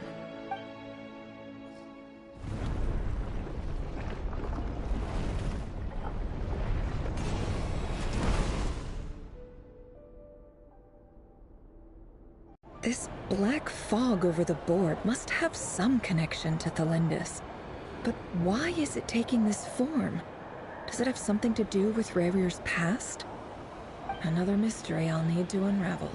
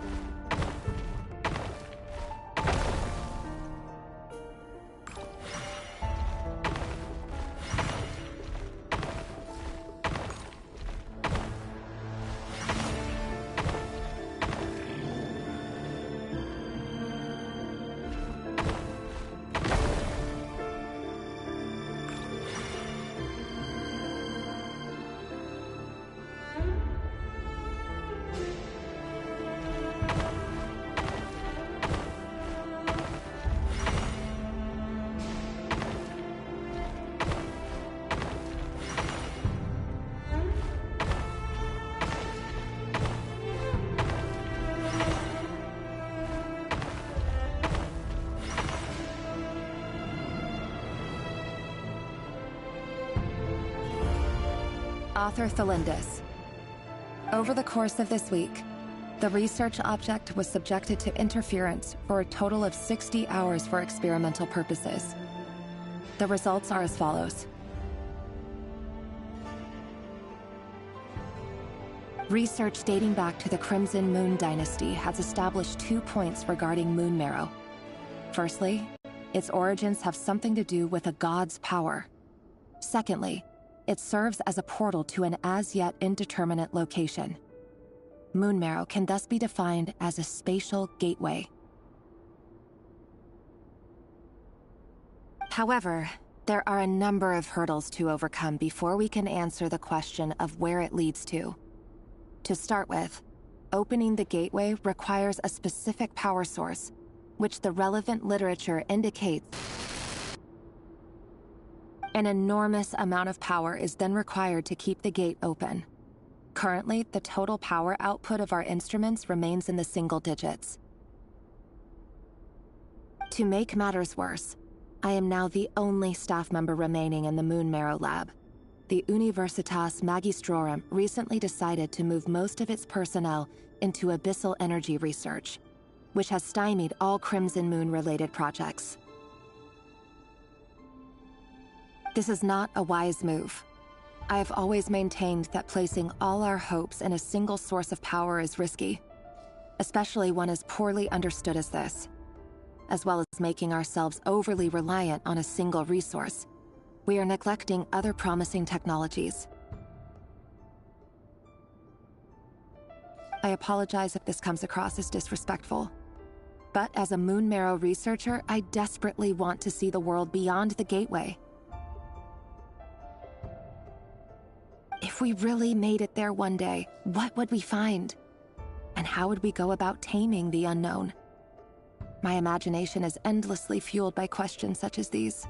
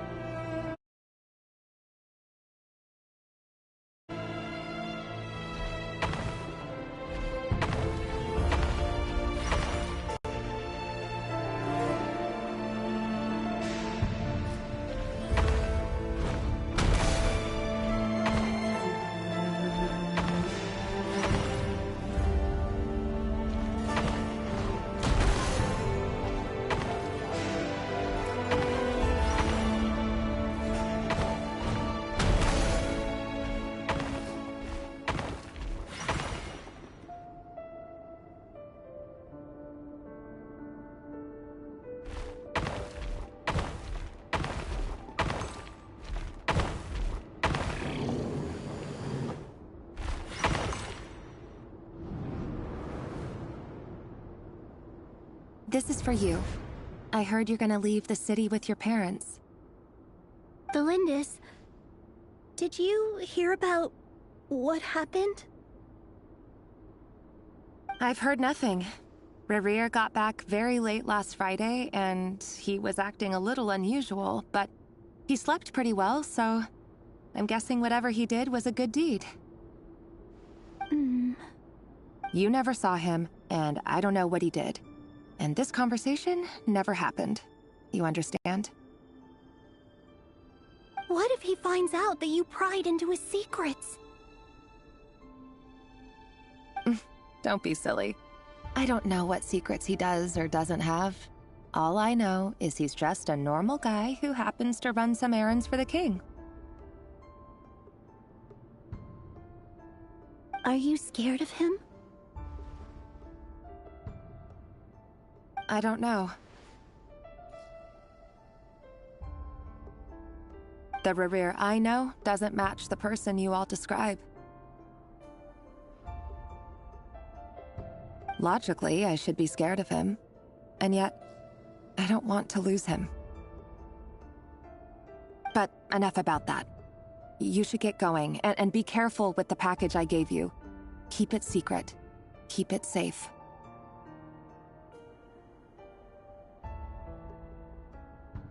What's in it? A piece of the moon. All you need to know is that as long as you keep it safe, then in the future, everyone will be able to see a red moon. A red moon? You mean our moon? That's right. Our moon. Promise me you'll look after it. I promise, Valindis. The Crimson Moon bloodline will never die out. Its light, the color of blood, will become like a fire that flows in our veins. No matter how long it takes.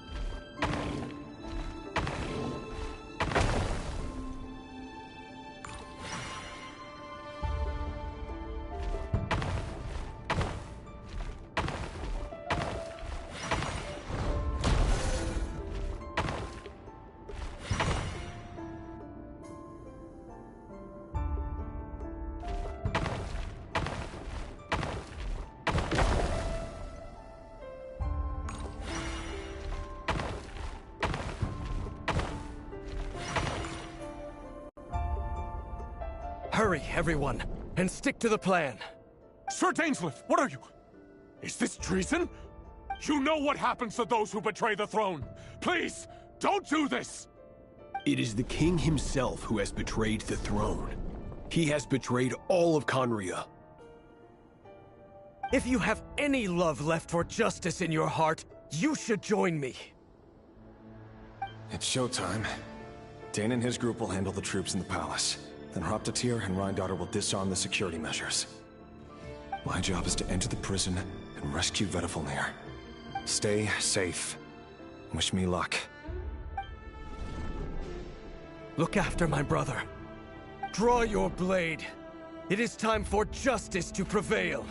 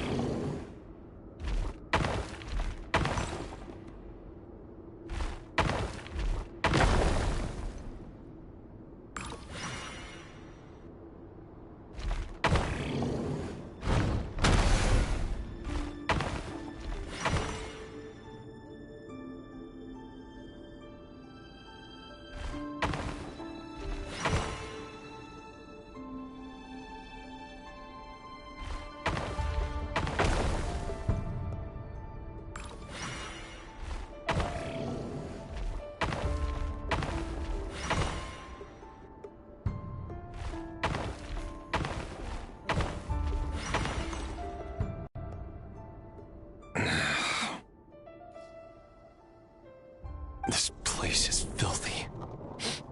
And the smell is abominable. Clearly, the king doesn't allow his prisoners a single shred of dignity. This is dire. Found you. Hello, Mr. Vedifalnir.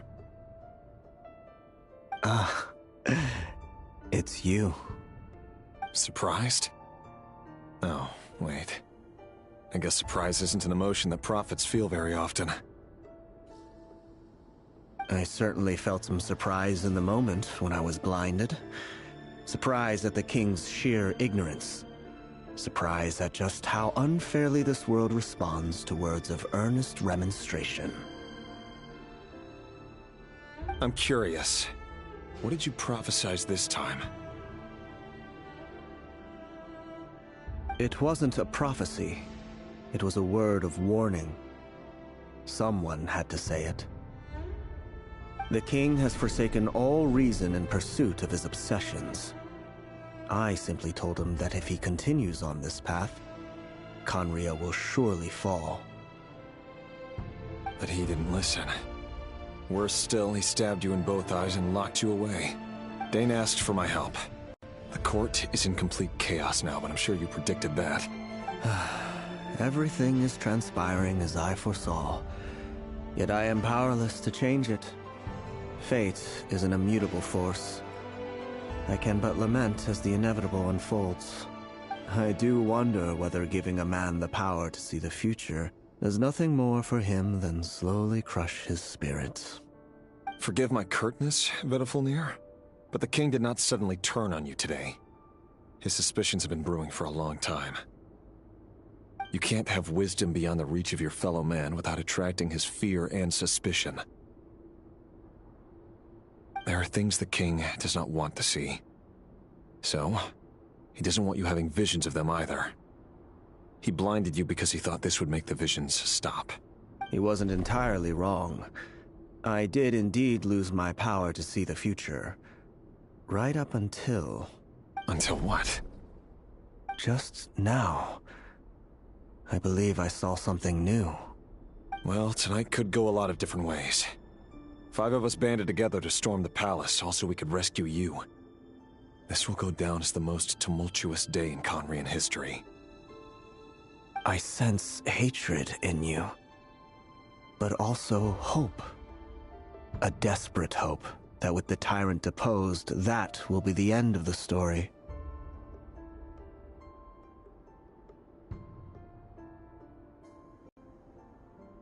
But this is not the end. It is the beginning of a new chapter, in a whole new story. There are many men of honor and courage in this world, Rerir. But you are not one of them. You're not here for justice, are you? You're here for yourself.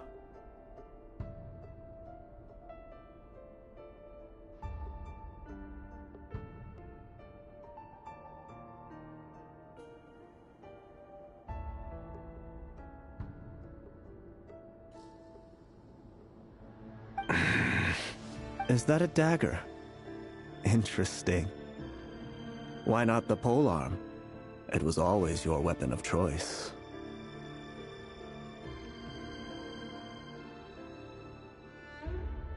With your abilities, I don't doubt that you were able to recover some of your sight. But I also doubt that you want to make an enemy of me right now. Of course not. We're on the same side, aren't we?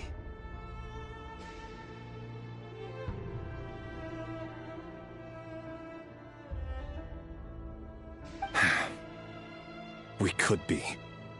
But I need you to be honest with me, Vedifalnir. At this point, you're my only hope for the future. You mean your future? With your beloved, Thelindis? Yes. And I know there are bigger things at stake here. A dynasty, a nation, maybe the entire world. But forgive me, I care first and foremost about myself.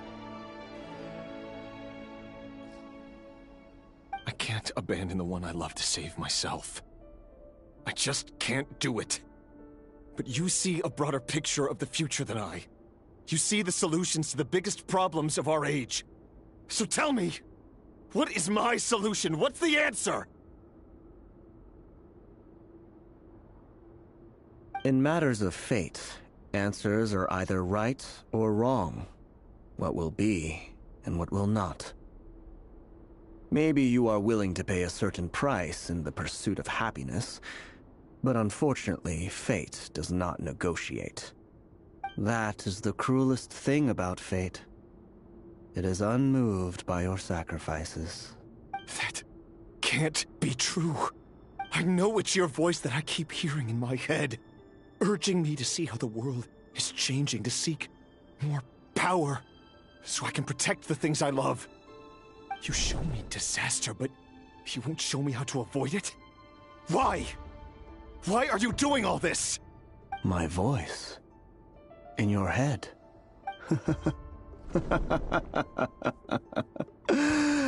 So, you hear it too. The voice that steals your mind, gains your trust, and drives you crazy. It turns out that we are not so different, you and I. Vedifalnir just broke into the strangest smile I've ever seen in my life. As if he'd discovered some monumental secret. But then he suddenly switched to looking extremely weary. Very well then. My advice to you is as follows. You must persevere. Whatever trials and tribulations you may face, be steadfast in the belief that they are your path to the future. For as long as you live, your story with Thelindis shall not come to an end. That is the only chance you have of fighting back against fate. It is up to you whether you believe my words. Regardless, that is all I will say on the matter. I have no right to intervene any further. I will hold you to your word. Thank you for setting me free. In return, I will tell you one more thing that you cannot afford to ignore. Just then, a strange wave of energy rippled through the city. We had no idea what it could mean. If I were you, I would head to the Universitas Magistrorum. Universitas? Oh no! I'm sure we'll be seeing each other again very soon, Rerir. Whatever Vedifalnir said, I didn't catch it. I didn't even help him out of the prison. There was no time to lose.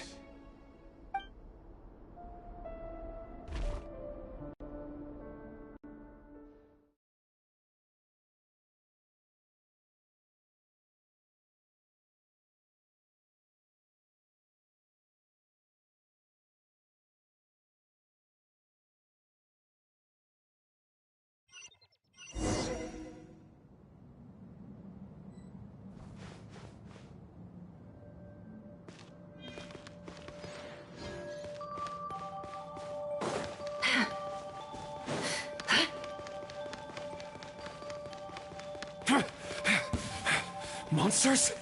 Is this Rhindaughter's doing? Or the Universitas Magistrorum? Out of my way! Yoo-hoo! Can't hide the truth.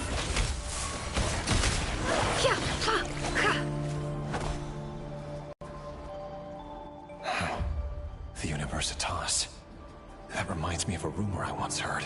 Allegedly, the king installed secret mechanisms in the palace and around the city. No one knows where they are or what kind of power they hold. But if they were ever gonna activate, it would probably be on a night like tonight. Help! Help! Hold on! Don't let them anywhere near you! Save me! I can't! Ah! That sounded like an explosion. So, the rumor is true? The king really went through with it? What other means does the king have at his disposal? They must run on power from the Abyss. And given it's a major center of Abyss research, anyone over at the Universitas will be in grave danger. I have to hurry!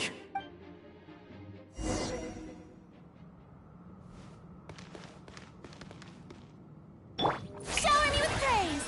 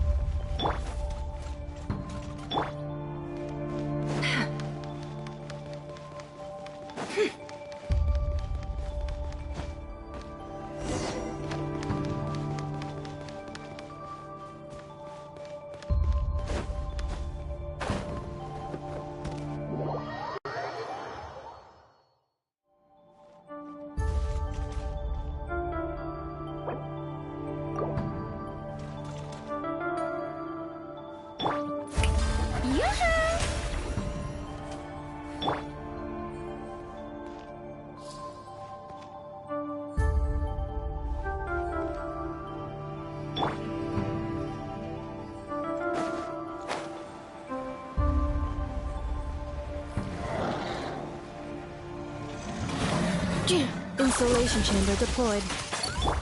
No more lies. Can't hide the truth.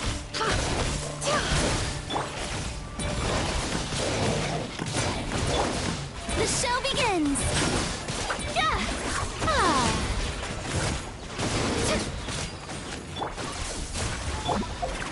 It all adds up.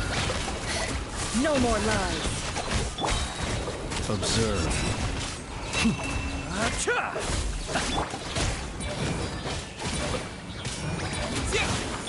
Let my name echo in song!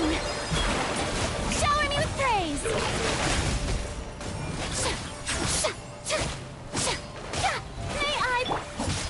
Isolation mode. Cleanup sequence initiated. The mystery unravels. Be silent. Observe. To dust. Defensive mode engaged.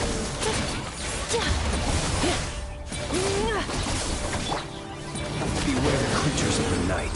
Be silent. Close your eyes. To dust. Cleanup sequence initiated. Preparing for dust bound. Seek within. It all falls into place. Time to come clean.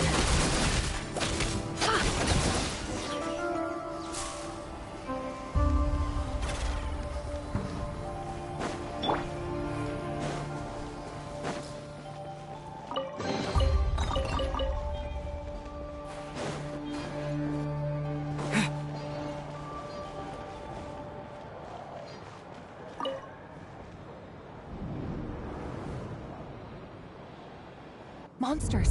At the Universitas Magistrorum? Why now? Oh no! They're coming! It's no use. The table won't hold out much longer. The weapons. Where are the weapons?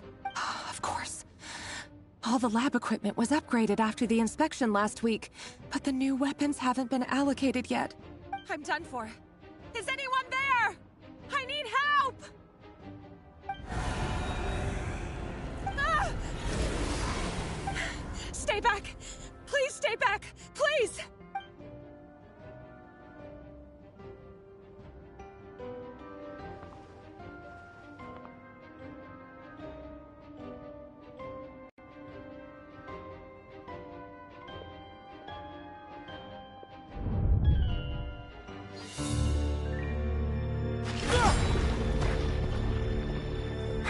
What's that? Reverie! So the rumors about your work are true. What? No! Listen, something happened at the palace tonight. We have to leave! You don't need to lie to me anymore. What do you mean? I know why you're worried, and I will respect the decision you've made. But it's okay, because I found a solution. I know how to end all this. You can have it back. The normal life you so desire. But until then, I'm afraid our wedding will have to wait. Celindus? No, don't do it! Celindus! Celindus!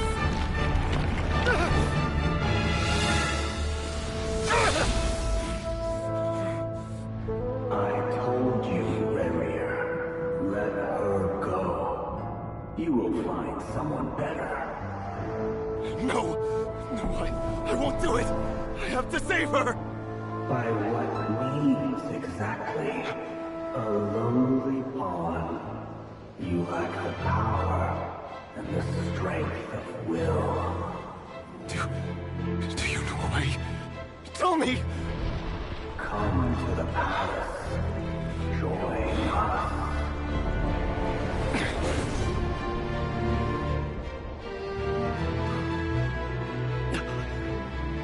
Reverie, thank goodness we... Step forth and take your share. You made it. Not you too.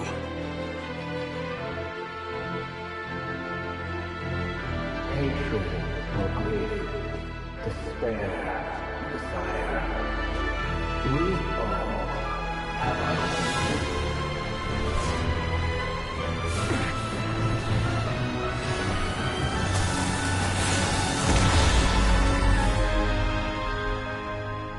Reverie. Reverie. Celindus? Were you daydreaming?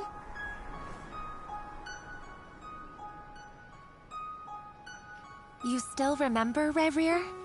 That question you asked me a couple of weeks ago? Oh.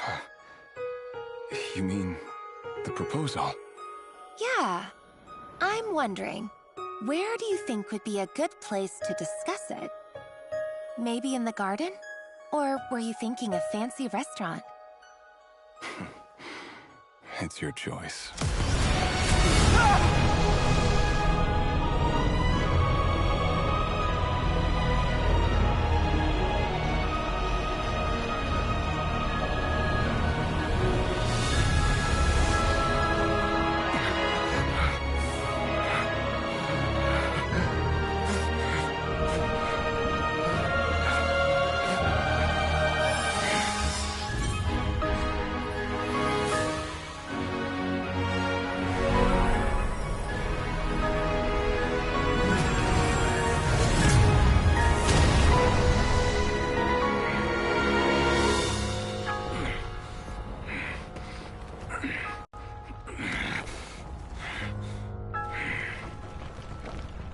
I will find you.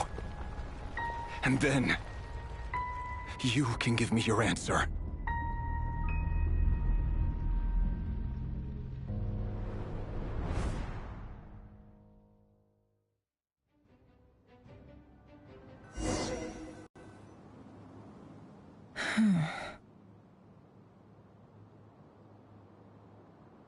So that's how the Raker of Solnari was born. A monster created by circumstance is a monster all the same. Viewing other people's thoughts for too long can get uncomfortable. Right now, I'm feeling a strong sense of loathing. In a nutshell, the story of Conria is what happens when the truth falls by the wayside. Everyone tells little white lies, and before long, you have a huge pack of lies that destroys everything. Time to get back. His past is filled with sorrow, but the tale of any fallen civilization is one of endless tragedy. Cruel as it may be, that was Conria's fate.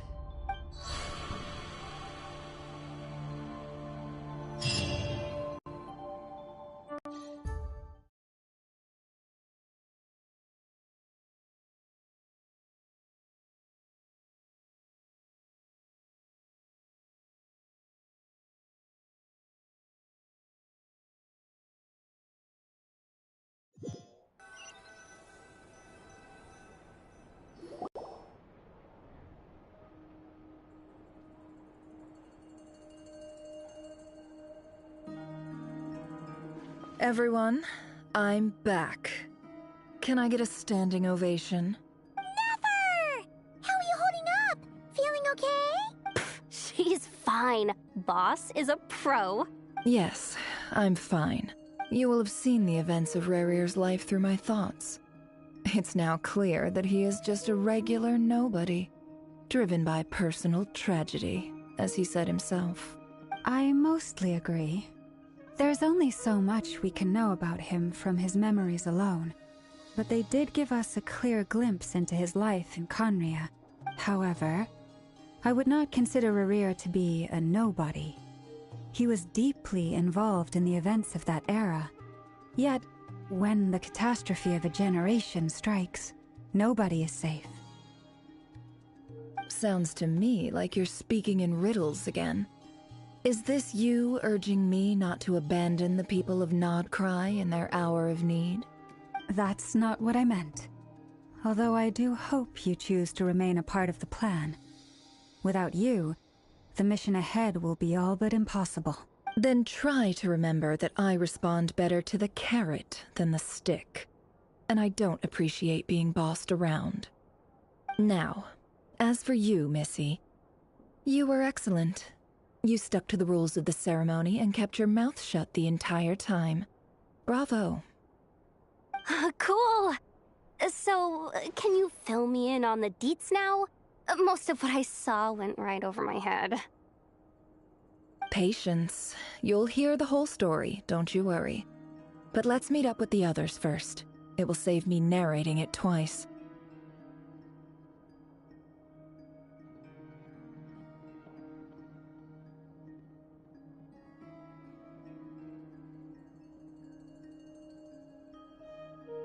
Yehoda? Yes, boss! Let me get that door for ya. That's more like it. For a moment there, I was worried you'd forgotten about the first clause of your employment contract. Forgive my curiosity, but what does the first clause say? It says I gotta do the annoying stuff that boss is too lazy to do for herself. Like opening the door, pouring the tea, yada yada. Is that right? If something is in the contract, it's because she willingly agreed to it. Rest assured that the Curatorium abides by the very strictest of labor policies.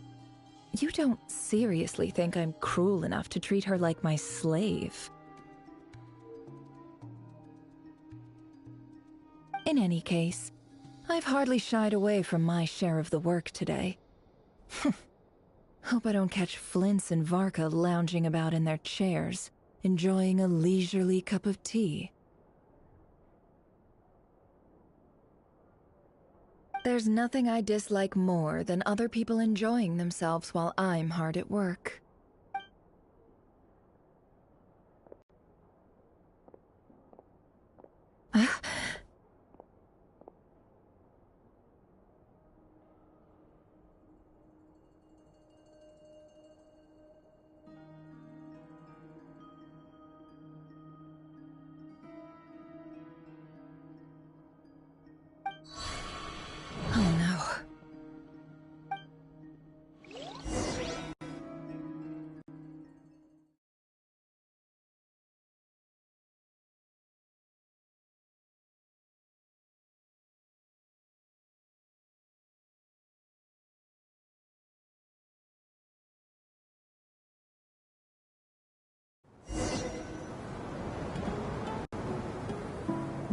Sorry to disturb you, but we seem to have run into some trouble.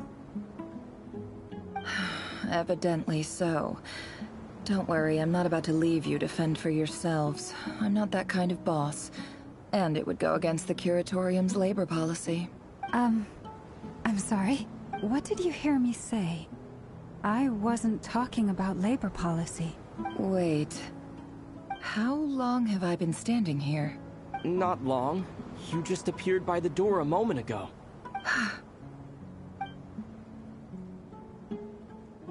Boss, what's wrong? You look like you've seen a ghost. We've been tricked. We never left at all. Somehow I hallucinated that whole scene back inside the office.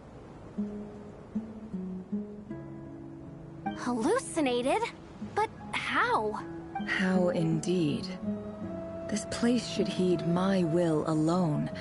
All thoughts and actions that occur in here are just a result of pawns moving across the chessboard in a carefully calculated manner.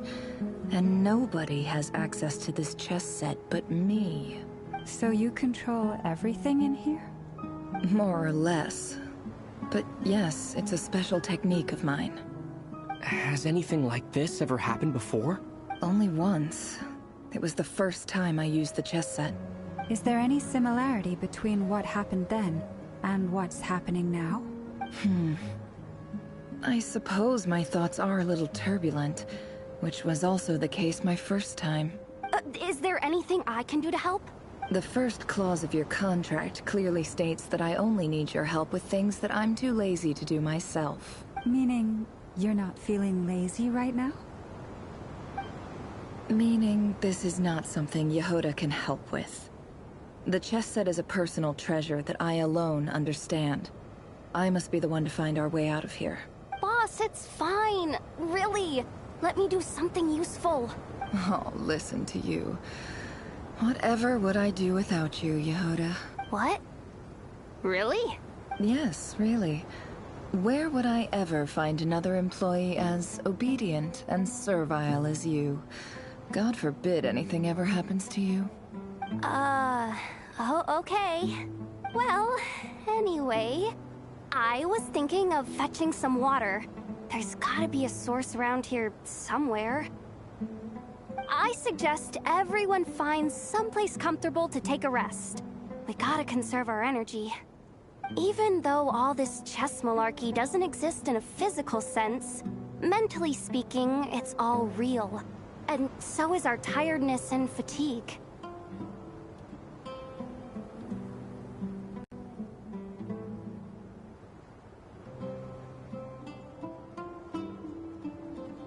You don't want to dismiss mental fatigue. Just because it isn't physical doesn't mean it's any less serious. But anyway, I got your backs, so don't worry about a thing. Don't I have the best employees? Jealous much? If we can find a suitable time, I'd love to borrow Yehoda for a day to help out at the Frost Moon Scions. Would you be amenable to that, Boss Nefer? Oh, Lama. Have I ever told you just how pretty you are? Beauty runs from the tips of your antlers to the depths of your imagination. Time to rally, everyone. Follow me.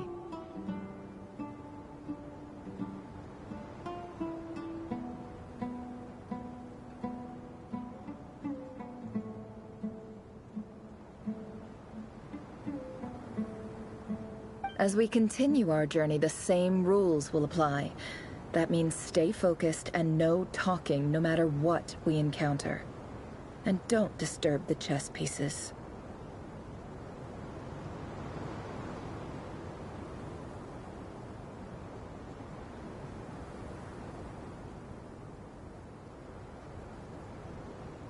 You have my word that I will get us all out of here.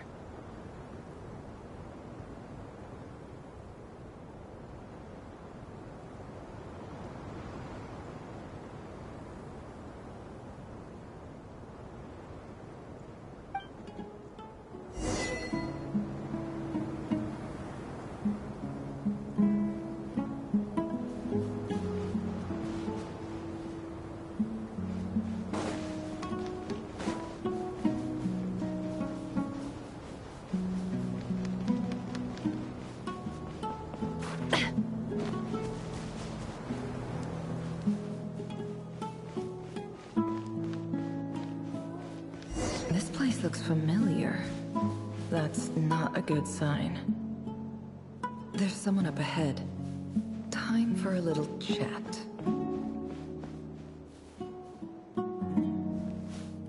I wasn't expecting visitors at this hour. Wait, is that? Oh, it's him. There you are! Sinue's been looking for you all day. I think he has some news for you. Oh yeah? What were you doing just now, Uncle Retinue? Hiding away some more loose change? I know I saw some Mora. What do you mean loose change? Oh, come on, I'm too old for this. Just pretend you saw nothing.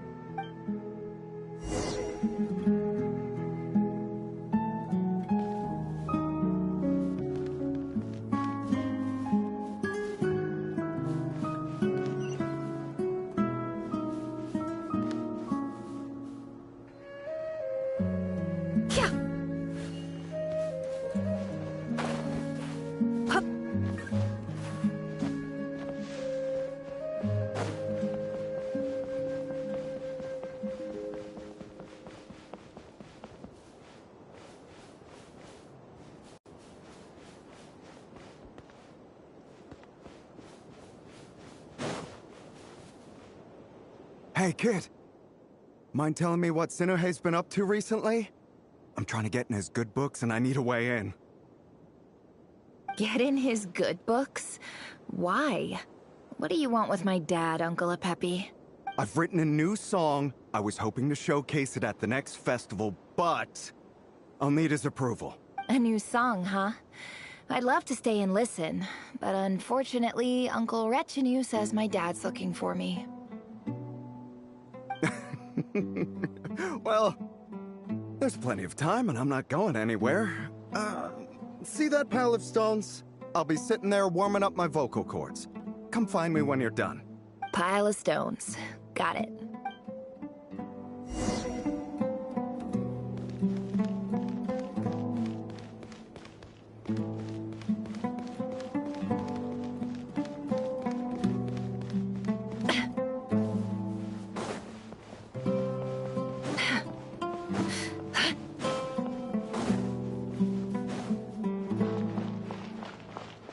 Hi, Dad. little wretch and you said you were looking for me? Ah, there's my little princess. If you'd gotten back just a little sooner, you could have shared the spoils of war with me. Spoils of war? Who were you fighting against, Dad? It was just a figure of speech. The aftermath of a sandstorm is no time to be waging war. I was talking about our war against thirst. I went out to fix our water supply problem, and now I'm back. Which means... We have a well again! That's right. I found a new one and brought back as much water as I could carry. It should last us for a good while. If it wasn't for these blasted sandstorms, our wells wouldn't be caving in. You wouldn't be spending all your time out searching for new water sources. As the chief of our tribe, I'm supposed to be leading us out of hardship and poverty, onto better things. You know how prosperous our ancestors were. I've told you all the stories. And look at us now, squeezed into these hovels. No one would choose this, if it wasn't for the endless wars over the years. But things are looking up. I started working with some folks from the academia a few months back. They gave me some contacts in return for my assistance in the desert. So you're the academia's helper now? Special ambassador, they call it. Think of it as a partnership. It's nothing bad, okay? We've been isolated here in the desert for too long. Seeking opportunities elsewhere is the best thing for us, and the fastest way to progress. So, do you get anything good out of being a special ambassador? Of course. My luck's improving all the time. One day, I swear I'm gonna lead us out of this place. We'll find somewhere new. Somewhere better.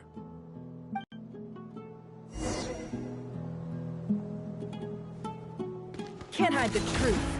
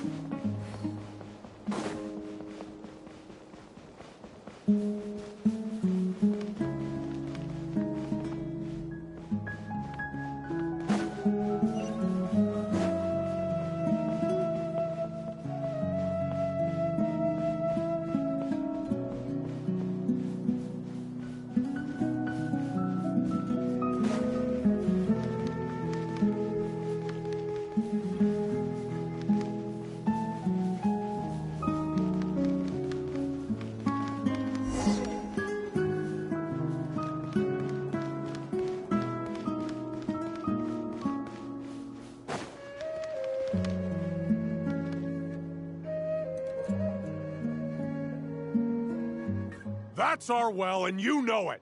You stole from us. Well, you've gone from chief to thief, and now you have to face the consequences. Did you really think you could take our water without permission and get away with it? You're either brave, stupid, or both.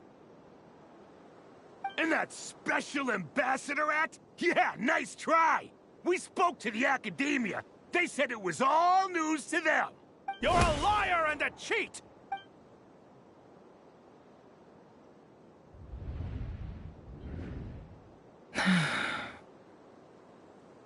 I heard Yehoda gasp, but I don't blame her. Most people are terrified by the sight of blood. Corpses strewn across the ground. The wounds are clearly from scimitars and daggers. The desert dwellers' weapons of choice. There's a handwritten note on the ground. Let's see what it says. Halil, this is Sinuhe, chief of the Shimti tribe. Surely you remember me. I was the one who helped you and your colleagues avoid the quicksand in the desert. This is my second time writing to you. I assume my last letter must have gotten lost in the mail, as I didn't receive a reply. I hope this one makes it to you safely. I'm writing to you because I need some help. That sandstorm the other day completely blocked up our well, forcing me to look for another water source in Iab and Unut territory. It was a matter of survival. Praise the gods. The well of the Eob tribe was intact. It was my last resort. I drew what water I could and left, but not without being spotted. I fear they will retaliate.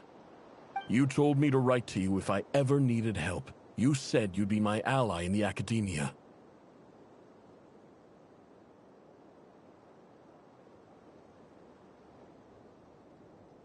I urgently need you to formally recognize my title of Special Ambassador and send some of your people to assist me for a few days.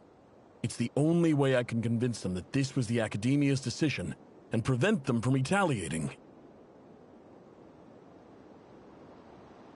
This is an emergency. Please send help as soon as possible. Looks like this letter never got sent. The writer died a grisly death, and the letter was trampled into the ground. It's badly defaced. Some parts are barely legible.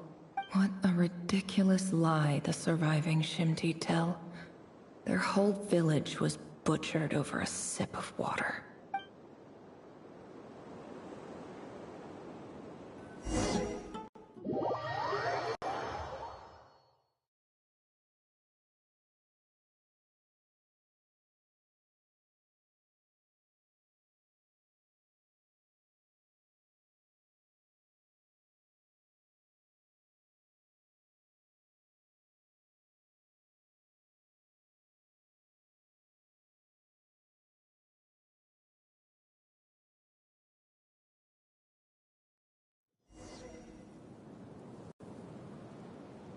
Ah, officer. Welcome. Welcome to our humble village. I thought you would at least have the courtesy to provide some respectable libations. This is the finest wine our village has to offer. I promise.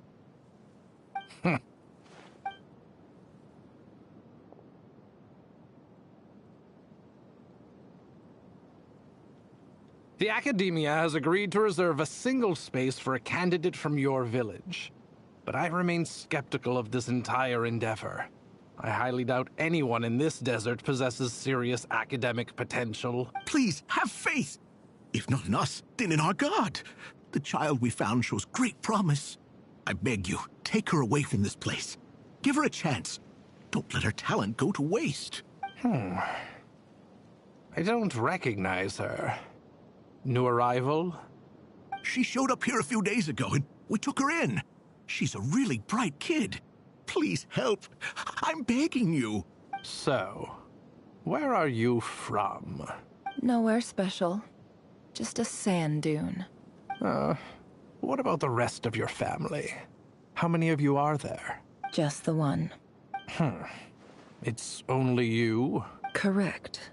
So, no brothers, no sisters, no mother or father?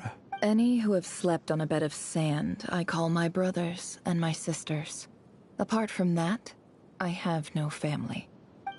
All right. Get over here. Sign your name on the form.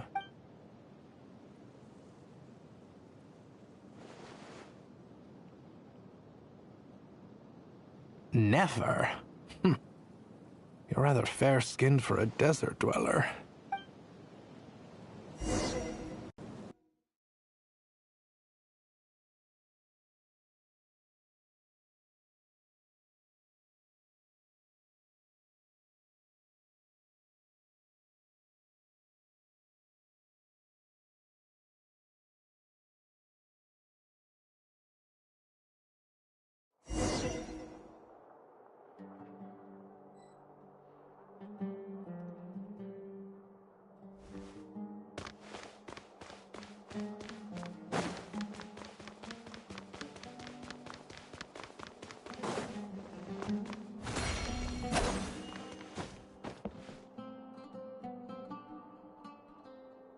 Nefer, this term's assignments have been issued already. Please read through the materials thoroughly, conduct your own additional research, and then write an essay on the topic. Yes, Professor, I'm aware. I just had a couple more questions I wanted to get your perspective on. Oh? Please, ask away. Well, I saw the other students' problem sheets, and I couldn't help but notice that my assignment is much easier than theirs. Do you really think I'm a weak student? A weak student? Goodness, no. Quite the opposite. You have a sharp mind. Almost too sharp.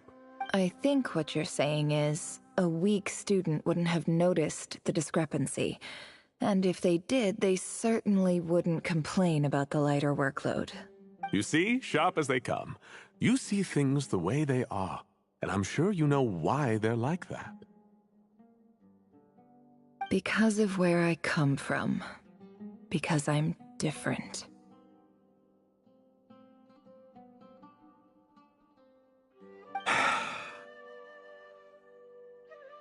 I'm sorry, Nefer. I don't like it any more than you do. It's just...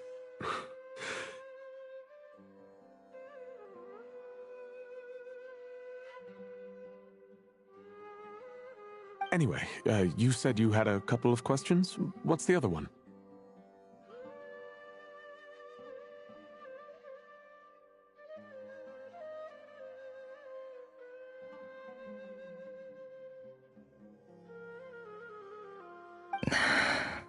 I wanted to check.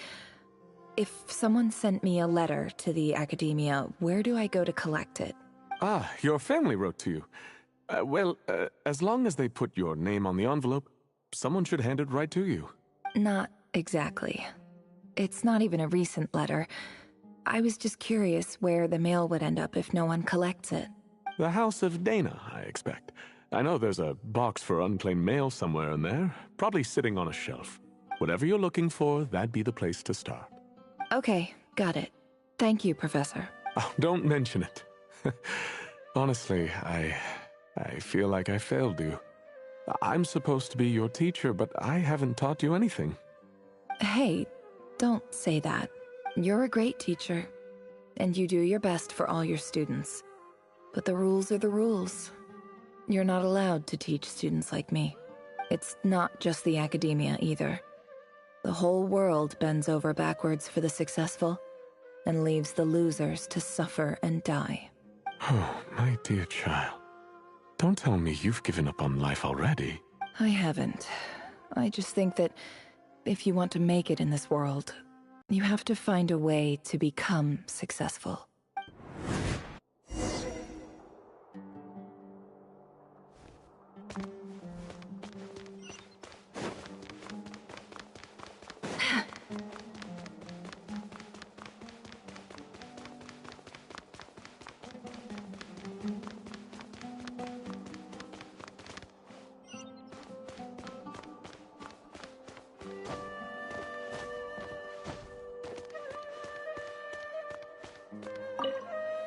This must be it. A big cardboard box full of unclaimed mail. And probably some letters that ended up here by mistake, too. Let's take a look.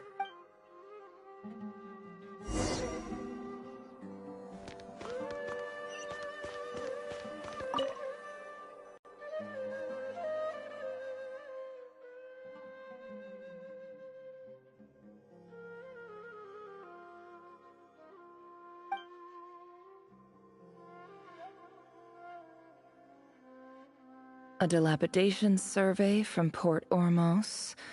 Looks like it's from a Corps of 30 representative. What a strange thought. A bunch of mercs losing sleep over rundown buildings. This one was never even opened. I guess the recipient didn't care what the Corps of 30 had to say about anything. Who was it addressed to? I don't recognize the name, but it must have been a Ksharawar professor.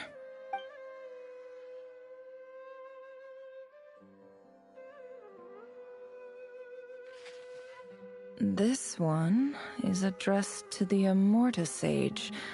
The title is Changes Observed in Satyavada Life Symptoms. Why do all these letters read like full-blown dissertations? Guided by the incense, we became lost somewhere in the forest. All the barriers between levels of consciousness disappeared as our minds soared around in circles, looking for a branch to seek refuge on. In clinical terms, these symptoms fit the description of incense poisoning. The Immorta Darshan strictly prohibits the use of hallucinogenic substances, but I believe there are still people getting away with it. For example, my neighbor who always breaks out into song and dance after using incense. This seems like something the academia would want to know about. Why wasn't it collected?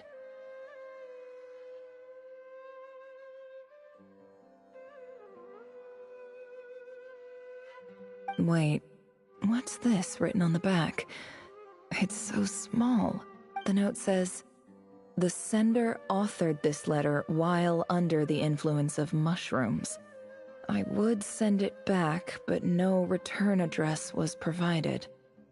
Stamped by the Grand Conservator of the House of Dana."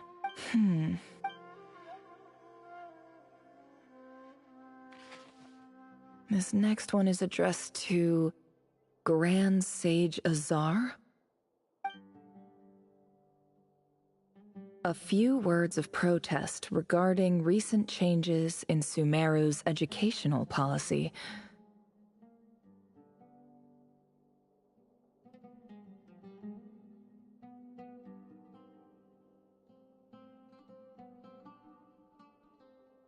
In recent years, the academia has taken on a small number of students from the desert region, as per the policy to this effect.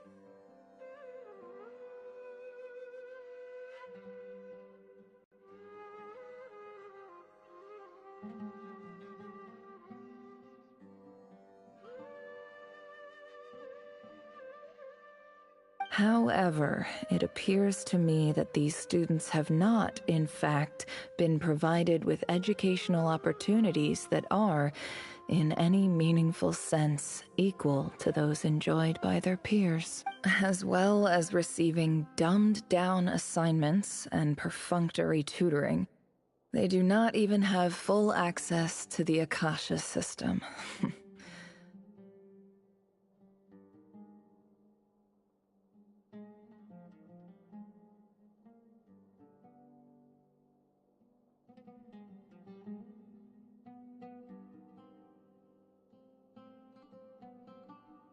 Education is the fundamental purpose of this institution, which should go without saying in a nation whose founding virtues are knowledge and wisdom.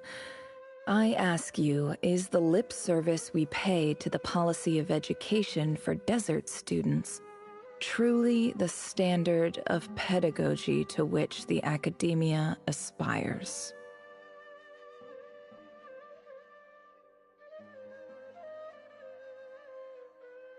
As Grand Sage, policy decisions are your prerogative, but do not forget your roots. You and I were once students too, as was everyone else in this institution. I do hope you will give some serious attention to this matter. I encourage you to discuss issues like this with myself and others, and listen to some alternative opinions.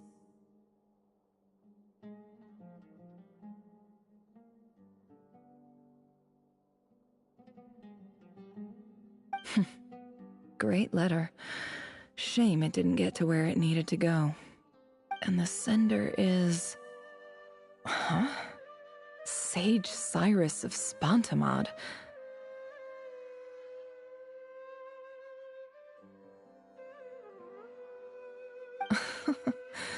I didn't realize anyone else even knew how bad students like me have it in this place. So this is where letters from the Sage of Spontamod end up? Nice one, Grand Sage. Really enlightened leadership. Whatever. This isn't what I came here for. Moving on. I'm not exactly holding out hope that a letter sent from the desert would even make it here. But if it did, where else would it end up if not in this box? I can't believe how much discarded mail there is. Must have been years since someone last went through it all. And this is just one box. The whole House of Dana is boxes on shelves. I don't believe for 1 second that any human being has sat down and read through all the documents in this place. Who has that much free time on their hands?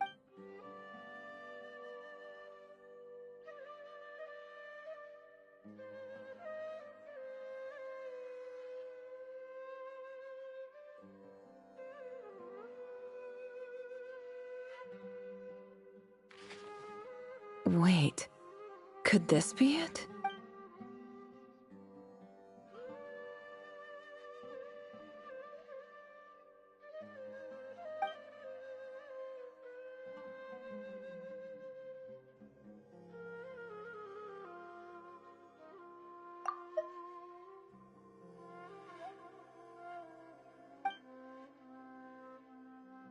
Greetings, Halil. My name is Sinuhe, chief of the Shimti tribe. I was the one who came to you and your colleague's aid when you ran into trouble in the Great Red Sand. I don't know how well you remember it now, but I brought you to safety and gave you some water and other supplies. You seemed very pleased and told me your name. In my tribe, learning a person's true name is serious business, and I therefore see you all as friends. You were kind enough to leave your contact details, so we could stay in touch. The Shimti tribe lives a harsh, nomadic existence in the desert. You were sympathetic towards my plight, promising to make me a special ambassador of the Academia and help us find a way to make a better living. This brings me to my reason for writing. Our tribe has fallen on particularly hard times, and I would like to ask for your assistance. There was a terrible sandstorm a few days ago, which blocked up the well in our land. To ensure my people's survival, I had no choice but to venture into Iyab and Unut territory in search of an alternate water source. The Iyab and Unut are descended from the Thamudians, while we trace our ancestry to Tulatala. We worship the Lord of Flowers and have had relatively good relations with our fellow tribes up until now. I found a well belonging to the Iyab tribe. They declined to help us, but I really had no other option, so I took some water to keep me and my tribe alive. My actions are certain to incur their wrath. When we met, you assured me that you would be my ally in the Academia. I would like to take you up on that offer, because I really need your help. I wonder if you could send an Academia representative to meet with me. That aside, the last time you were here, you mentioned that the Academia had started accepting students from the desert, and I told you a little about my daughter, Nefer. We have next to no resources here in the desert, and my power and influence are limited. Would you consider enrolling my daughter at the Academia? She is a smart girl. I know she won't disappoint you. From the outset, the Academia never took you seriously. Those things they promised were just empty words. I doubt they even remember the name Sinuhe. And you were so emphatic that your luck had finally changed for the better. You swore you'd lead us to a better place one day. You spoke with such conviction, like you were the most powerful chief in the whole desert. You liar. You lied about everything. You promised the world and delivered on none of it. And who fell for it? Just me, by the looks of it. Despite your best efforts. Which makes you a pathetic liar. You weren't even any good at it. I think I'll take over from here. Let me show you how it's done.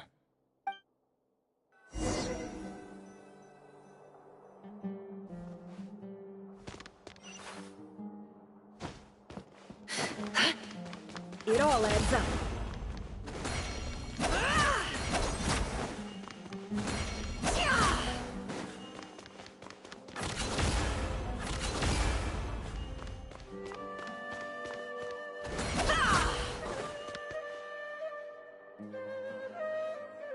I just came to say goodbye.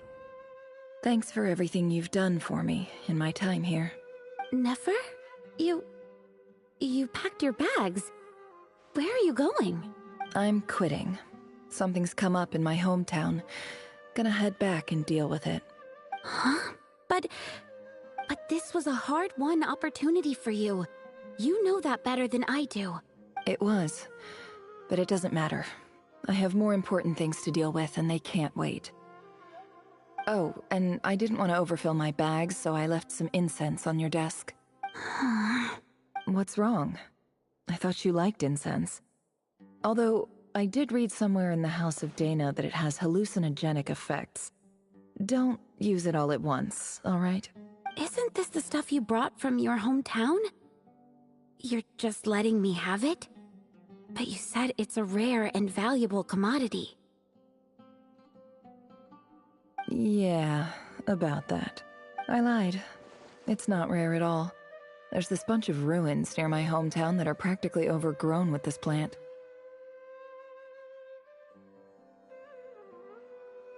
It's not worth much. Keep it, it's fine.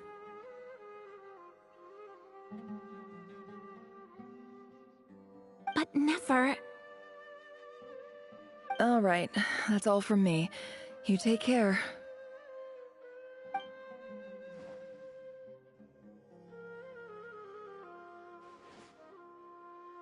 Don't forget me, okay? I mean, we're more than just classmates, right? We're friends. Yeah, I'll remember you. I lied again.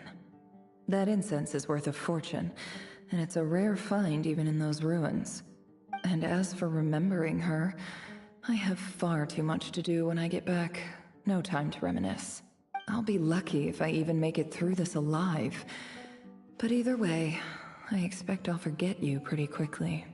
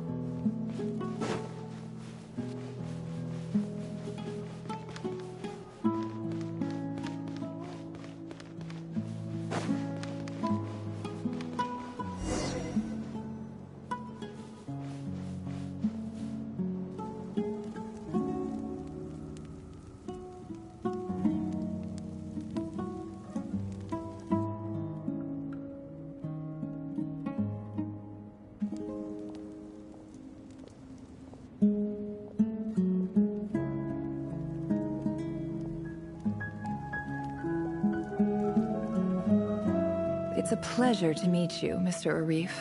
So, what does the Academia want? Since they've sent their special ambassador, I assume there's a big business deal to be made. If not, I'd be very disappointed. Please, sir, lower your blade. You're lucky I'm the one they sent. Not all special ambassadors share my admiration for the Iab people. The ever-shifting balance of power in the desert reduced the once great civilizations of this region to rubble and sand. But the story of the Iab has a very different trajectory. Others grew weak, but you grew strong, beginning in obscurity and moving to prosperity. You're the only ones who defied the trend. Huh. So, you do know who you're dealing with? This well is the perfect symbol of your strength, is it not? It used to belong to the Unut, but it looks like you have control over it now. You're not wrong. But I'm sure you didn't come all this way just to flatter us. Of course not. I came to bring you some very good news. Some information that recently came to light, which might just be your ticket to freedom. Records uncovered by the Vahumana Darshan show that a certain well currently under Eab control is built on top of some ancient ruins. These ruins are of great archaeological interest to the Academia. I checked the map carefully on my way over here, and I'm confident that this is the well in question. The Academia is offering 50 million mora in return for excavation rights. 50 million? No, wait. If these ruins are as important as you say, 50 million's a little low, don't you think? Don't get greedy, Eab. We know far more than you think. We know that you seized this well by force. Wasn't that the first step in your rise to power? To drive away the Unut and steal their water supply? So what if it was?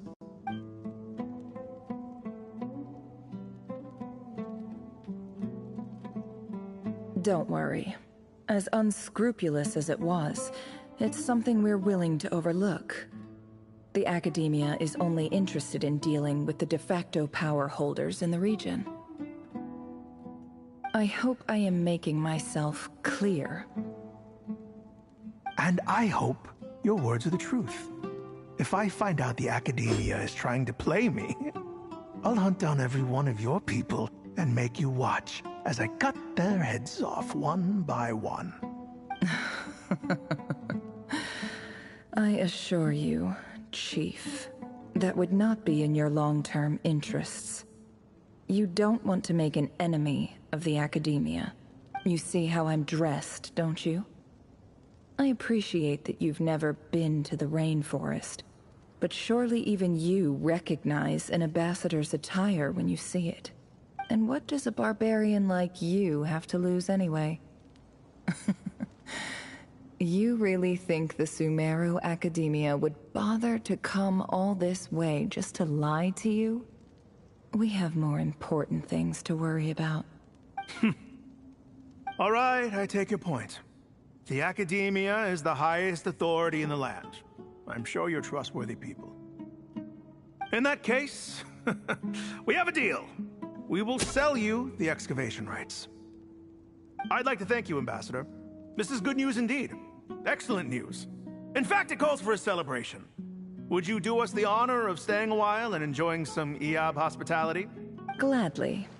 I am partial to wine myself, and I trust you are as well. So let's indulge in a few drinks together, in celebration of this momentous occasion.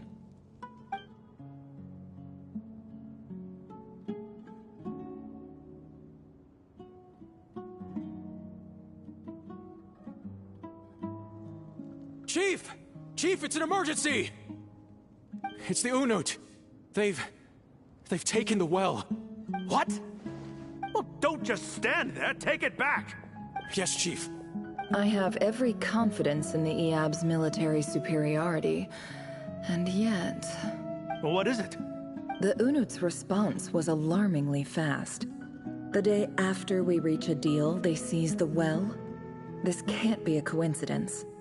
Perhaps there is a traitor in your midst. I don't think so.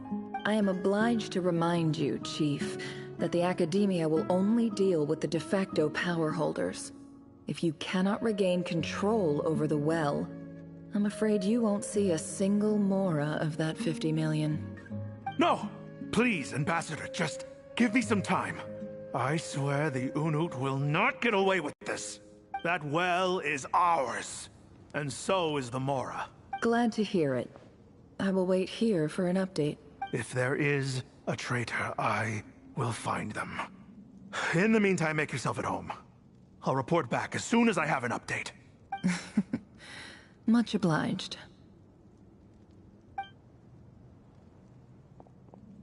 Wow. All it took was a few words and I've got him wrapped around my finger. What an amazing feeling. So, in summary, Ambassador, the Academia would rather negotiate with our tribe instead of the Eab, yes? The Eab are ruthless murderers who don't listen to reason. And now they have the gall to interfere in our research projects in the desert region. So let me ask you, Chief. If you were the Academia, what would you do? Kill them all. Of course. Precisely. The Academia does not tolerate those who stand in our way. The EAB have held back our academic pursuits for too long, and our patience is wearing thin. At the same time, there is simply no way that the Academia can be seen to be intervening in desert affairs. I'm sure you understand where I'm coming from. We have our own rules out here. If the rainforest dwellers raised arms against a desert tribe, it'd start a bloody war. Right. We can't confront them ourselves, but we can support their enemies. The Unut have always had strained relations with the EAB, which makes you our natural allies. Natural allies. Weren't the EAB your allies once? You were quick to send them after us to protect your interests back when we stole that water. And now look at you. You're at each other's throats. Let me be clear. The Academia wishes to collaborate with the legally recognized rulers of the desert in this matter. We are asking for excavation rights to that well, and our offer is 50 million mora. Say no more. I believe we have an understanding. Good. Then I suggest you get to work. Get us access to that well, and the mora's yours. You see, Dad? Lying is easy when you know how. People will believe anything.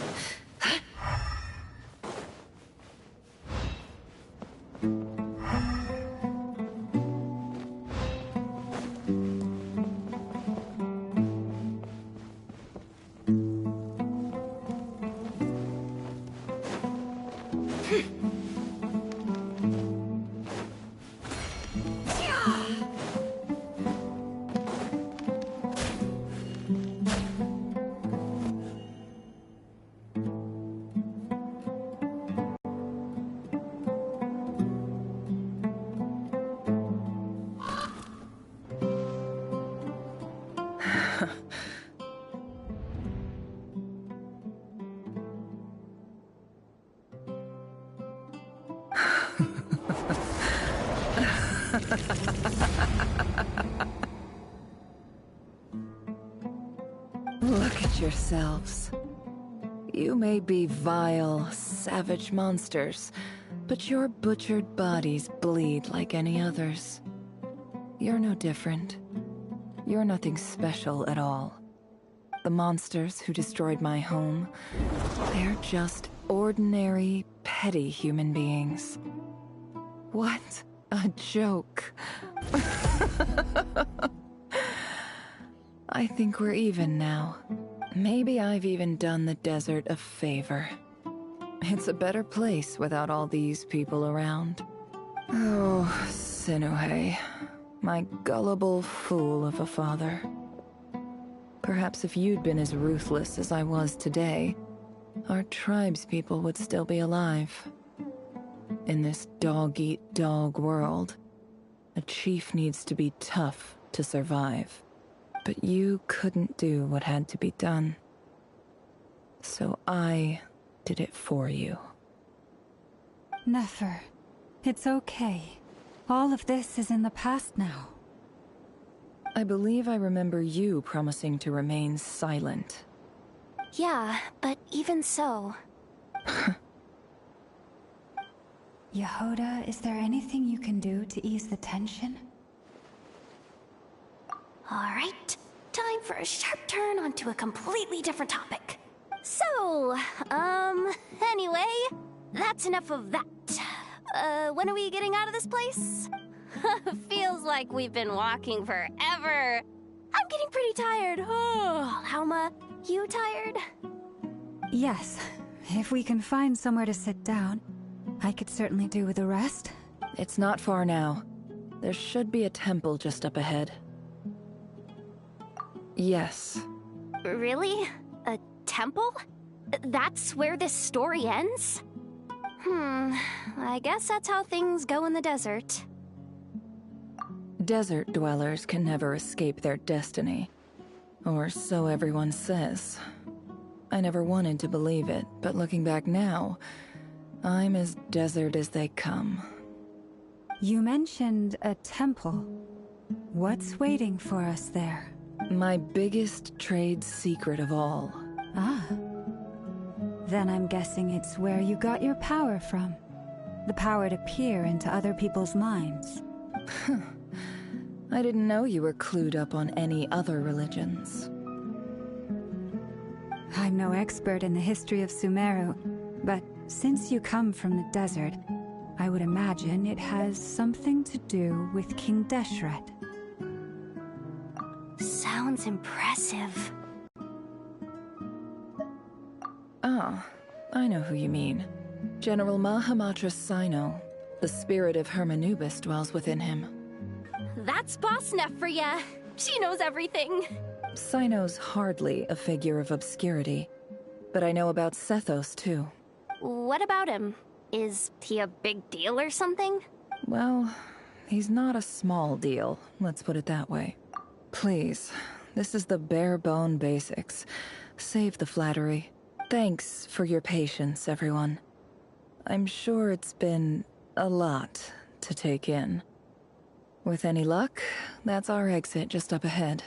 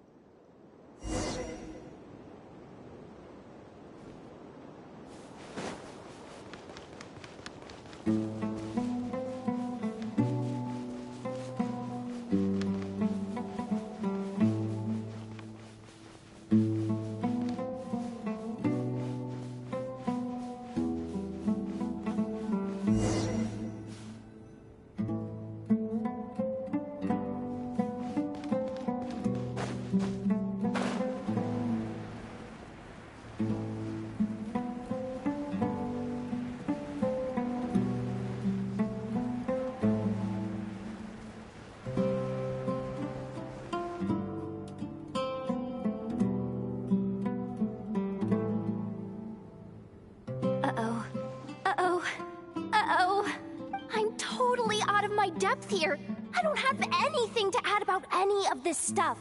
Like, look at that statue, for instance. I want to do the whole name-dropping, this girl knows her stuff thing too, but I've never seen anything like it before. A statue with the head of a bird. That's Thoth, the Ibis King, one of the 7 pillars of King Deshret. The legends say that he, the Crocodile King, and the Goat King were the 3 retainers of King Deshret. Let's take a look.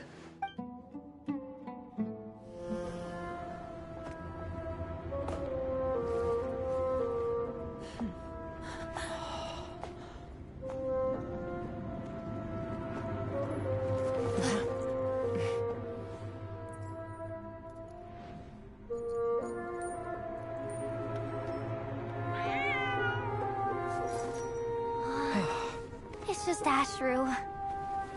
So, all is well?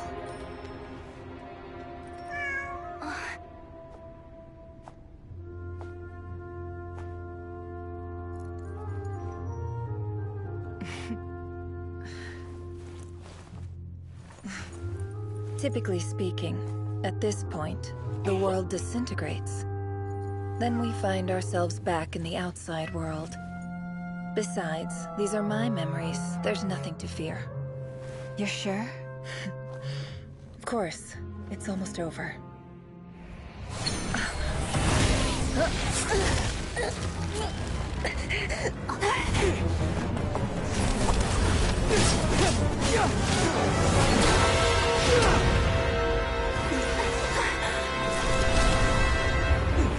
Never! Hey! Hold on!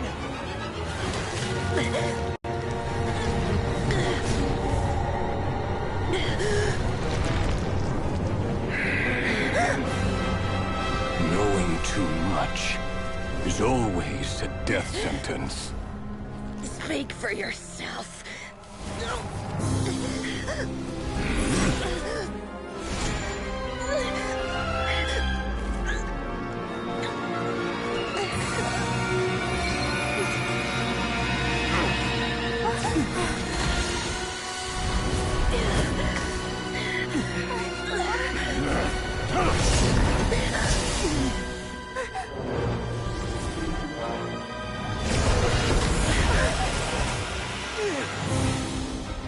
How repulsive.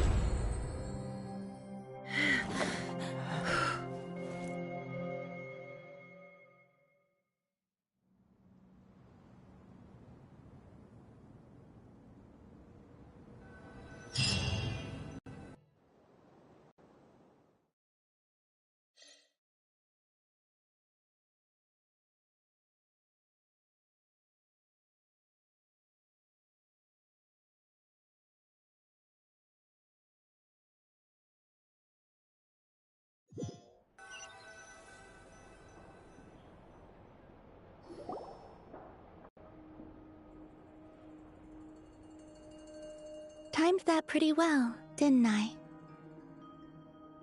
It's okay. I'm just glad no one was hurt. Paimon noticed you doing something too, Dainsleif. Were you helping get them out? Of course. When I asked Nefer to conduct this investigation, I was not naive to the dangers involved.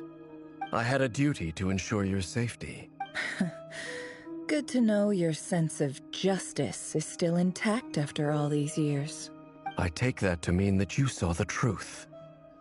That comes as a great relief. I certainly did. And thanks to your help, I also managed to trap Rerir inside the chess set. Whoa, really? How'd you manage that? Well, to be honest, I sensed that something was wrong long before we made it to the temple. By using this fragment to probe into Rerir's past, well, the monster formerly known as Rerir, it seems I alerted him. I was tracking him, then he caught on and started tracking me too. Can't say I'm surprised. But how did he track you through your thoughts alone? That shouldn't be possible. Rerir was a secret agent who reported directly to the Vinster King. He is an expert at finding a trail and hunting down his pursuers. No wonder. He infiltrated the chess set, read my thoughts, and built a new virtual chess set inside of it. That's why we weren't able to leave at first. Speaking of your chess set, it's quite a remarkable item. Would I be right in thinking you have some connection to King Deshret? You overestimate me. I only have a connection with one of his underlings, the Ibis King. You all saw how this came to be. A long time ago, the Iab massacred my tribe, the Shimti, in our home village. A few years later, I enrolled in the academia, where some new information came to light. The Unut and the Iab fought a bitter battle over the rights to a well, all for the sake of a non-existent 50 million mora. The Iab ultimately won that confrontation, but their victory came at the cost of almost every warrior in the tribe. The final blow to the Iab came at the victory feast, when an Unut assassin beheaded their chief right before my eyes. The remaining Iab fled and have been scattered to the winds ever since. Having gotten my revenge, I returned to my hometown, where to my surprise, the nearby temple was still standing. There it was, seemingly immune to the relentless hostility of the desert, while my tribal home lay in ruins.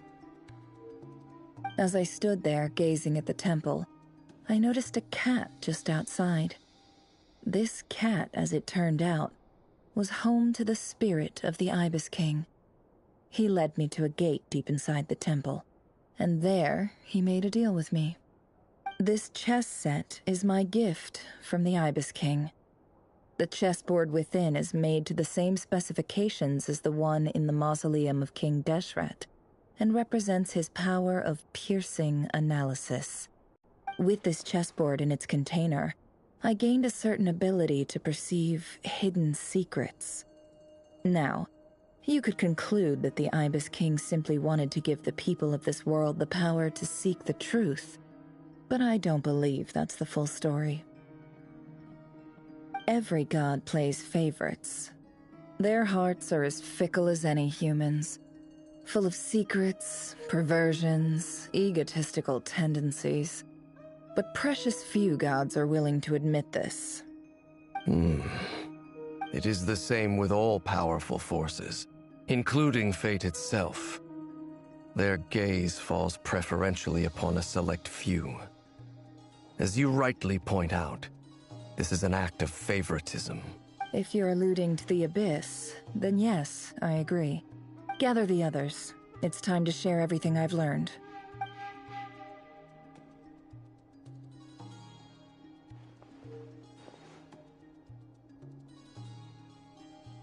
Thank you all for being here. As promised, I did some further investigating into the Raker of Solnari's background. I am pleased to report that the investigation has been most fruitful indeed. The Raker of Solnari, real name Rerir, was once a Conrian subject who served the Vinster King. I will now share the important details of his story. Please save any questions or comments for the end.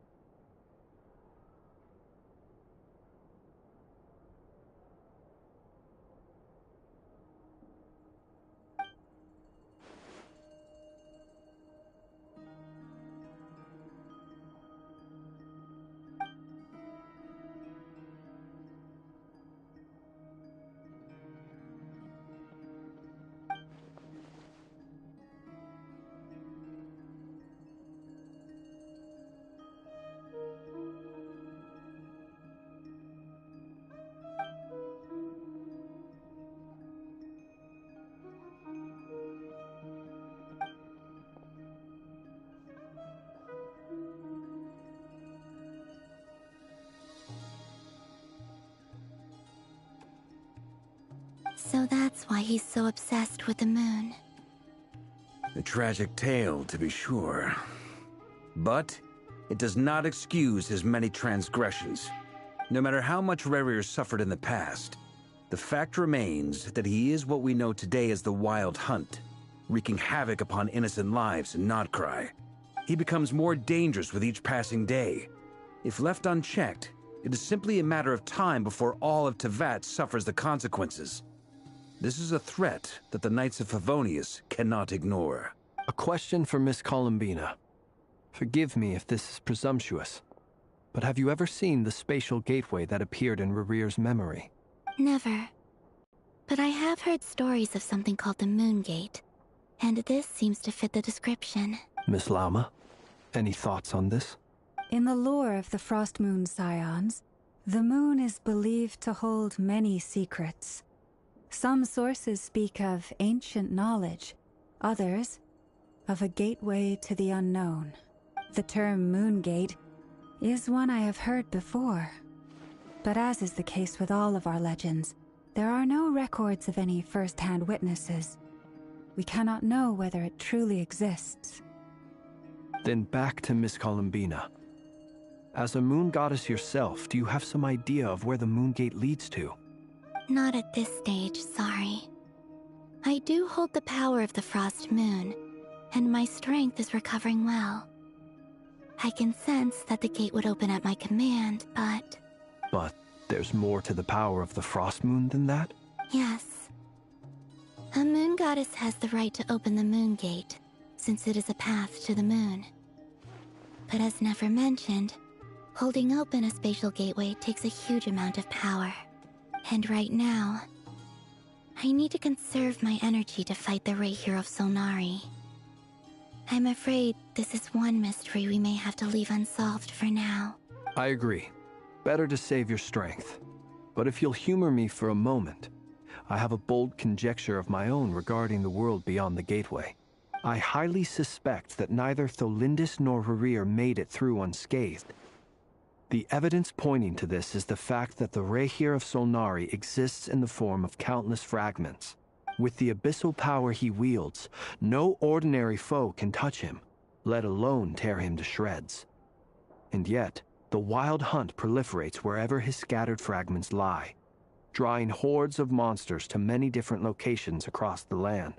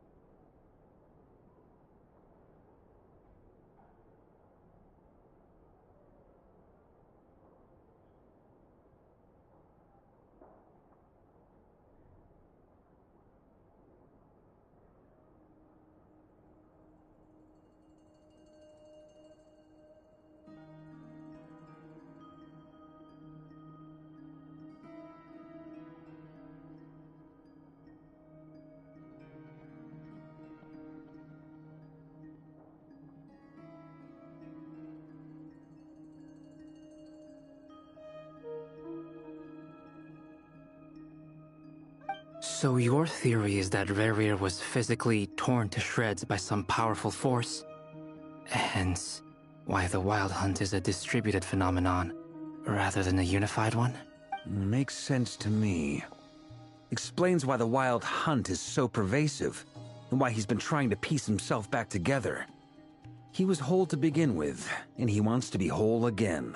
Without the power of the Abyss on his side, he almost certainly would have perished the moment he was torn apart. But the Abyss, much like a curse, has kept him alive. I could not agree more. The power of the Abyss is most surely a curse. It is a compelling explanation, and one that accords with my present understanding of Abyss creatures. Whether the life form in question is primitive or advanced, if a curse has extended its lifespan unnaturally, it will continue to survive in spite of everything. This raises some interesting questions. I will run some experiments and see if there is any validity to my suspicions. That being said, regardless of whether my research bears fruit, I would like to thank Miss Nefer for conducting such a thorough investigation. Already, it has greatly enriched my understanding of the entity we face. My pleasure, Mr. Albedo. I too hope that the information I have shared today proves useful as we look to formulate the next stage of our plan. Hey! What is it, Dainsleif? You look really upset! It's just... when I think of the man I once knew as Rarir, I struggle to understand why things had to turn out like this. The two of you used to be friends, didn't you? I don't know if these words will bring any comfort, but my heart goes out to you. Mine too.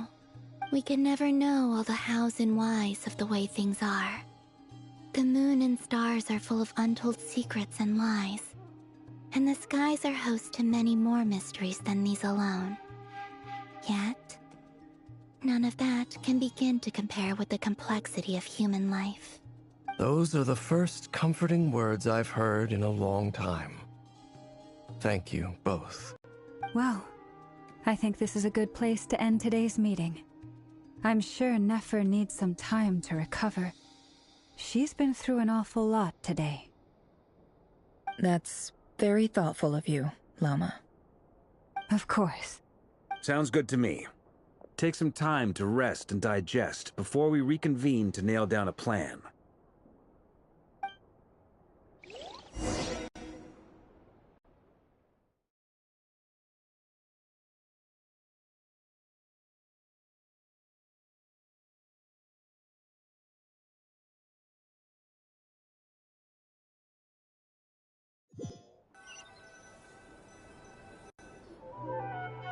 Hey, is this a bad time? Hope I didn't kill the conversation.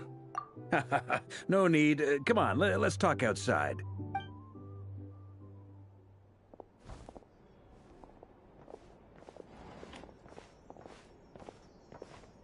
Anyway, Nefer went back to the curatorium to get some rest. But before she left, she shared some things with me that I thought you should be aware of. Firstly, although she managed to trap the Raker of Solnari inside her chess set, there's no guarantee that the power of the Ibis King is any match for one of the 5 sinners. Their powers are beyond our comprehension. It's only a matter of time before he finds a way to break out. We have to come up with a plan and take care of him before that happens. Honestly, my mom figured that might be the case. So, how long have we got? Well, I asked her that same question. She talked for a long time, but for the most part, it seemed like she was trying to convince me how precious her chess set is. What a long and storied history it has. It felt like some kind of sales pitch, you know? The kind where you end up handing over Mora against your will? Anyway, after all that, she finally answered the question. 2 days, at most.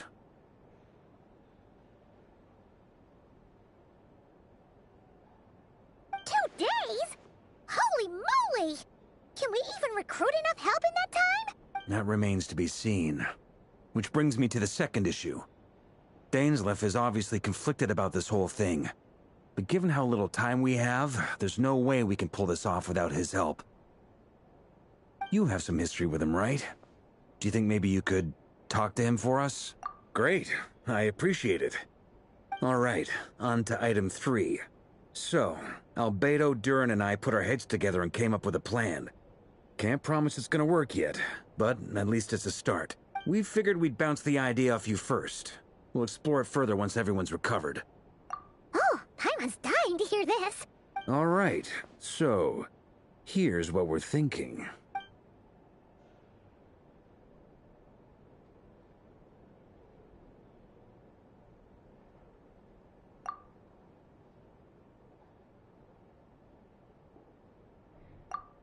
We felt a little uneasy about roping you into this. I mean, firstly, you're not locals, and secondly, none of us are your boss. You're well within your rights to refuse if you so choose. Roping us in? Why would you even say that? We know the stakes here.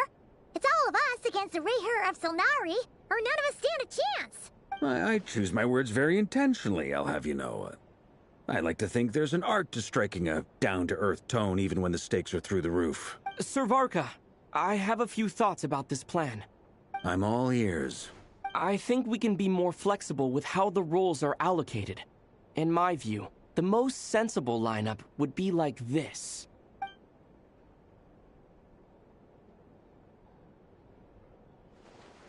I see your point, yeah.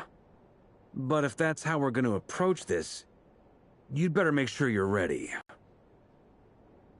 To be clear, I don't doubt your abilities. Far from it. I just want to make sure. Are you really willing to take all this on?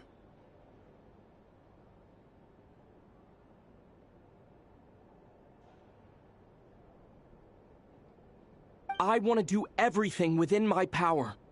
The Rahier of Solnari is a truly fearsome opponent, and if I do my part, it'll greatly reduce the risk for everyone else involved. Well, that tracks with what I've heard. Jean's mentioned in her letters that you're so diligent it's almost abnormal. As in, most people weigh up the risks and rewards in situations like this. But you seem to just march towards danger without a moment's hesitation. Of course, everyone appreciates a fearless pioneer. But all that aside, I'm the Grand Master of the Knights of Favonius, and you're our honorary knight. I want to make sure your courage doesn't come at the expense of your safety. Thank you, Sir Varka. I should be the one thanking you. It means a lot to have you on board. I'll give some serious thought to your suggestions.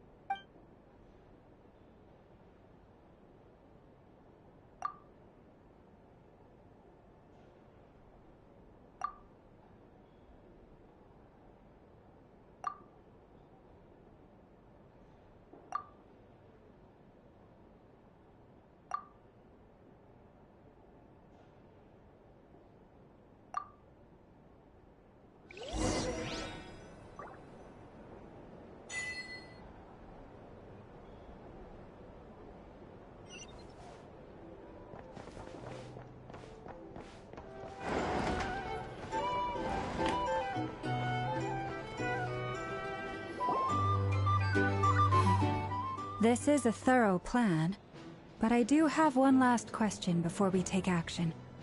How can we be sure that our enemy won't leave the designated area? Great question. Albedo's been hard at work analyzing Rarer and the Wild Hunt's behavioral patterns.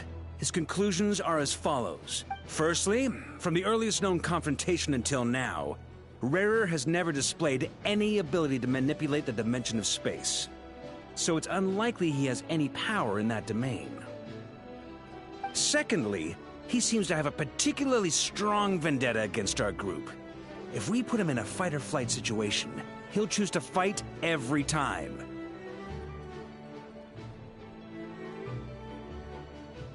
Thirdly, finally, and most importantly, he is consumed by hatred, both for the moon and for his enemies.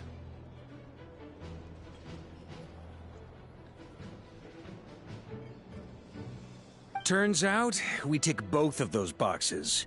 We have a reincarnated moon in our ranks, and a spy who accessed his private memories without permission. He'll be baying for blood, not looking to escape. As someone who's had their fair share of interactions with the Wild Hunt, those all seem like valid observations to me. Understood. Then I will defer to the verdict of the group. Well, everyone, that's the plan in full detail. Albedo and Durin are carrying out their part as we speak. Plan approved. Scheduling. Okay, any firepower you need, I got you covered. Let's light this baby up. The Frost Moon Scions are behind you as well. And the rest of you? No objections? All right, then it's settled. This is the plan we're going with. Next up, an old tradition of mine. Anyone who wants to back out, now's your chance. Wait, we can still back out of this? Everyone says things they regret, right? I don't want anyone feeling trapped because their mouth said yes before their brain had time to think things through. A very people-first approach. I hear that's common practice in the Knights of Favonius. Heh. Who'd you hear it from? D-Luke? Shh. We don't use people's real names at work. This contact will be known only as Owl, please and thank you. This plan can only work if everyone does their part. Flint's and I will absolutely support it. We shall indeed. You'll be glad you accepted our help. Also, you are the last person I expected to see here, Miss Dory. It's not often I get called Dory in a work context. My peers usually call me Lord Sangamabe. So, the longer your name, the higher your net worth. Is that the idea here? In that case, Mr. Flint's here must be worth a fortune. That's right, I know your full name. It's... The walls are thin here. I'd appreciate you keeping that a secret. Okay, fine. I'm actually only here as a favor for someone else. Do you have any idea how much it would cost to hire me otherwise? Oh, does this mean someone out there actually has the power to boss Dory around? It most certainly does not. We have a long-standing and mutually beneficial business partnership. She's actually the mom of a friend of yours. Said mom supplied me with a great little trinket, but now that lady's ruined everything. If I don't start building a little goodwill now, my whole business in Notcry is gonna go down the drain! Okay. So what exactly is so special about this pendant? It's a lucky charm that a great mage made for me. We have a business relationship, and she was worried that something bad might happen to me. So, she wanted me to have something that can store power to protect myself with. I finally got it all fully charged up with Kovaki, and then Nefer went and used it all up at once! Never lost so big in my life! You're right. It was all my fault. I didn't mean to drain all the Kuvaki in the pendant, but I'll make it up to you. You will? Well, in that case, how about you give me your chess set? And we call it even. I knew you'd say that. Well, it's yours if you want it. In fact, take it now, and I'll even throw in a free Raker of Solnari. Deal? You're putting me in a difficult position here. It's a very useful thing to have around. But I have a funny feeling it won't be around much longer. I guess we'll see in a couple of days. Looks like bankruptcy for me. Hey, don't be so pessimistic. See this through and you never know. You might find a new business opportunity on the other side.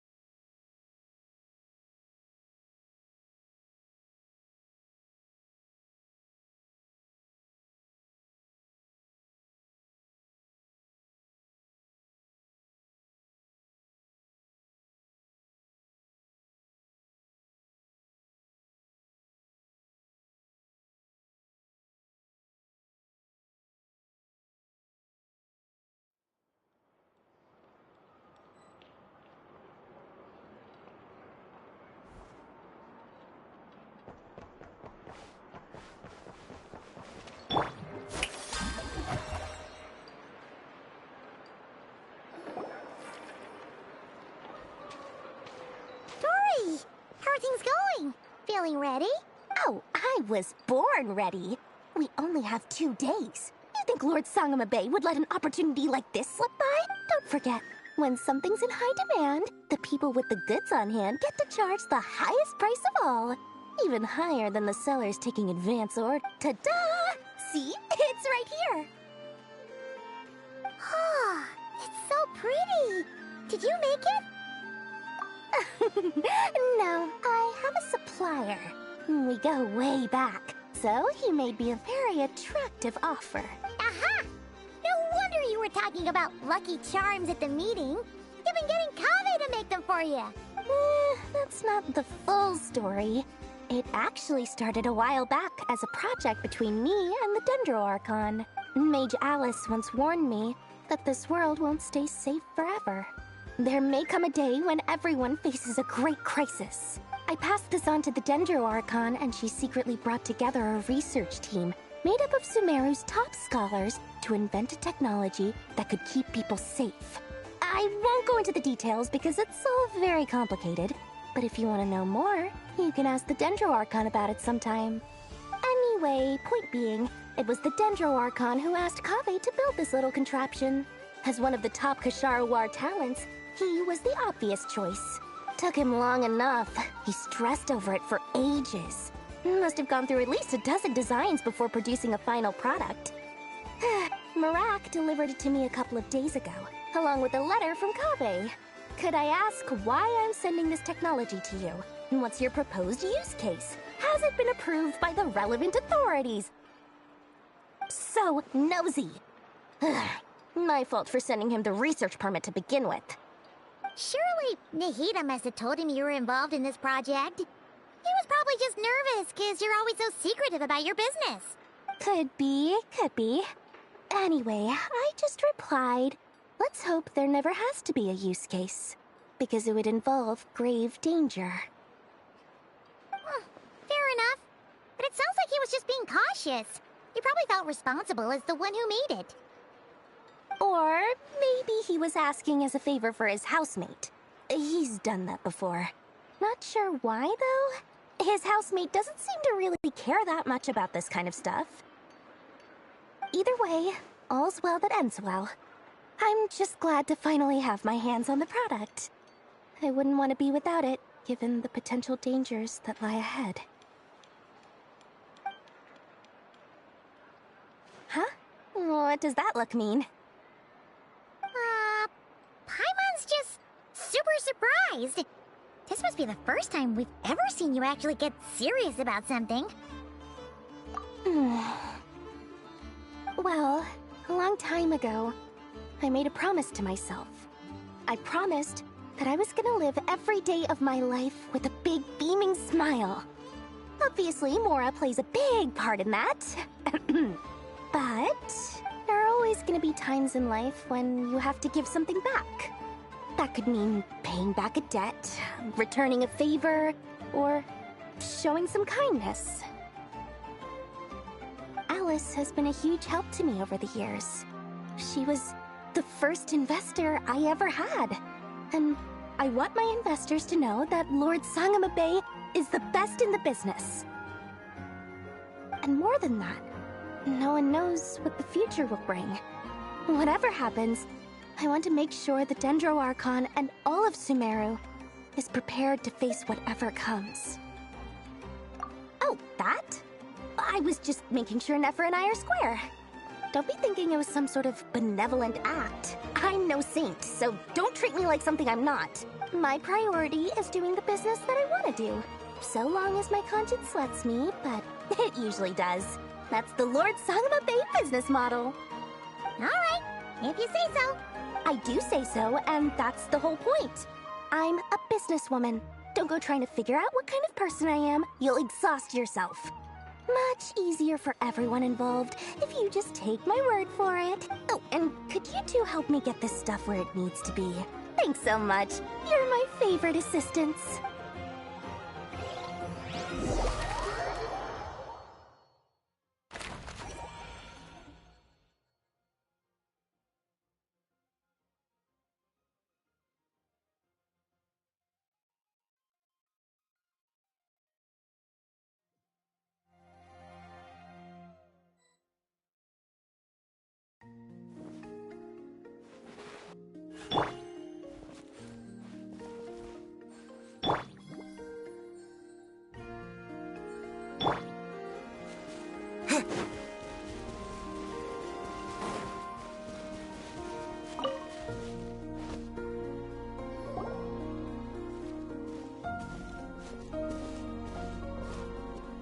Traveler, Paimon, it's good to see you.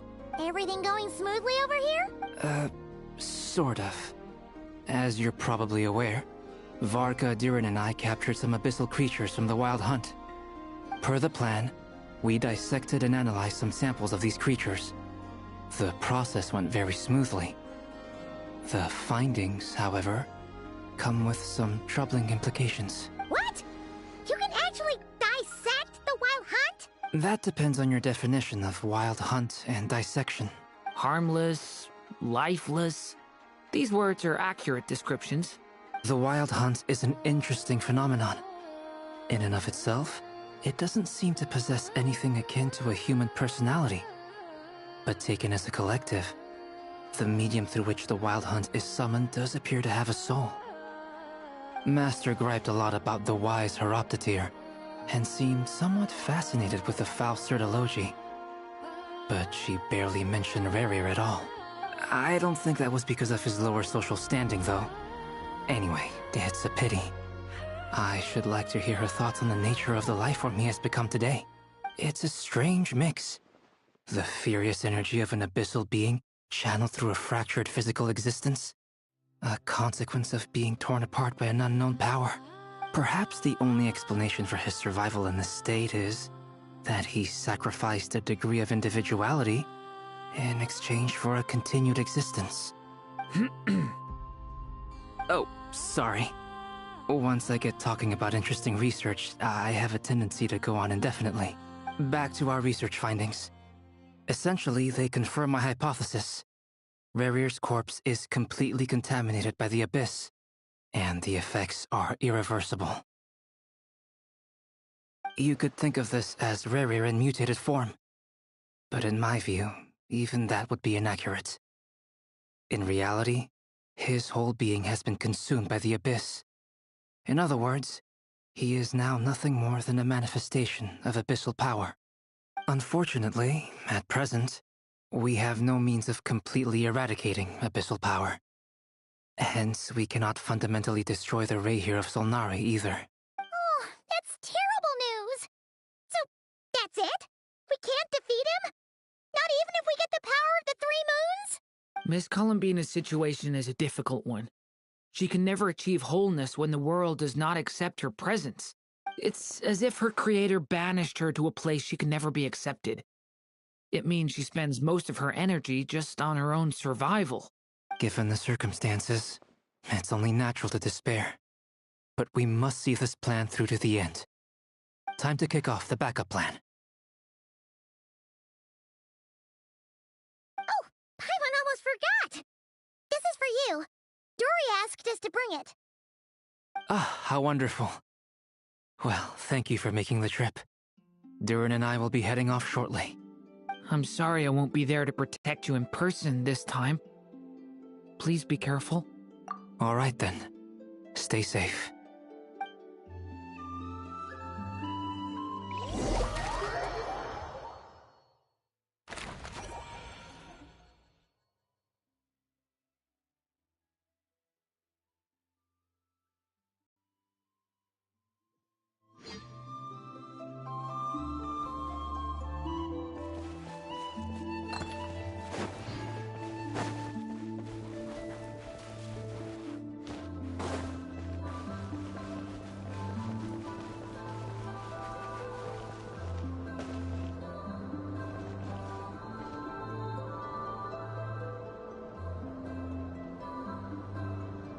Miss Lauma, is everyone here?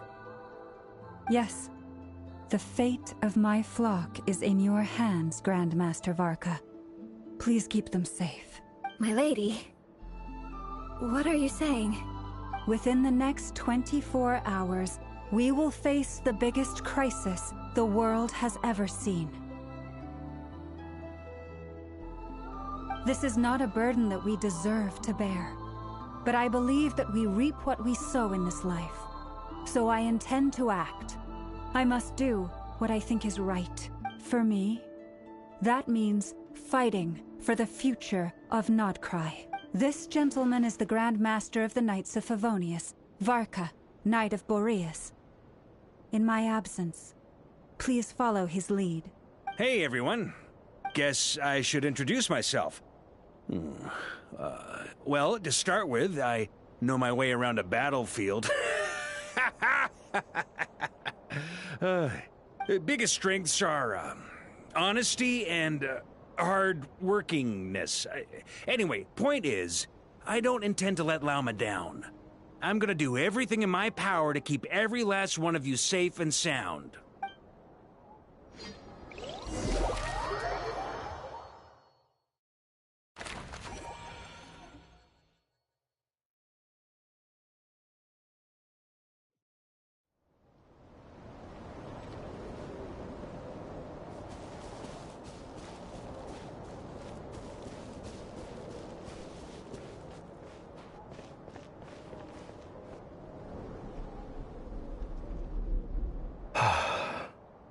Something on your mind? Miss Columbina, was it? I believe that's how the others addressed you. That's right.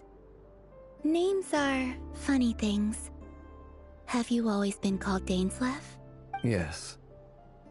I take it your own name has a more complicated history. I have a different relationship with names than other people. To be honest, I'm not even sure that Columbina is my name. At least, not in the same way that Dainsleif is yours. But it's what everyone calls me, and I go along with it. A lot of my life has been that way. I get so used to things that I forget to question why they are so. I never used to think much about where names come from, or what they mean to people. Maybe something's wrong with me. You're different from other people. I sensed it the first time we met. You're more perceptive than most. I'm sure your long life and rich range of experience explains that. Do you ever find yourself missing Conria, Mr. Dainsleif? Difficult to answer. I have dreamed of the past many, many times. Sometimes I'm fighting tooth and nail. Other times I'm lying on the ground, defeated. I don't recall any happy moments from that time. It has been too long. Is that because hatred survives longer than love and affection? That would not be for me to say. I make no excuses for the grudges I bear. But whatever the reason, I remember little that was beautiful or sentimental. Thank you for your help with the Rerir situation. Without your efforts, I never could have learned the hidden truth of his story. You're welcome. I know he's your friend. Friend? He betrayed me. And I never really understood what he was going through in life. Some friendship, that is. Okay. So, do you plan to fight him with us? You see, you're torn. Now you know what really happened. You see the things he's done in a new light. I need some time. Of course. I completely understand. Anyone else in your position would feel conflicted too. Actually, I went through something similar myself recently. Something happened that changed my perspective on a situation. A situation I took for granted at the time, but now I feel very grateful for it. You mean the Harbingers who still support you, even though you've left the Fatui? Yes. I always thought they were only helping me because Harbingers are forced to work together. But then I abandoned them. A warrant was even put out for my arrest.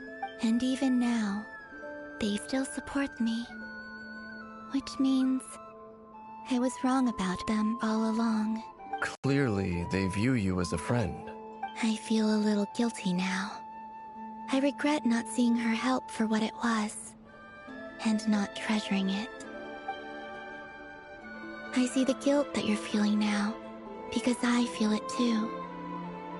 Hopefully, talking about it will do us both some good. Have you noticed that the Traveler and Paimon are over there? I think they've been listening. Huh. Shall we say hello? Sure. Hello. Ah! They caught us!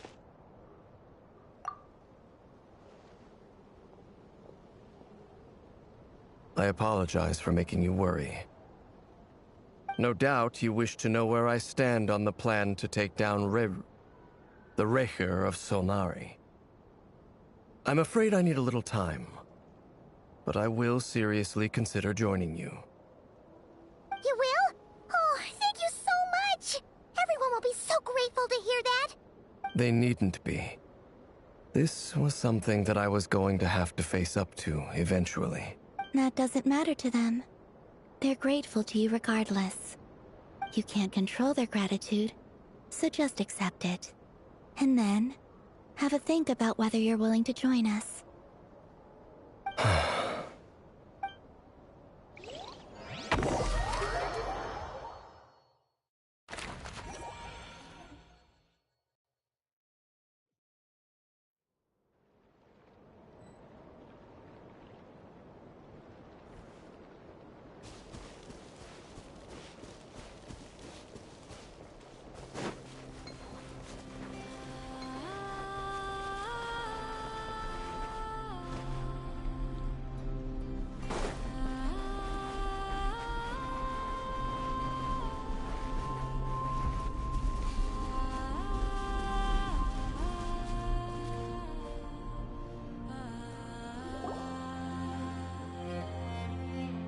Ah, you're earlier than I expected.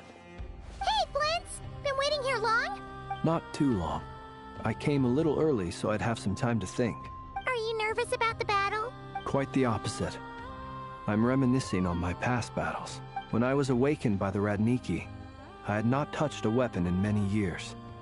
I felt like the battlefield was not where I belonged. But after waging war against the Wild Hunt for so long, I came to realize something. A life of absolute peace is simply not a possibility for me. My restless flame indicates that somewhere inside of me, there is a deep yearning to root out the evil in this world. Oh, that doesn't sound like such a bad thing. Well, in the past, when I was a Fae whose primary concern was hibernation, it was hardly ideal. But it certainly serves me well here in the present.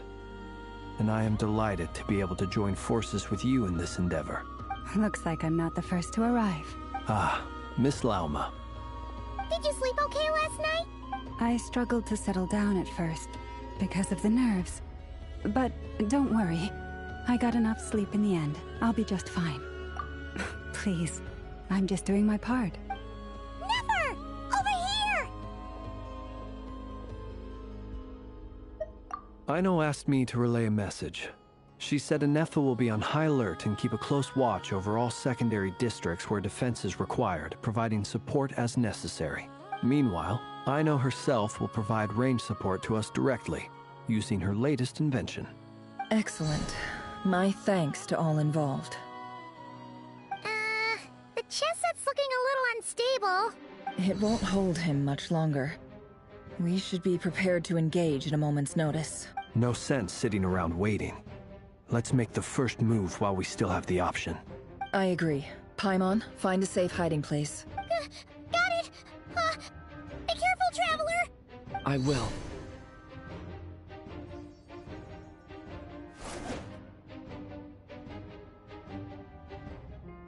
Everyone, take your positions as soon as the battle starts. Every ounce of strength we have in our bones, let us bring to this fight. Ready? Let's go.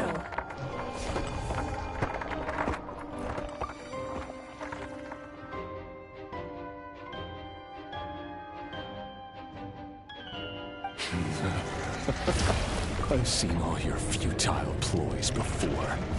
You have become the authors of your own demise. I wouldn't be so sure about that. You are merely a moment of sport before I tear down the moon.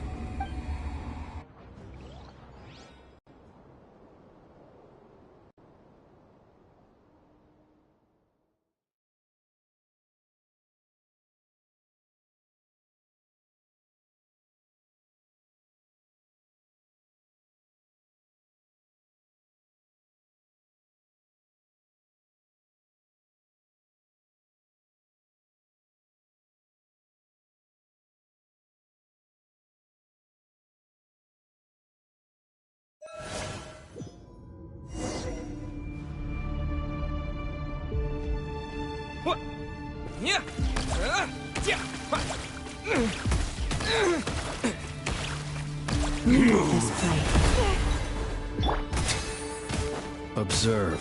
Close your eyes. Be silent. The moonlight. Futile hunt. Stay your hand. No more lies. It all adds up.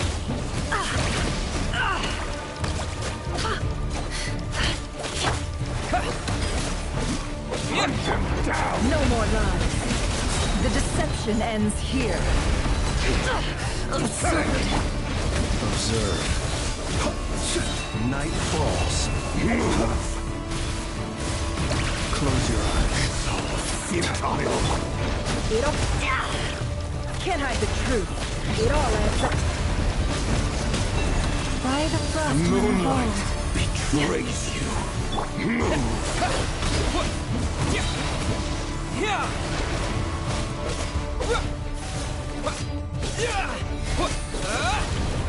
The moonlight betrays you. Be silent. Hunt him down. No more lies. It all adds up.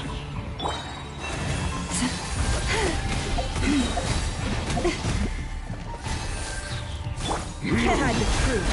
The mystery unravels. Pathetic! Close your eyes. Observe. To dust. Be silent. For the everlasting forest.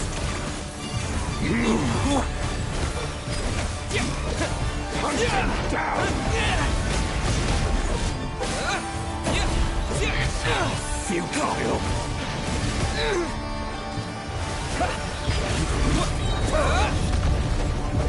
It began with the moon, and so shall it. The moon will protect you.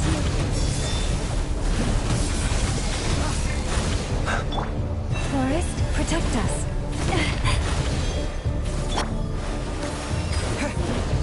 Close your eyes. Do you see now? Be silent. It all. From here, when will it be as you foretold? The moonlight betrays you. Observe. Be silent. Are you quite finished? You're not welcome here. It all ends up. No more lies. Seek within. You poor lost lamb. Wipe out!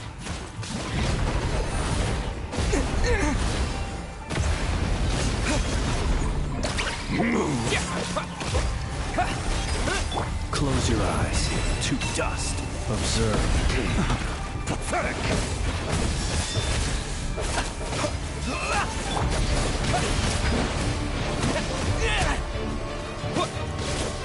Can't hide the truth. No more lies. Futile! Leave this place. With one heart, we pray. Pathetic!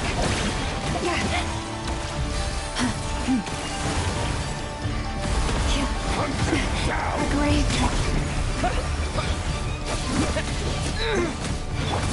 It all adds up. The mystery unravels. No more lies. The moonlight betrays you. Go! Be silent. To dust. By the frost moon of old. Lush as the moon.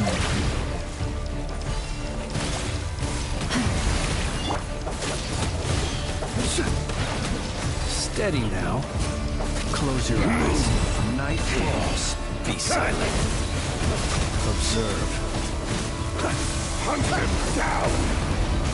Close your eyes. It's all futile. Observe. Close your eyes. Hunt them down!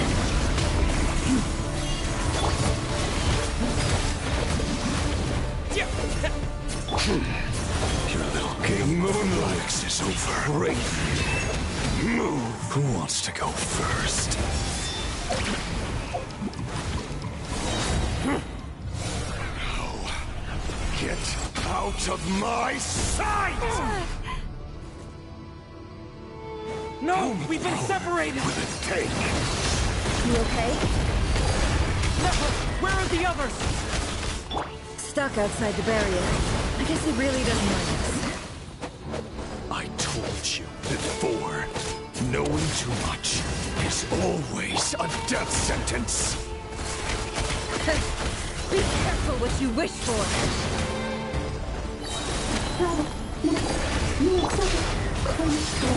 Lama! Can you hear me? Hold on, where? Silence. The voices are gone. Run. You're still there. I need to focus.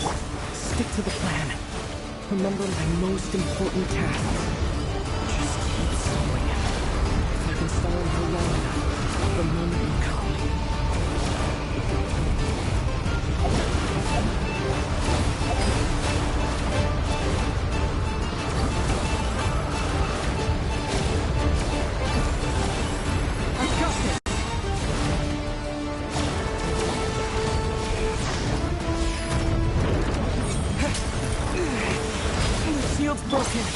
I can't keep this up!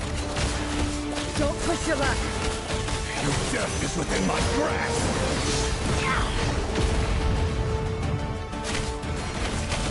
Can't hide it! Go! Wipe out!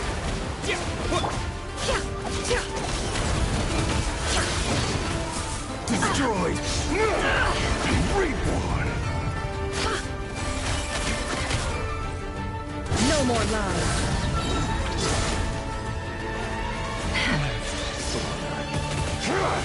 The deception ends here. Can't hide it. Destroyed! Reborn! It all adds up.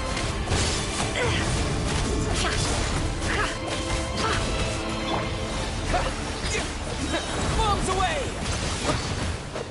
Can't hide the truth.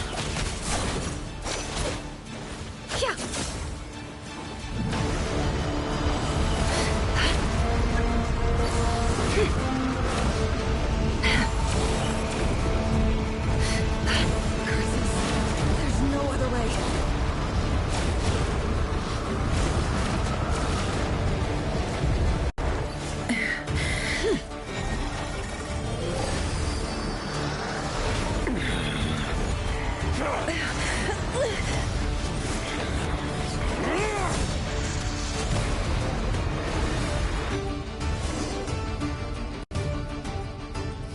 The only way to defeat Rarer is to borrow his own power. That means Columbina will have to disappear while you two bear the brunt of his attacks. You have to hold on. Find a way to keep him focused on killing the two of you.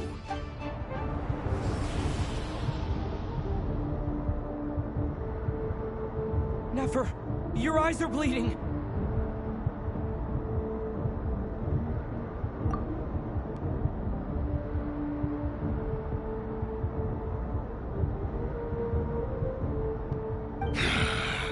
Soon you will be powerless to resist.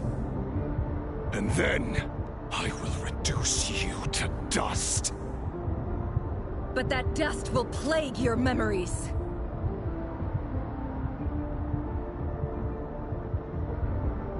Come on, keep holding on. Any other tricks up your sleeve? Let's see them. As entertaining as they are. You've backed yourself into a corner. You don't fool me. I see your fear clear as day. I have to stoke his rage. Make him unleash everything. You fear what you could never defeat. You fear the thought of never being able to save your beloved. You cannot win the fight against fate, Rarir. Is that what you think? Well, now it's your turn to feel afraid!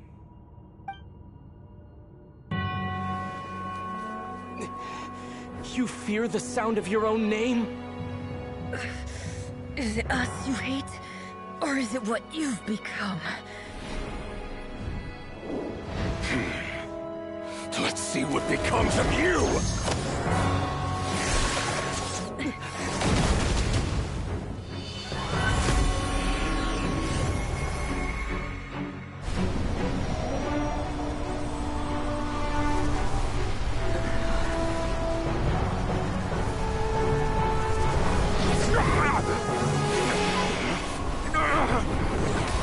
What's happening? That power. I've seen it before.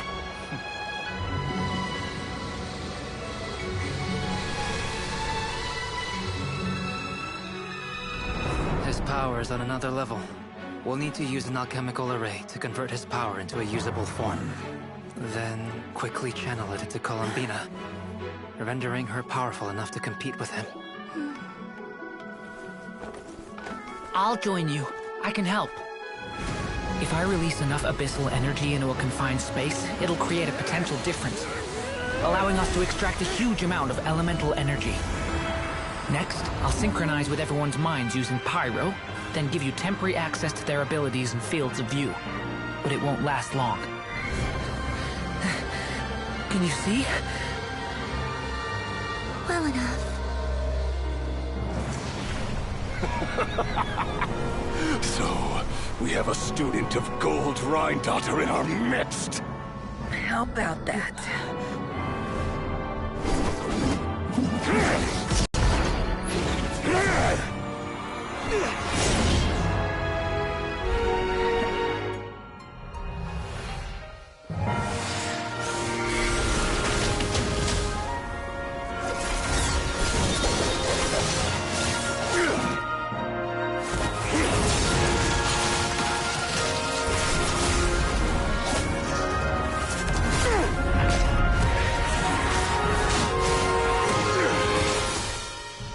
You use my own power against me? Just like how you stole Kuvaki. Look familiar?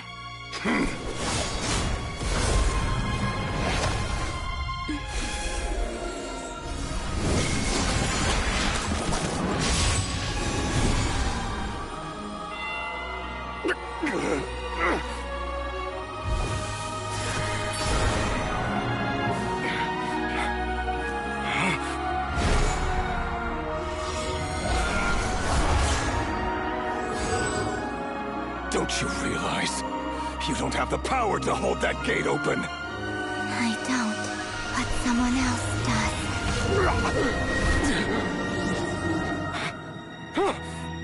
Goodbye, Rerir.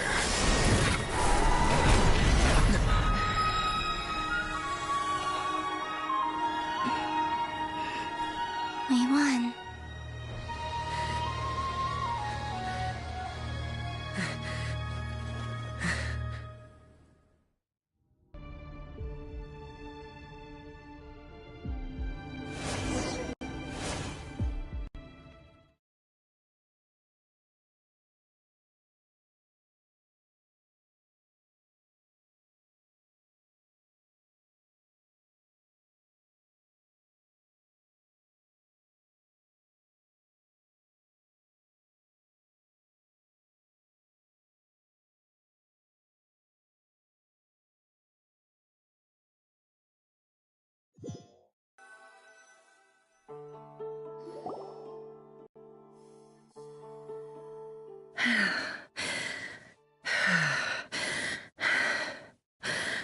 Nefer, how are your eyes? They're fine. Apart from the blindness, of course. It's not too late. Let me handle it.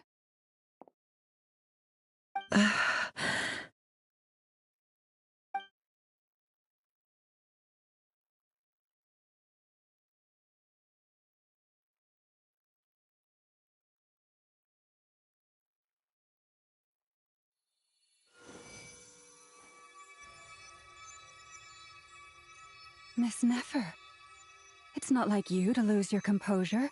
That was the most reckless thing I've ever seen you do. Reckless how? The situation was critical. Our lives were at stake. We had to do something. Even so. Okay. I guess you're right. Under the circumstances, it was a wise decision. You traded your eyes for an incredible victory. In business terms, I suppose that's a huge return on investment. I'd be hard-pressed to argue otherwise. Still, I don't like this outcome, and I don't want you to lose your sight for good. People suffer when they make sacrifices they shouldn't have to make. Whether that means faith, strength, or in this case, your ability to evens. I had hoped you could win without sacrificing so much as a single hair on your head. Thank you. Really. All done. Don't try and open your eyes just yet. We'll see how you're doing in a couple of days. Until then, please follow your recovery plan to the letter. I'll send full details through Yehoda. For now, just get yourself home, relax, and my dear friends, we have fought bravely and achieved a spectacular victory. A dark cloud has been lifted from the skies of Nodcry. All in this land will be grateful for what you have done. The moon will remember this day. Thank you both.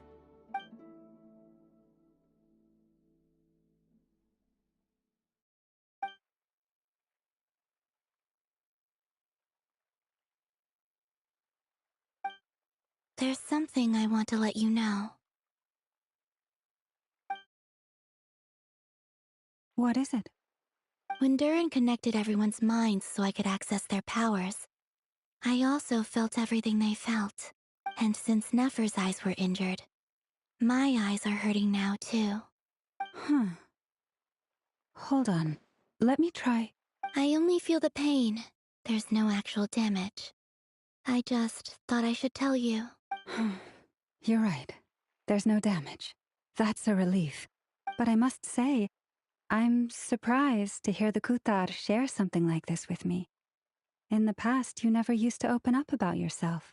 Things are a little different now from how they were. I'm learning to share how I truly feel with my friends. Friends? You have no idea how glad I am to hear that.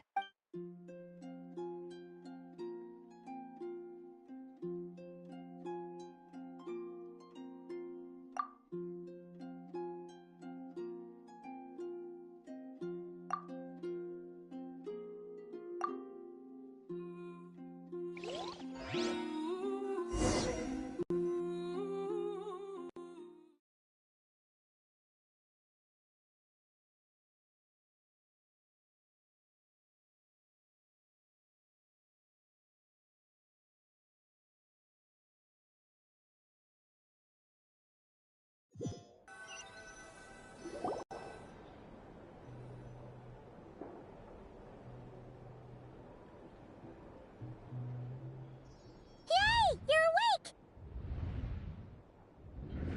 How are you feeling? Any aches and pains? Did you sleep well? I'm doing all right, Paimon. No need to worry about me. Phew! Well, that's good. Paimon's been sitting on the edge of the bed worrying about you for ages. You slept a whole day and night. Poor Paimon had to eat all by her lonesome. Glad to hear you didn't starve. How was the food? Well, it wasn't the same without you there to share it. Honestly, Paimon just can't relax when you're not your usual self. She couldn't enjoy the food and settle down to sleep. Well, I'm back to normal now. Oh yeah, and Albedo swung by earlier. He said to tell you to head to the tavern when you woke up. Barker and the others are organizing a victory feast and they want to celebrate with you. He also dropped off some medical supplies, but you seem fit as a fiddle, so guess you won't be needing those. If you're feeling up to it, let's head over now. Wouldn't want to keep them waiting.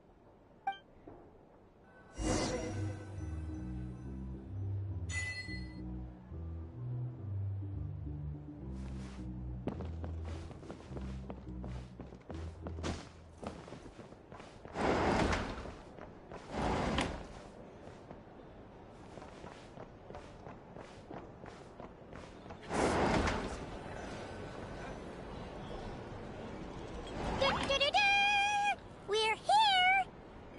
Traveler and Paimon! Perfect timing! We were literally just saying how there's no way we're holding this victory feast without you any longer, and we would have postponed it till tomorrow. How are you feeling today? Much better. Thanks. Don't worry about me. Relieved to hear it. If that changes, just let me know. Happy to check you over at any time. Yep, we're here for you. Anything you need, just let us know. Oh wait, where's Nefer? How are her eyes doing? Nefer's right over there. I'm sure she'd love to catch up with you. Here to sign up with the Fatui. Make sure your paperwork is all in order. We're here! Traveler and Paimon! Perfect! How are you feeling today? Much better.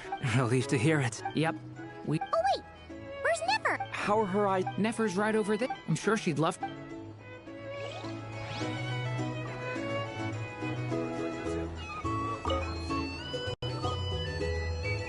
Hello, you. Recovered from the battle?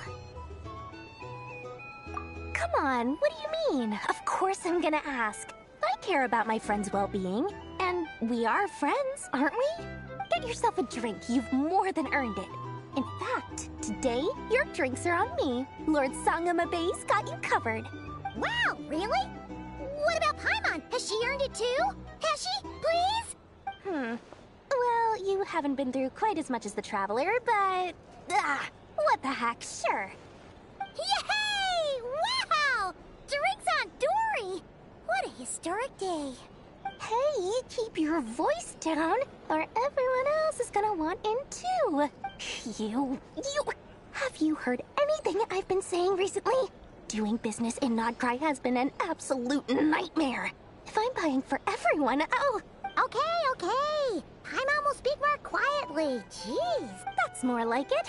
Don't you forget. Lord Songama Bay doesn't just go around buying drinks for anyone and everyone.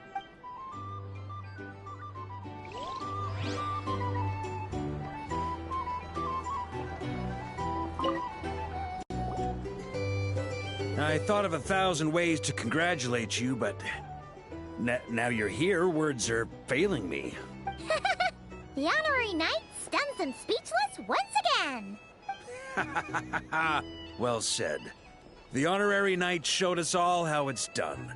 The other knights told me that Mondstadt was the first stop on your journey. All of us are truly delighted to count you as our friend. I'd like to thank you for supporting the Knights of Favonius, and also for helping us save Nodcry. Nonsense! Of course I'm gonna mention it. This is more than just business. It's a relationship. And there can be no relationship without showing gratitude where it's due.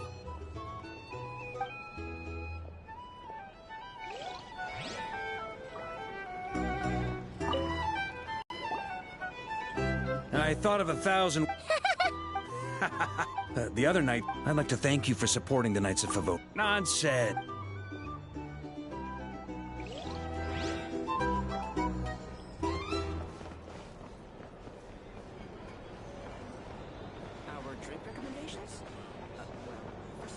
Here to sign up with the Fatui. Make sure your paperwork is all in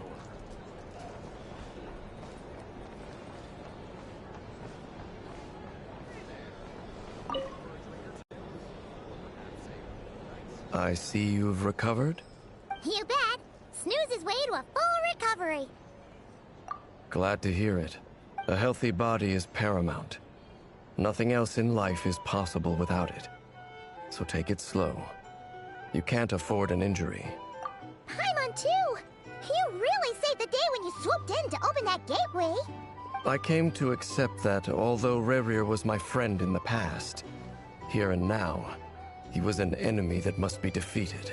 Though I will never fully understand what happened between us, I could not let this crisis deepen any further. We fought a very necessary battle, and you played your part admirably. Yeah! And if you ever need to talk, just remember, we're always here. I'll do that.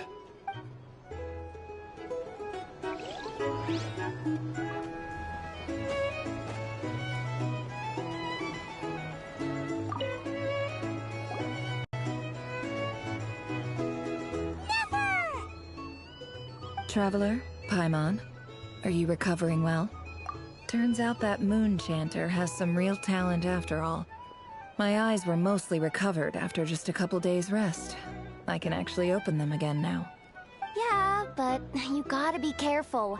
Lauma says not to strain your eyes while they're still healing. Yes, thank you. I'm well aware. Yehoda, could I borrow you for a moment? I could do with an extra pair of hands. Oh, sure. Coming. Did you hear that? I gotta go help Lauma for a second. You guys chat among yourselves. I'll grab us some drinks on the way back. Paimon, you still like 'em sweet? You bet! Make it extra sweet, because Paimon's earned it! Sure thing!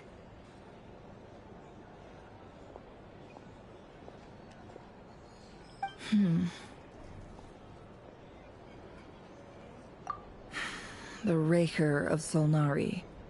Kind of a snake, don't you think? No, definitely a snake. A poisonous one who spewed his venomous hatred everywhere. Anyone who seeks revenge out of hatred for other people has become a snake. That's something my dad used to say. Perhaps. I'm sure it sounds like a very wise and open-hearted perspective to your ears. But me? I think hatred is a perfectly justifiable emotion. What else is left when everything you depended on in life gets stripped away? Something's gotta fuel that drive to keep on living. If you're worried about me, you can nip that in the bud. I'm not someone who gets stuck in the past. It's just... I suddenly feel like I was wrong to call my father a liar. He was just a fool. That's why the Academia turned their back on him, and why the other tribes ganged up on him. Oh, Father. How much better things could have been if you were a skilled liar. Look at the Ibis King. Thoth is a fiendishly cunning liar. And yet, strangely, he feels more like a father to me than my real dad ever was. He's never brought it up, but I'd bet he feels the same way. Why else would he give me the power to perceive the truth, while at the same time training me in the art of deception? Well, King Deshret banished him to Aru, which is essentially a prison, and posed 3 questions to him. He promised that he'd have his freedom if he could find the answers. His response was to take on a physical form and approach me, hoping that I could become his envoy and search for one of the answers on his behalf. Did he really think I'd fall for that? He's stuck there. He can't make me return what he gave to me.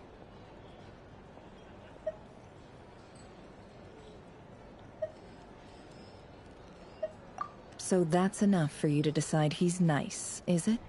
He's a prisoner, and he was scared. So he decided to perform some good deeds to win people's approval. He lives in fear because he's a deceiver. How is Rerir any different? You can't work as a spy your whole life and expect a happy ending. It's preposterous. Yet I can't say I don't understand it. Liars live in the darkness of their own making. But it's still human nature to want to go on living. They say that a liar's soul is the most worthless thing in the world. What do you think? Oh, really? Well, it takes a very kind person to find compassion even for liars. If you ask me, the soul of a liar really is worth nothing.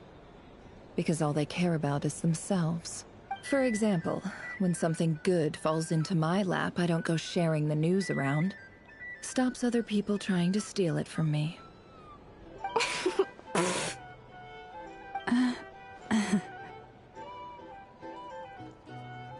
So be it. They have sharp ears. I can't keep anything from them. Wow, is that what it looks like? Well, you all know my past now. And I can't simply eliminate everyone who knows too much. So I guess I just have to put up with you. For the foreseeable future, at least. When you find yourself in a situation you can't control, the safest play is to keep calm and start monitoring everyone involved like a hawk. In the intelligence world, you need to have a sense of perspective and play your hand accordingly. If you understand what's at stake, please ensure my secret is safe with you. I trust you'll respect my wishes as a friend. But don't forget, I will also be watching you like a hawk. Very good. Oh, wait! Now that the panic's over and we've all calmed down, Paimon suddenly remembered something. After all that build-up, our mystery ally never showed up even once!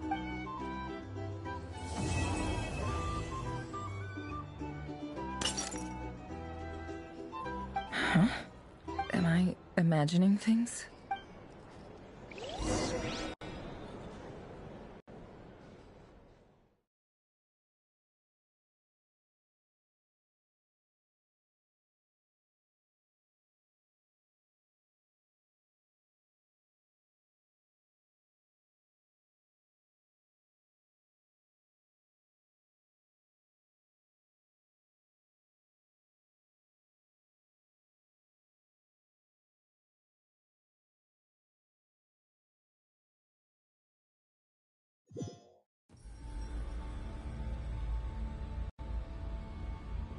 So, That close colleague who stayed behind with you?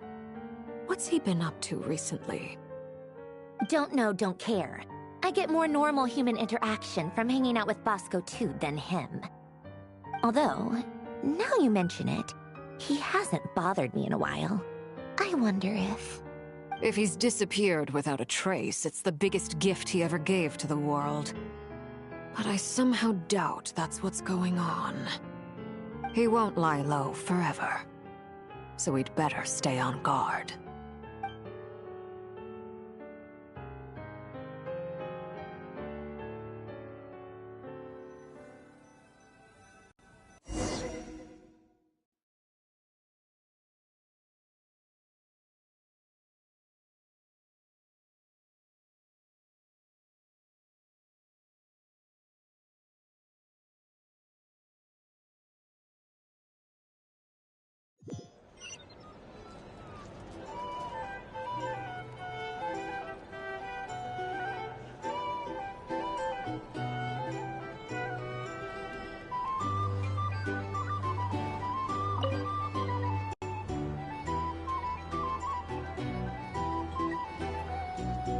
Ah, Lord Sangama Bay.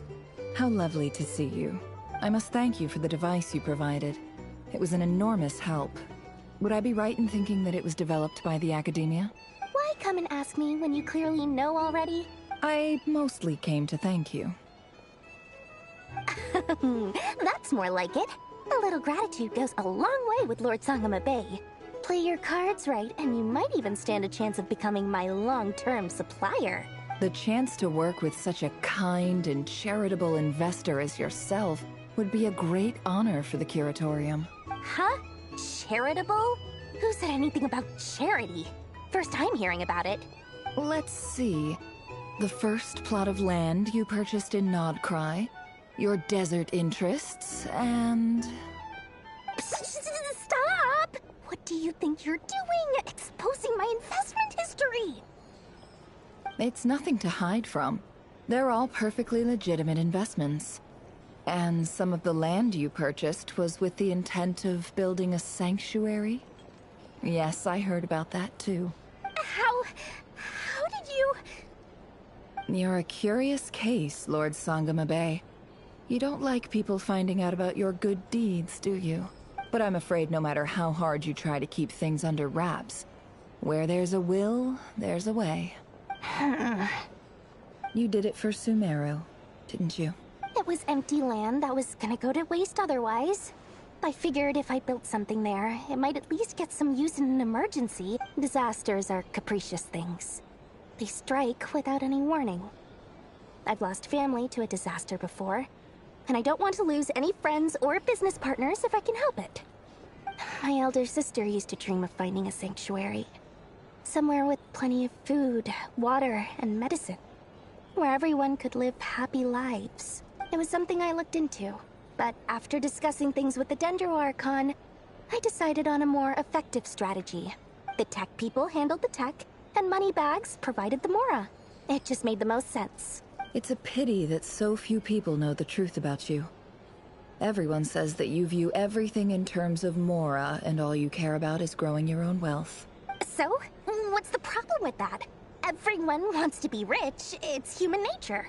So yes, I love Mora, and it's nothing to be ashamed of. But surely you have dreams of your own beyond just making Mora. You don't get it, do you? My dream is to invest in other people's dreams. And, you know, make a nice little slice for myself along the way. Just thinking about it makes me happy. That sweet, sweet sound of Mora. Thank you. For the device? And the pendant. Oh, that. I was just returning a favor. Don't worry about it. Seems like we've both been away from home for a very long time. Yeah. So long that I barely remember what my family even looked like. That would be your mother, father, and sister? Yeah. Though it's been years since my sister passed away. It's not like I want to forget them, obviously, but memory can be even more ruthless than the most calculating business person.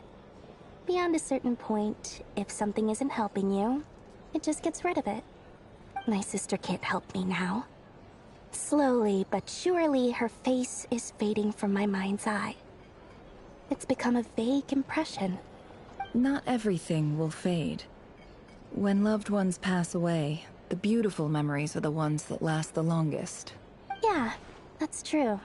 If you ask me, that's the one silver lining in all of it. Well, that, plus, I'm sure that life is much better now than it was back then. Oh, absolutely. I have tons of Mora, a big beautiful house, business is booming, and I'm as happy as can be. You've got a lot going for you too. Boss of the Curatorium of Secrets?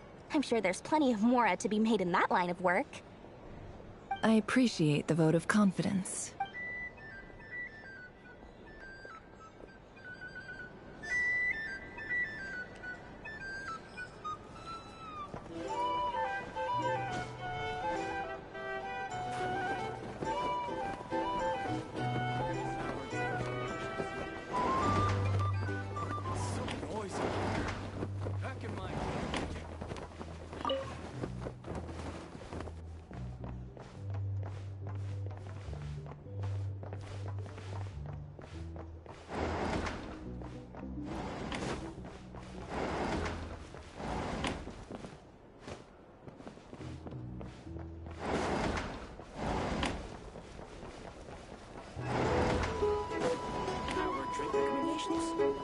Where to sign up for starters? I recommend you drink this.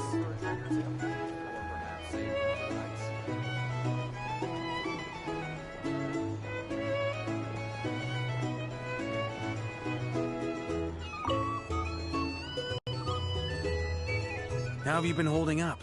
Any adverse reactions? If you start to take a turn for the worse, make sure you tell me right away. You don't need to worry about me, Grandmaster. I'm fine. I mean, I barely did anything, so... What? You're too humble, young man. You played an indispensable role in the battle for Notcry. We can't thank you enough for your support. Sometimes, when people praise you, it's because you deserve it. The best thing is to accept it calmly and with grace.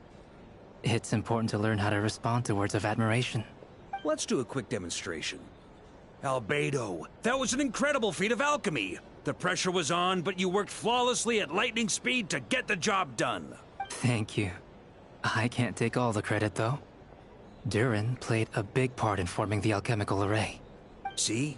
Did you catch that? A masterclass in how to take a compliment. Okay, yeah. I did work pretty hard to help prepare for the battle. No point denying that. Hey, you guys! Hey, look who's bounced back. Looking good, Traveler. Seems like you've recovered. You won't need to take any more medication. Can I get you a drink? Huh? You know how to order at a bar now?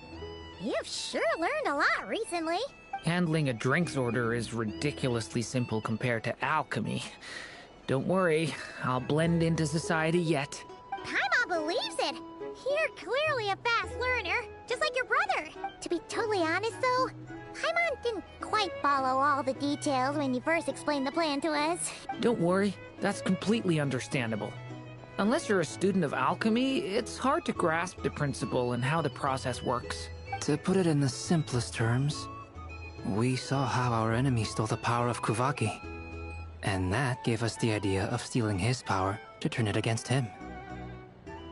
When facing an enemy you have no hope of defeating, it's best not to engage them in battle. So, instead of looking for a way to overpower him, we decided to help Columbina get strong enough to at least stand up to him in a fight. For this to work, we had to analyze his modes of attack, confirm who his main target was, and make sure that he wouldn't go beyond the range of the alchemical array. For added security, we prepared a total of 4 arrays. But to mitigate the impact of the battle, we identified one location in particular as the ideal spot, which the alchemical array absorbed his abyssal power. Then Durin processed it to render it usable by Columbina. That power enabled her to do what would otherwise have been nigh on impossible. What surprised me was that Dainsleif actually agreed to join us. Given his history with Rerir, He had every right to sit this one out. But we're extremely grateful for the decision he made. It must have been a painful choice to make. But I'm sure that making a decision was far better for him than staying in limbo. Absolutely. He was torn between two paths, but in the end, he made his choice and stuck to it resolutely. He doesn't strike me as the sort of person who'd stay trapped in limbo for long. Anyway, however you cut it, everyone gave a stellar performance. And now, it's time to kick back and celebrate.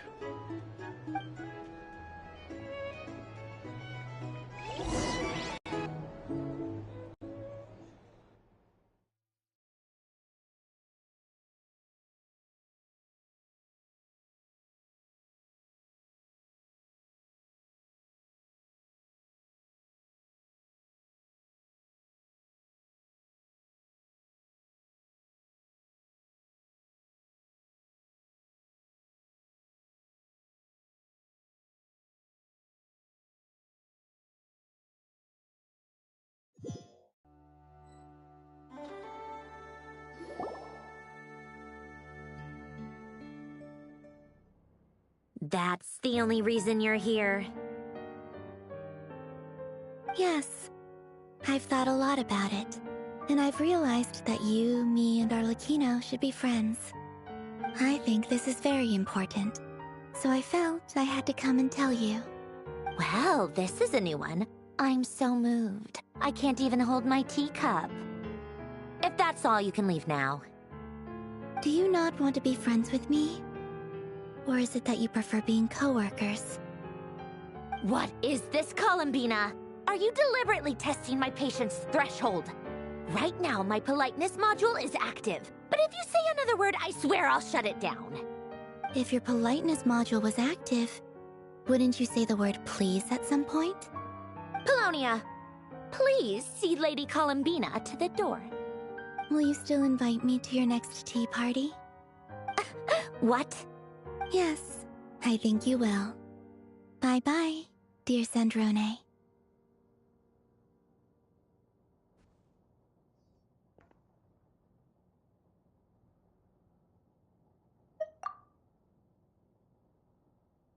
Last time, the Wild Hunt escorted you out. Would you rather I handled it myself this time?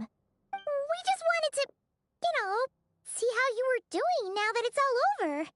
Why? Out of concern for my safety? I hope you didn't seriously think that the Rahier of Solnari would be able to lay so much as a finger upon me, given how prepared I was. Mostly because you kind of helped us out, so we just wanted to check you were okay. Looks like all your robots are fixed, huh? Oh, don't you worry about that. Tea time is already a write-off. The visitor before you managed to kill my appetite. If you're in the mood for tea, go ahead and help yourself. Otherwise, it's going to waste. My coasters are still missing in action, though. Use this notebook instead. Whoa! Pretty hefty notebook. Look at all those calculations. You can ignore those. They're just dumb scribblings. I doodle and write in my free time. Sometimes I remember the distant dreamlike past. Sometimes I imagine the far-flung future. And other times, I grit my teeth and note down all the crazy nonsense going on in the present. Some people do the crosswords in the newspaper. This is my equivalent of that. Trying to predict the future is like daydreaming. And writing about the present just makes me furious. The past is my favorite. If nothing else, it's already set in stone, so I don't have to rack my brains trying to figure it all out. Huh. Although, having said that, the only vaguely interesting memory in my past is probably that guy they call Lord Artificer. Who else? Pretty much all the Mecha and Fontaine are his personal handiwork. Wait, are you saying you know him? Like, personally? As a friend? I mean, I guess we were friendly enough. Yep. In fact, I'm probably the only normal person left who knew him at all. We used to chat occasionally back when he was still around. Before he passed away, he asked me to destroy all his manuscripts. I honored his request, but I did read through everything first before destroying them. I mean, I couldn't let the genius of Lord Artificer Alain Guillotin disappear like that. Would have been such a waste. So, that's where the formulas in your notebook are from? I just told you. Those are my equivalent of crossword puzzles. They're just dumb formulas that I solve for fun when I'm bored. Alain's work was like epic poetry. The formulas in my notebook are just silly little riddles in comparison. Not that there's anything bad about them. I mean, at least, solving those riddles isn't going to hurt anyone. Except me, 'cause I lose a few brain cells in the process. Anyway, while we're on the topic, I might as well tell you about what happened to him and his friends. Alain Guillotin had two close buddies, Renee and Jacob. They spent their childhood years together in the Narzissenkreuz Institute. They were all quite competitive, so there was some rivalry between them. But it was a friendly rivalry. But beneath the friendship and the rivalry ran something deeper, a sense of nostalgia for the past. Unfortunately, childhood would end. The prophecy would come true, the apocalypse would arrive, and the future would never be. A mad dream that would normally only capture the minds of lunatics began to take root in their hearts. A dream of saving the world. And if Renee and Alain had been people of lesser wits, that dream would probably have ended up as something for them to joke about in their older years. But alas, they were some of the sharpest minds around. They nurtured that dream with the full power of their intellect, and it grew into something that ate away at their souls. The first of them to fall under its spell was Renee. Against Alain's wishes, he persisted in experimenting on a mutual friend of theirs to try and save their life. Alain did not approve and parted ways with Renee. It's complicated. Alain wanted to believe that Renee only did what he did for the sake of their friendship. But when he told me about what happened, I could tell he still had some suspicions about Renee's motives. Perhaps the seed that would grow into a nightmare had already sprouted in Renee's mind. Even then. The next time they met, Renee's soul had been completely engulfed by the dream of salvation. His futile attempt to change the tide of fate only resulted in a wave that swallowed up the world, even before the apocalypse came. And although that wave died down eventually, I hear that it just recently came back with a vengeance. As I understand, Renee wanted to live out his dream of salvation once more. But I'm told that the attempted resurgence finally died out for good. At long last, Renee awoke from his deluded dream. Though of course by then it was far too late. What do you think of Renee? Do you admire his transcendent genius? His view that any price was worth paying to achieve the lofty goal of saving the world? Or do you despise him? Dismiss him as an evil madman who wrought havoc on the lives of everyone around him as he pursued his delusional dream? Same difference, really. Just a matter of perspective. What a cop-out. But I suspect you'd have a more incisive and insightful answer if we dug into it further. I don't like fanatics who give up their whole lives for their ideology. Nor do I like fools who let their delusions take control. Maybe I could understand if Renee had just been an ordinary person. But he had a sage-like intellect, and still managed to get himself lost in the labyrinth of his own desires. Anyway, that's enough about Renee. Now, moving on to Alain Guillotin, the Lord Artificer. He managed to put a stop to the first storm whipped up by Renee. But after that, Alain lost his friends and family. To his credit, I suppose, the loss of his family and friends was purely a tragic accident. It's not like Alain sacrificed them for his cause or anything. After that, the only thing supporting his work was the same dream that had dragged his closest friend down to the abyss. But although the desire to save Fontaine drove him to found the Fontaine Research Institute, Alain continued to reject any form of transcendental knowledge or power. He was suspicious and fearful of it, having seen the way it had affected his closest friend. I think that formulas and machines derived solely from human intellect were the only thing that gave him a sense of spiritual comfort. Yet Alain's intellect was simply too great. It barely left him space to breathe in his lifetime. Once he realized that the end of his life was approaching, he finally accepted the truth. The Nazissenkreuz Institute needed someone, and a human being, to see its story through to the end. He quit working on his formulas, trading them in for the fairy tales that had played such a formative role in his childhood, but which he barely touched in his adult life. He told me that the director of the Nazissenkreuz Institute used to read those fairy tales to the children as bedtime stories. Apparently, they worked wonders at sending kids off to sleep. I think that all he wanted at that time in his life was to be able to sleep deeply without being plagued by depression. By that point, nothing else really mattered. At the very end, he laid down to rest in the ruins of the former Nazissenkreuz Institute orphanage, while the Fontaine Research Institute he had founded continued tirelessly with its work. Many years after that, tensions over competing dreams would once again cause a rift, this time between members of the Fontaine Research Institute. But the actions of those fools had nothing at all to do with Alain. And that is the story of two people from the Nazissenkreuz Institute who both wanted to save the world. One went all in on his fantasy of salvation without ever looking back, and ended up calmly sinking to the bottom of the deepest sea.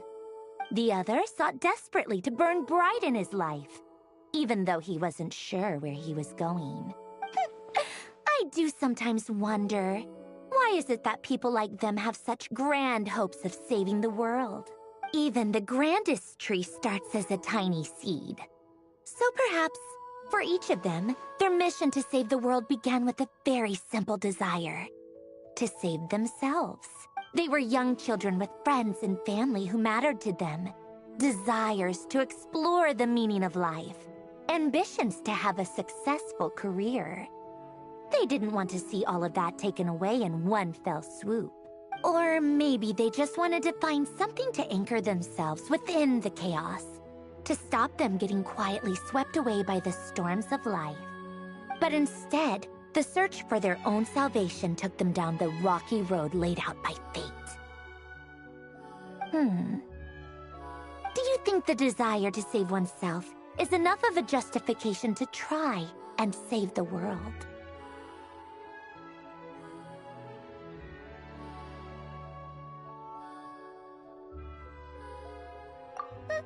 The way you said that sounded just like Alain. I asked him the same question back when he was in his prime, putting all of his energy into his work. He gave the exact same answer as you did. No elaboration, just a quick short answer before getting right back to his work. He was always that way. All right, tea time's over. I owe Arlecchino a favor for telling me these stories. I'll have to bring a whole sack of gifts the next time I visit the House of the Hearth. I'm gonna go tinker with Polonia now. You guys can do whatever you want, as long as it doesn't involve interrupting me. Polonia, exit hibernation mode. Begin diagnostics.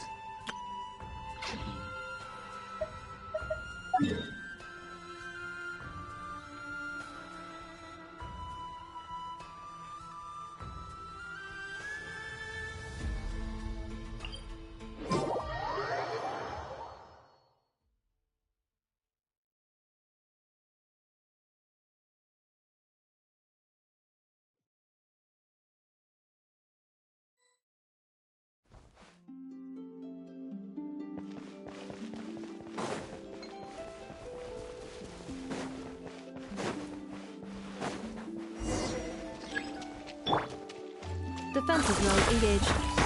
Yeah.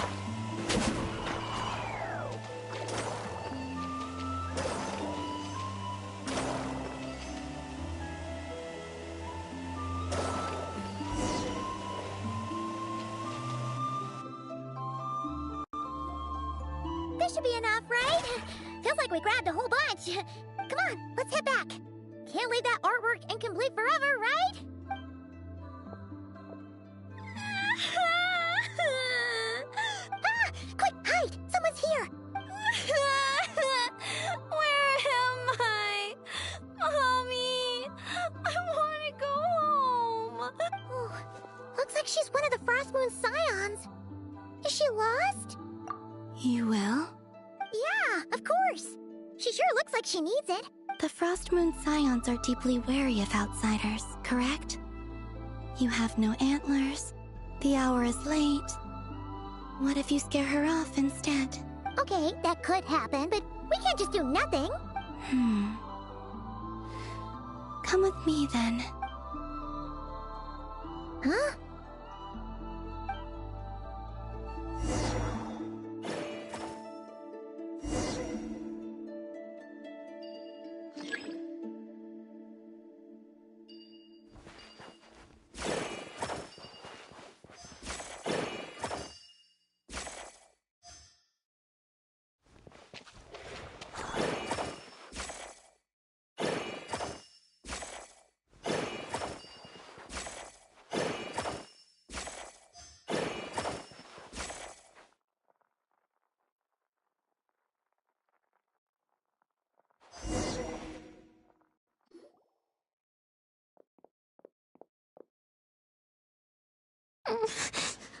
Huh? What's this? It's so pretty. That should do it. And off she goes. That trail of stone should lead her back to the Frostmoon Enclave. Wait, what about the painting? It's all right. We can finish it some other time. I like watching people find their way back home, to the place where they belong.